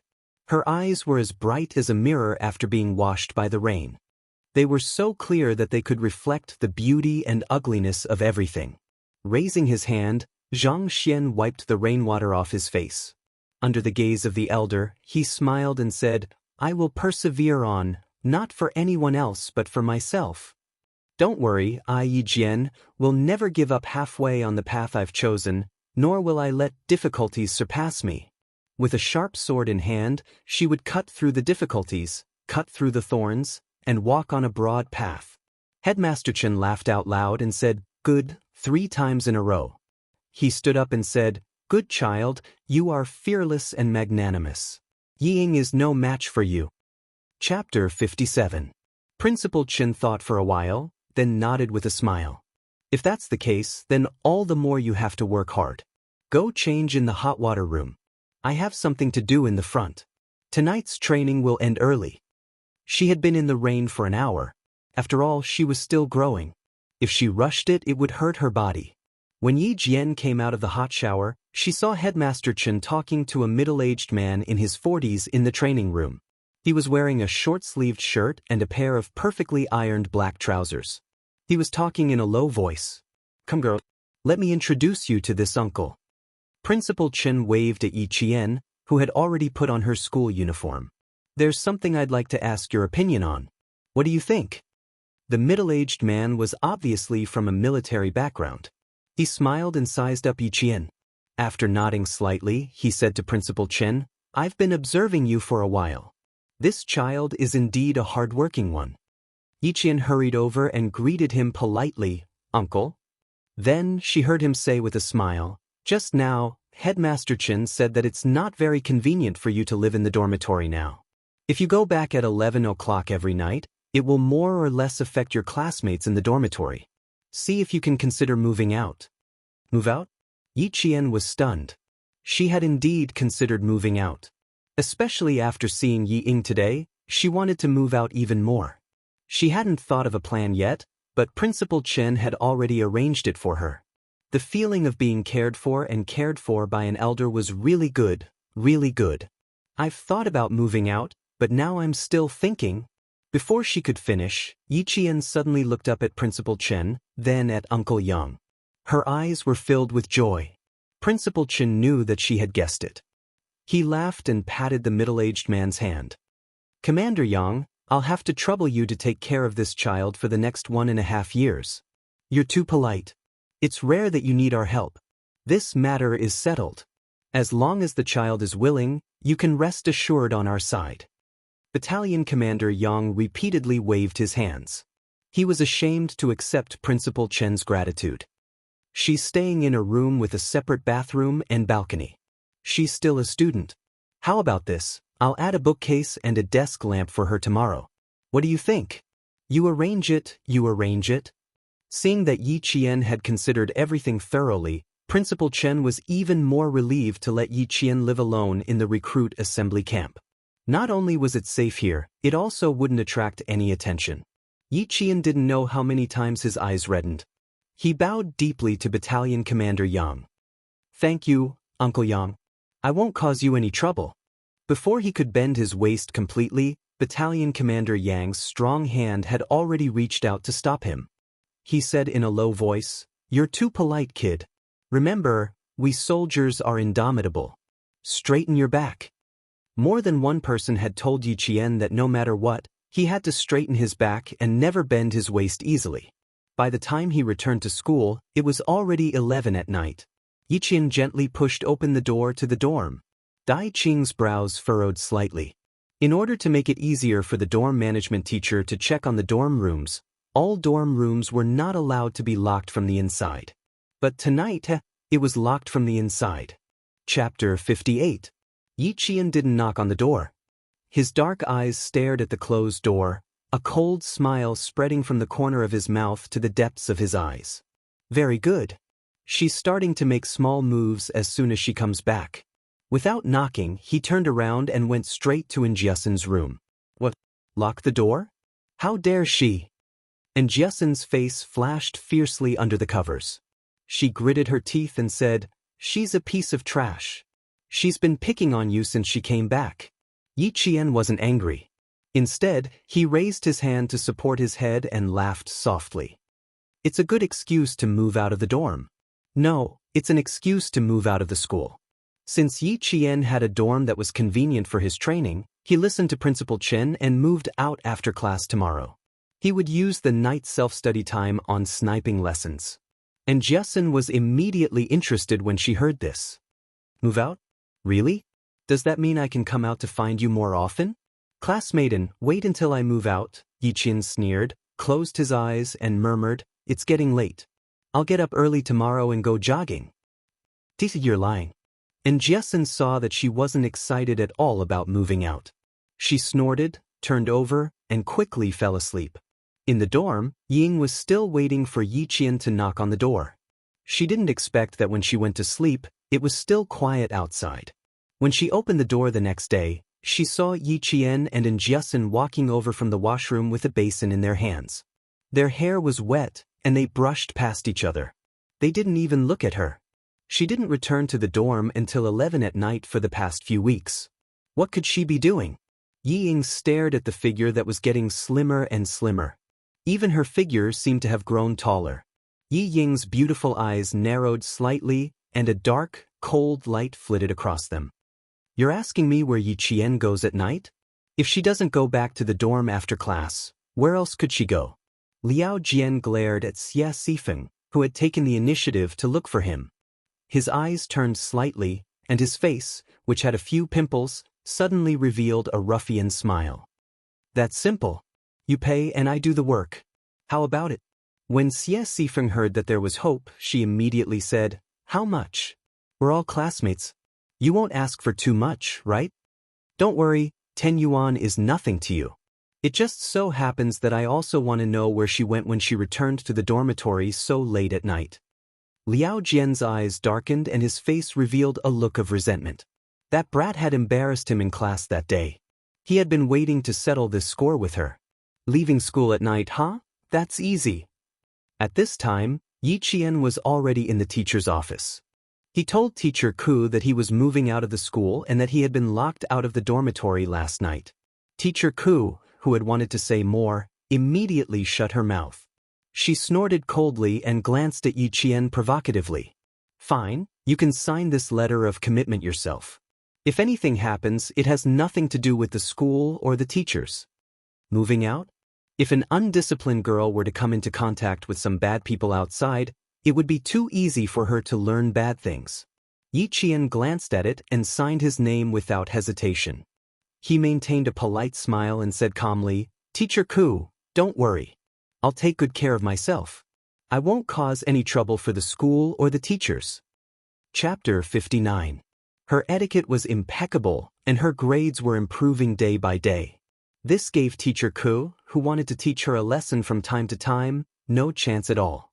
In the afternoon, Yi Jian really packed up her luggage and quilt. She left the school alone with a very big woven bag in her hand. She didn't even look back. And Jiasen was holding her textbooks for her and followed behind her like a fool. She still couldn't believe it until she walked out of the school gate. She said blankly, "You're really out? You really moved out." She always thought it was a joke. Of course it's true. Didn't I tell you last night? Yi Qian moved her luggage to a common three-wheeled passenger car in town and said to Jiasin, who was still in a daze, "Hurry up and get in. It won't be good if your name is recorded." And Jiasin hurriedly put the bag containing her textbooks on the car and rubbed her face before replying, "You did a good job." Just now Ying's face was so twisted. How could it not be twisted? If she wasn't in the dorm, Ying wouldn't have an excuse to talk bad about her in front of her classmates. "I don't care about her right now, and I don't want to deal with her. I just want to study hard and get into the provincial high school. It's a waste of my time to argue with her." Since she couldn't directly kill her and kick her out of school and leave her with nothing, why waste her energy? After Yi Qian finished speaking, she nimbly jumped onto the car and waved at Jiasin. Then she took her luggage and moved into a brand new place. People came and went after school, so Yi Qian's departure didn't attract much attention. Only Liao Jian, who had a lollipop in his mouth, looked at the leaving tricycle with a cold smile. He walked to the motorcycle that picked him up and patted the back of the young man with the green tattoo on the back of his hand. "Brother, let me introduce you to a hot chick. She's my classmate." "How hot can your classmate be? There are two chicks from your province in the restaurant." Their chests bounced up and down as they walked. "Brother will take you to Lele." Brother Fei was a famous hooligan in town and had a good relationship with Liao Jian's father. He often took Liao Jian to have fun. As soon as the motorcycle started, it left behind a trail of black smoke and disappeared into the school gate. Yi Qian, who was no longer restricted by accommodation, began to improve by leaps and bounds. That kind of improvement surprised even Principal Chen. Yi Qian became even more infatuated with sniping the moment he touched a gun for the first time. It was the infatuated bullet that flew unstoppably and hit its target. He was infatuated with the joy of defeating himself again and again.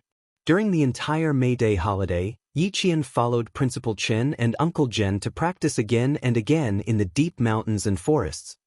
He gritted his teeth and endured the hardships again and again.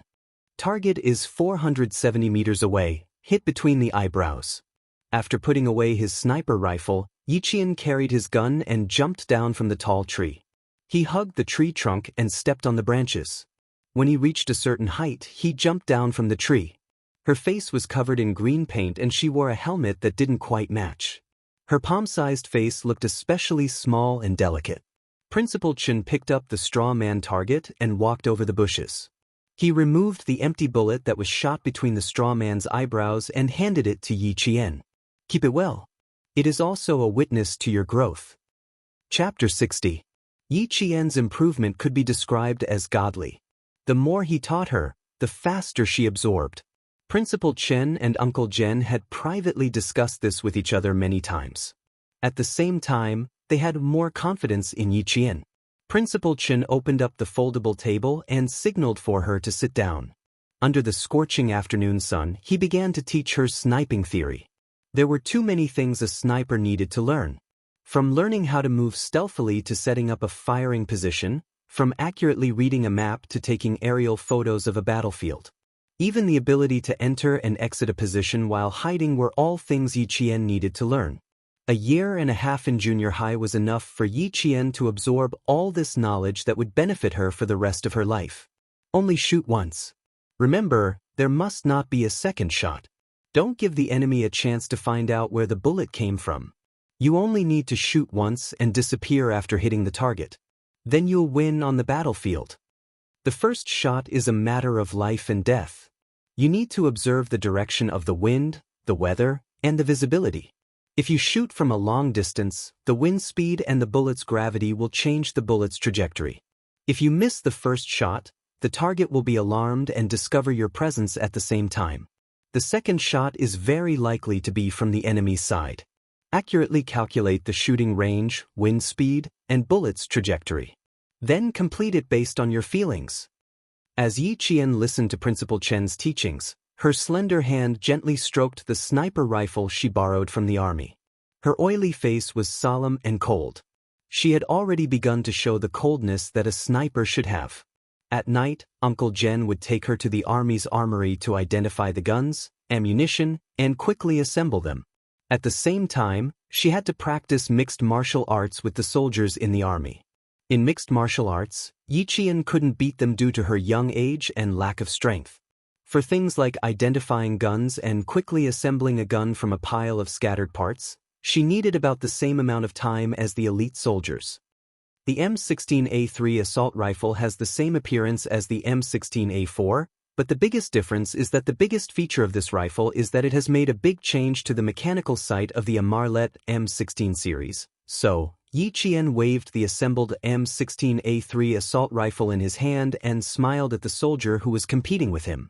So, I won. You're not holding an M16A3, but an M16A4 semi-automatic rifle. He raised his hand and aimed. The loaded M16A3 semi-automatic assault rifle fired the first bullet. With a bang, the bullet hit the red circle in the center of the target. The soldier who lost weighed the assault rifle in his hand as he watched Yi Qian, who was still a student, shoot the first bullet in a dashing manner.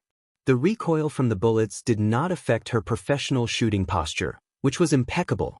He put down the gun in his hand. He was truly convinced of his loss.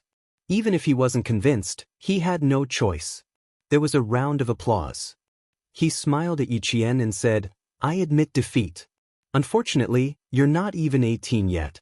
Otherwise, we could still meet at the military tournament. I was opportunistic this time. Compared to you guys, I'm still far behind."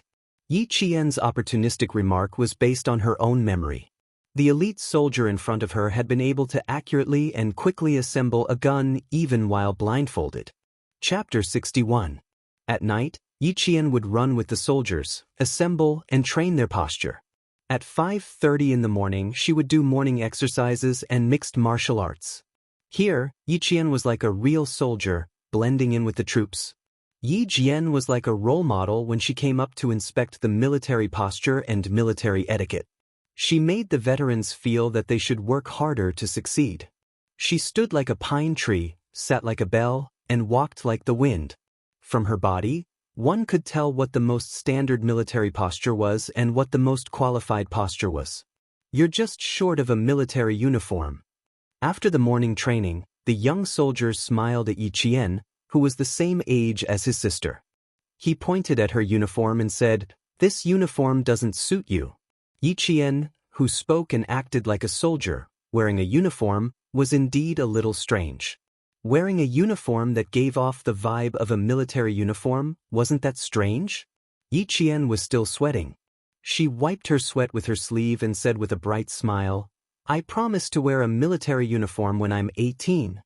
Her goal was to get into the military's Tsinghua University, the University of Science and Technology of China. It'll take another 4 years. After 4 years, we'll all be discharged."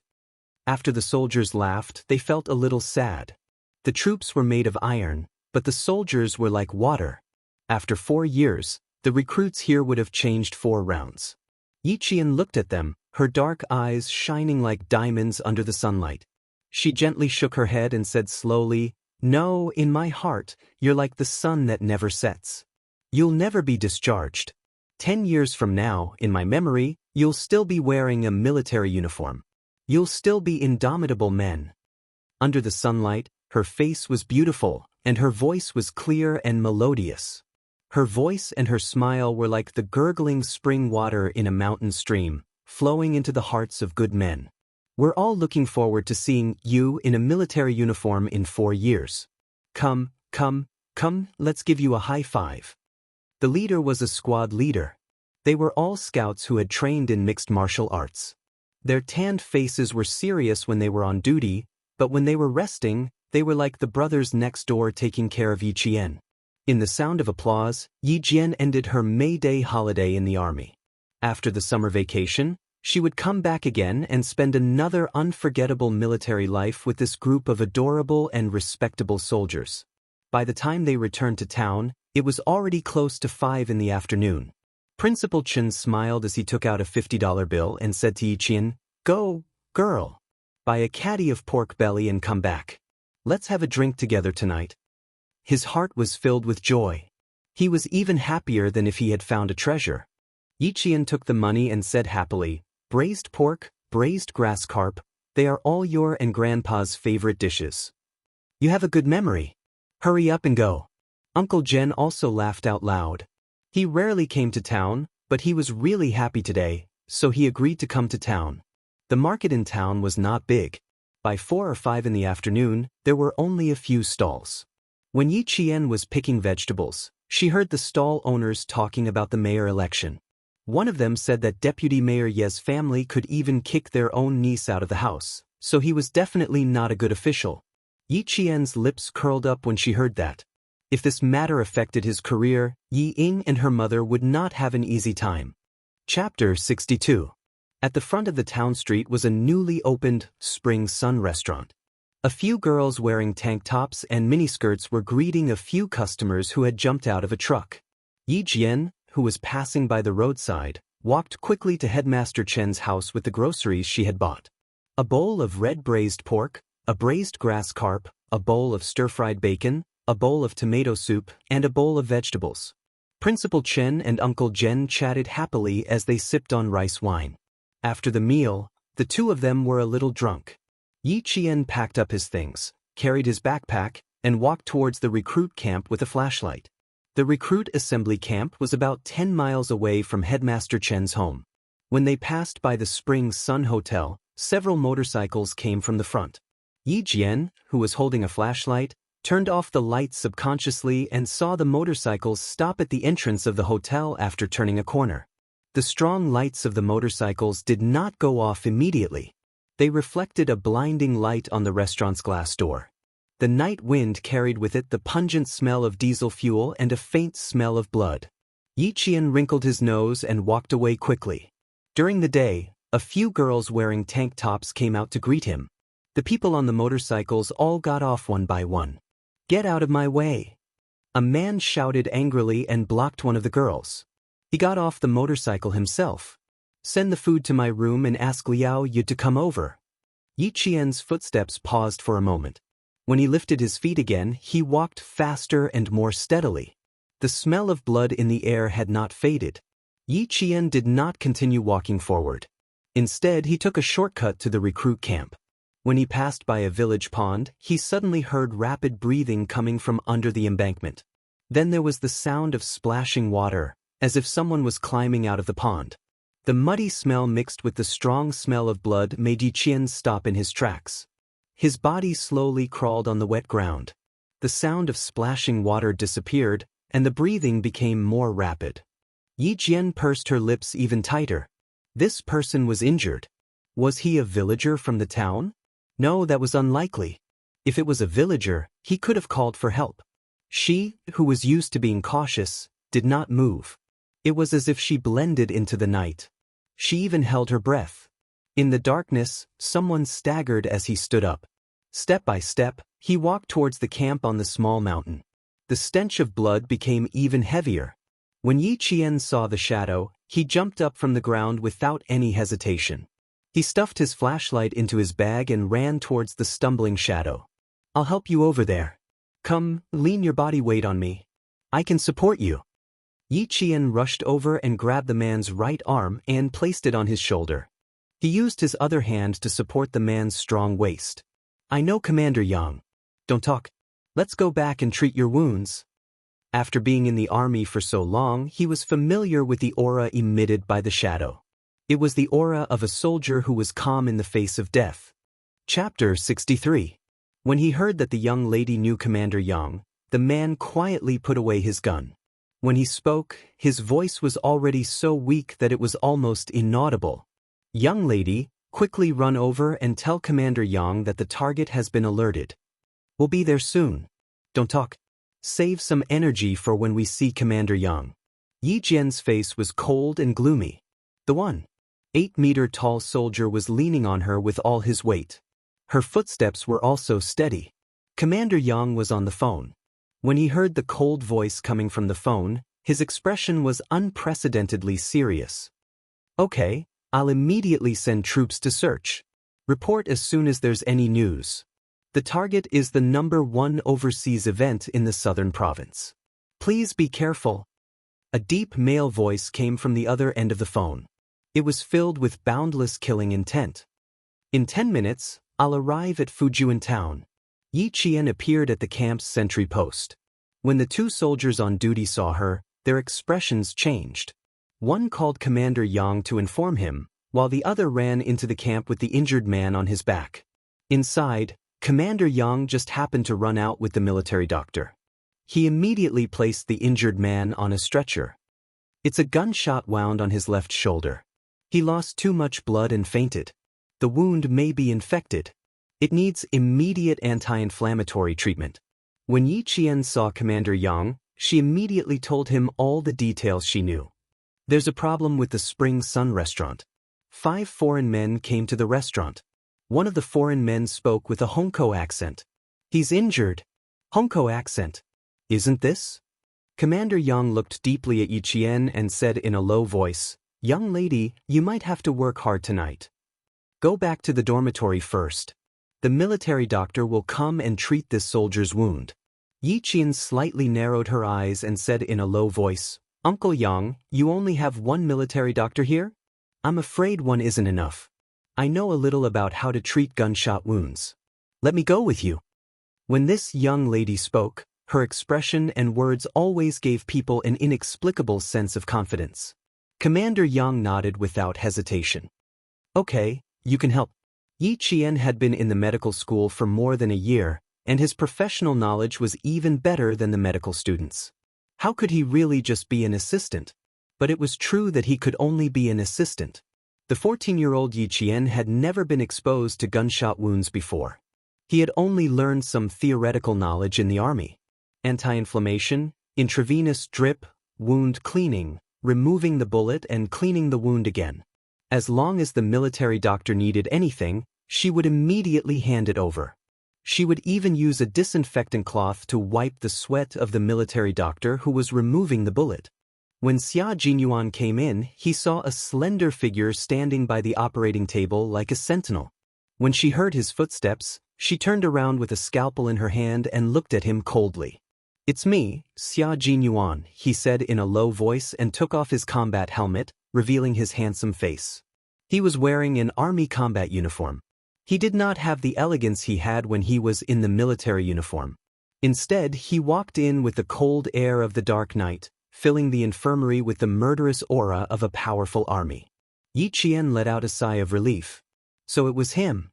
The military doctor was doing a thorough debridement of the devitalized tissue in the contusion area of the wounded soldier's shoulder. Without looking up, he said to Yi Qian, "Left camera, prepare the one-time pulse debridement and rinse device." Yi Qian, who only met his gaze, immediately passed the left camera to the military doctor.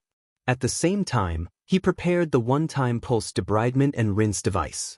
After the bullet was removed, he would immediately rinse the wound to prevent anaerobic infection. Chapter 64. Xia Jinyuan took a look and immediately retreated. He said coldly to Battalion Commander Yang, "The situation is stable for now. Tell me about the situation here."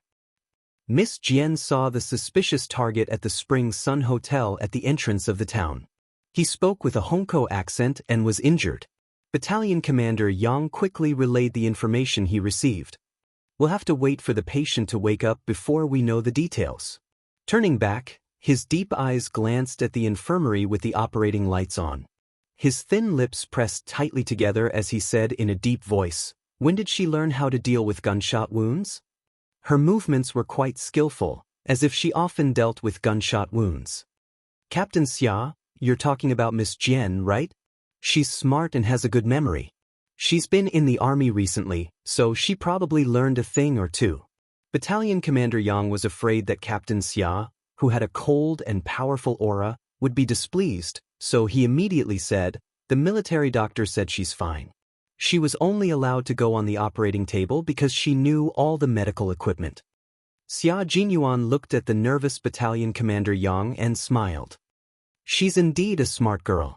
The time on his watch was already 8:37 p.m. He put on his combat helmet and fastened his safety belt. He said to Battalion Commander Yang, "Increase the security in the camp tonight. Don't let that girl escape. If I don't escape, Do you know what those people look like? Yi Qian walked out of the infirmary and removed his mask. He smiled faintly at the tall figure who had already walked into the night. Of course, if you knew what they looked like, I wouldn't have to run out. Why did this girl, ever since he had tested her in school, she had been treating him like a little hedgehog? Xia Jinyuan turned around again and smiled at the girl who looked like a little hedgehog. His lips curled into a beautiful arc. Little girl, can you tell me? Height, appearance, characteristics, we need to know all of them. He had to go along with her. She was a girl who cared about her reputation. As a man, it was gentlemanly of him to go along with her. Yi Qian, who wasn't targeting him, ignored his gentlemanly behavior and said to Battalion Commander Yang, Uncle Yang, please wait for a moment. I'll be there in 5 minutes. After saying that, she ran towards the dormitory where she slept. Yi Qian turned on the light, laid out the paper, and picked up a pencil. He closed his eyes slightly and recalled the scene at the entrance of the restaurant around 8 o'clock. Speeding motorcycles, glaring headlights, smiling waitresses, gloomy men, and that heavily accented, "Get lost." The memories in his mind froze on the faces of the 5 people, and he began to draw on his homework with the pencil. Yi Qian had drawn her face, facial features, and even her hairstyle. Her drawing speed was very fast. There was not a trace of stagnation in her drawing, nor was there any sign that she needed to erase and redraw. In 2 minutes, she had already drawn a picture. A pair of slender hands quietly took away the finished sketch for her. The owner of the hands just picked it up and looked at it carefully without disturbing Yi Qian. Xia Jinyuan's dark eyes, which were as deep as the sea, lowered slightly. He glanced at the little girl who was seriously focused on drawing under the table lamp and didn't seem to notice his appearance at all. A faint smile flitted across his eyes. This little girl was indeed good-looking. Her thick eyelashes were like the feathers of a crow. When she didn't speak, she was elegant and beautiful with a lively temperament. Chapter 65. Yi Qian's drawing skills also surprised him. He only took a second glance at the knight, yet he was able to memorize the other party's face and draw it clearly. This was truly amazing. This portrait is of a man with a Hongkou accent. He has an injury, probably around his waist. When he got off the motorcycle, he consciously covered his right waist. Yi Qian handed the sketch to Yi Qian. There are 3 more. Give me a moment. Yi Qian, who had entered a state of concentration, had a cold look in his eyes. When he drew with the pencil, a cold light flashed across his eyes. I checked the wounded man's pistol. It was a QSZ-92 semi-automatic pistol with a total of 15 bullets. Only 1 shot was fired. If this bullet hit the man with a Hongkou accent, he should still be in the restaurant and won't leave for the time being. The Type QSZ-92 semi-automatic pistol used the Type DAP-92 9mm hard steel core ordinary bullet. The bullet had a low density and strong penetrative power. After penetrating a 1.3mm thick helmet steel plate at a distance of 50 meters, it could still penetrate a 50mm thick pine board. Other pistol bullets could not penetrate steel plate. Based on this, if the other party was really shot, what he had to do now was stop the bleeding and then move. Xia Jinyuan's sharp gaze was already scanning Yi Qian's face a few times. Then he raised his eyebrows and asked with a smile, "Looks like you learned a lot in the army. You even know this." There are still 2 more portraits. Finish them in 4 minutes? Is that okay? When he met her cold and calm gaze, Xia Jinyuan decided to use a coaxing and questioning tone to prevent this little girl from having any opinions about him. Young Master Xia, who had lived for 20 years, had always been the one being looked down upon. He never thought that in a small village he would have to look down upon a little girl. His cold tone softened, making Yi Qian a little uncomfortable. He raised his eyes to look at Xia Jinyuan, then indifferently retracted his gaze. The other 4 are all side faces. Let me try to see if I can get their faces. Since they are the targets, don't you have any information on them? You don't even have a picture? Her pencil didn't stop moving. She drew on the paper with rustling sounds, but targeted questions came one after another. Although I don't know how you arranged it, alerting the target and letting your comrades get hurt is the mistake of the higher-ups. The rest of the paintings were still being painted. Xia Jinyuan, who was beside her, was still silent. If it wasn't for his strong aura, she would have thought that he had already left. "You're right, it was my mistake. In the end, there won't be a next time," Xia Jinyuan said coldly. Gradually, his voice became low. He took the portrait from the side and drew a portrait from the front. Xia Jinyuan looked at Yi Jian in surprise again. "Every time we meet, you always give me a surprise." Rolling up the workbook, Junyan looked at her with a solemn and cold expression. He warned, "Tonight might not be peaceful. Stay in the barracks and don't walk around." Yi Qian put down his pencil and stared at him. He frowned and said worriedly, "How did you get into the restaurant? Liao Jian's father is already there." "Don't worry, we will make arrangements. There won't be any more injuries to our comrades." Xia Jinyuan nodded slightly at Yi Qian. His tone was cold, firm, and solemn, as if he was making a promise. Chapter 66. His back was long and slender like bamboo, tall and straight like a pine tree. His steps were both incomparably elegant and as sharp as a sword. This was Xia Jinyuan, an elegant yet dangerous soldier. She pursed her lips slightly, stood up, and chased after him. "Captain Xia, I promised to go to my classmate's house tonight." Yi Qian, who had chased after him, turned around and disappeared around the corner of the stairs. She raised her voice and said, "I'm going out now. My classmate must be waiting for me at home." The footsteps downstairs did not stop, so Yi Qian had no choice but to chase after him again. She had to go out tonight. And Jiasen's mother was a doctor. If the target's gunshot wound needed to be stopped or treated, he would definitely look for Jiasen's mother and Auntie Zhou. If he ordered the soldiers in the barracks not to let her go out, she would definitely not be able to go out. The problem was it too late to find Auntie Zhou now? It had been 16 minutes since she found the target. Yi Qian, who could cross 3 or 4 steps in one step, quickly rushed from the 3rd floor to the 1st floor. She was fast, but not as fast as Xia Jinyuan. She could only hear his footsteps disappear on the 1st floor. Xia Jinyuan did not turn a deaf ear to her, but because he heard her, he needed to arrange for someone to escort her there. In order to save time, he did not stop to respond. "Arrange for a sentry to escort Yi Jian to her classmates." Before he could finish his sentence, he heard the sound of footsteps behind him. Dong. It sounded like raindrops. How fast was this guy? Wasn't he afraid of tripping himself? Xia Jinyuan, whose face had turned cold, did not finish his order. He turned around and took a step forward. Standing at the bottom of the stairs, he looked up and saw a slender figure coming straight towards him like a swallow returning to the forest. Yi Qian, who had hurried down the stairs, did not expect him to suddenly appear. She reacted quickly and took a step back. Her right hand was firmly holding onto the stairs. Based on her calculations, she could have stopped and not bumped into him. However, according to what Xia Jinyuan saw, she would definitely fall down like a swallow returning to the forest. At the same time, she opened her arms and subconsciously walked up the stairs. Very steadily, she held Yi Qian tightly in her arms like a mountain. When the sentinel walked over, he saw another scene. The woman chased after him reluctantly. The man, who was also unwilling to part with her, felt the same way. He turned around and hugged the woman. It was a completely romantic scene. Soon, Xia Jinyuan realized how abrupt his actions were. He calmly retracted his hand and smiled at Yi Qian, who seemed to be frightened. "Be careful next time. What you did just now could easily make people worry that you might get into an accident." The little girl was really thin. Her waist was so thin that he could wrap his arm around her waist. Yi Qian looked coldly at the man who calmly took a step back. He let out a long sigh and stopped himself from grinding his teeth. Looking at him, he said coldly, "I've already steadied myself. You made a mistake." In front of this girl, Xia Jinyuan felt that he was not very good with words.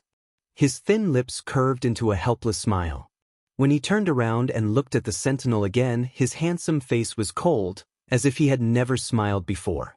The sentinel's expression was a little strange. Xia Jinyuan glanced at him coldly and said in a deep voice, "What nonsense are you thinking? Escort her to her classmate's house. Be careful." Chapter 67. After instructing the sentinel, he turned his head to look at Yi Qian, who was still standing on the stairs with a cold expression on his face. He nodded apologetically, withdrew his deep gaze, and quickly left the dormitory. In the Spring Sun Hotel, Liao Yud, who was found on the card table, used a pair of scissors to cut open his bloody shirt. His expression immediately changed. Quick, quick, go to the hospital and find a doctor. If this continues, it'll be bad. The black gunshot wound revealed flesh and blood. Small streams of blood could be seen seeping out of the wound that was the size of a child's pinky finger. A man carrying a steaming stainless steel pot quickly walked into the room. With a click, he locked the door and said to the pale Liao Yud, "Brother Da, it's up to you now." Inside the stainless steel pot were scissors and tweezers that had been disinfected with boiling water. Someone also took out gauze, bandages, anti-inflammatory drugs, and anesthetic needles from his bag. When Liao Yud heard this, his face turned even paler. He panicked and said, No, Brother Fei, I'm afraid you're injured somewhere. I can't use this bit of fur at all. It'll kill Brother Fei." Turning his head, he said to the man whose face was as pale as a sheet of paper due to excessive bleeding, "Brother Fei, I can't touch this man of yours. I'm going to find Dr. Zhou in the hospital now. She's treated gunshot wounds before." Even though the man called Brother Fei had a pale face, his expression was still fierce. When he heard this, his gaze darkened. He gave a look to the person beside him and nodded lightly in agreement. The small town, which did not have many nighttime activities, was already as dark as ink. Those who slept early had already turned off their lights and went to bed. Only a few scattered lights were still on. Yi Qian, who had already arrived at the town hospital, watched as the sentinel escorted him left. He then walked towards the doctor's office. When he reached the corridor, he heard Liao Jian's father, Liao Yud, say anxiously, "Dr. Zhou, hurry up. He drank too much and climbed a tree. Who would have thought that he would fall and be stabbed in the waist by a branch? Sigh, why did I get involved in this kind of thing?" Yi Qian observed his surroundings. When he saw that no one was around, he quietly retreated. When she saw Liao Yud leading Dr. Zhou into the dark streets, she chased after them and imitated Jiasin's voice. "Mom, where are you going so late at night? I'll go with you." At first glance, it really made people think that it was Jiasin who had spoken. Yi Qian, who had caught up with them, accidentally bumped into Liao Yud, who was walking behind them. She seemed to have dropped something in her hands. She ran over and held Dr. Zhou's arm. "Didn't I tell you to rest at home?" Dr. Zhou, who was in a hurry to leave, did not notice it. Besides, Jiasin was indeed at home, so he did not think too much about it. Liao Yud rolled his eyes and laughed. "Jiasin is still up so late, and Liao Jianxing is still doing math. I know you're good at math, so why don't we go and teach Liao Jianxing together?" "Sure, no problem." The reason why he chased after her was because he was worried about Auntie Zhou. Naturally, Yi Qian agreed readily. Dr. Zhou still wanted to reprimand him, but his daughter tugged at his arm. It was only for a moment that he felt that there was something wrong with the daughter beside him. "Auntie, I'm Jiasin's classmate Yi Qian." Yi Qian's sharp senses felt her body stiffen. He held her arm and walked a few steps faster. He whispered, "Something happened? Just treat me as Jiasin." Chapter 68. Dr. Zhou still did not understand what was going on, but he started to feel uneasy. Liao Yud, who was behind him, stopped in his tracks. He reached into his pockets with both hands, as if he was looking for something. After touching his pockets, his expression changed. He whispered something to the man who followed him, then turned around and returned to the town hospital. "Let's go, Auntie." The corners of Yi Jian's lips curled up into a faint smile. Her dark eyes looked straight ahead. She was calm without a trace of fear. "Just treat me as Jiasin. Treat me as if I want to accompany you for a walk." Spring Sun Hotel was not far from the town hospital. After making a big turn, they could see Spring Sun Hotel at the entrance of the town from afar. It turned out that the lights in the hotel had suddenly gone out. Yi Qian could clearly feel the footsteps of the man who had been walking behind him quicken, but he quickly steadied himself. Spring Sun Hotel was not the only one without power. The entire town was without power. Spring Sun Hotel was a small two-story building. The back of the building was a field, and the front of the building was a road. The left and right sides of the building were empty. If they wanted to sneak in, they would have to turn off the lights to catch them. They had to turn off all the lights in the town to avoid suspicion. "Hurry up," the strange man urged them in a hushed voice. The blackout in the town made the man slightly uneasy. Dr. Zhou did not say anything. He held Yi Qian's hand tightly and almost ran with the medical kit on his back. She wanted to find an opportunity to let Yi Qian run away alone. However, she heard Yi Qian humming a song. He was relaxed, as if he was taking a stroll on a summer night. He hummed until they were almost at Spring Sun Hotel. Then, the faint sound of night birds could be heard. That was Xia Jinyuan's belated response.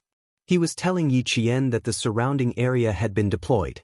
If Battalion Commander Yang had not told him that the person who sent the special communication method was Yi Qian, his response would have been even later. The faint smile on Yi Qian's face instantly disappeared. She reached out and grabbed Dr. Zhou's right shoulder. After grabbing the strap of the medical kit, she turned around and flashed past. She picked up the medical kit in her hand and threw it at the strange man's head. Everything happened so quickly that Dr. Zhou almost screamed. Before she could react, Yi Qian had already pulled her to squat in the dark. Once again, Yi Qian hummed a tune. This was the secret signal used by the troops to signal for the alarm to be lifted. Uncle Jen and Old Chen didn't teach this girl for nothing. A trace of a smile appeared on Battalion Commander Yang's cold and stiff face. He said appreciatively, "You're not careless at all when dealing with them." Xia Jinyuan, who was hiding in the dark, gently loosened his fists. He paused for a moment and said, "She came here with the doctor from the town. This girl is quite loyal. Commander Yang, I'll leave the outside to you." Yi Qian, that bold girl. She really dared. She didn't even consider that she was still a student. As Yi Qian responded to the call of the night birds, several black figures could be seen gliding through the night like cats. Two of them approached the entrance of the hotel. The other one walked to Yi Qian's side and directly dragged the man she had knocked out and disappeared into the night. One of the black figures approached Yi Qian. They were so close that they could feel each other's heat. The black figure asked softly, "Student Yi Qian, you're really disobedient. Are you born rebellious?"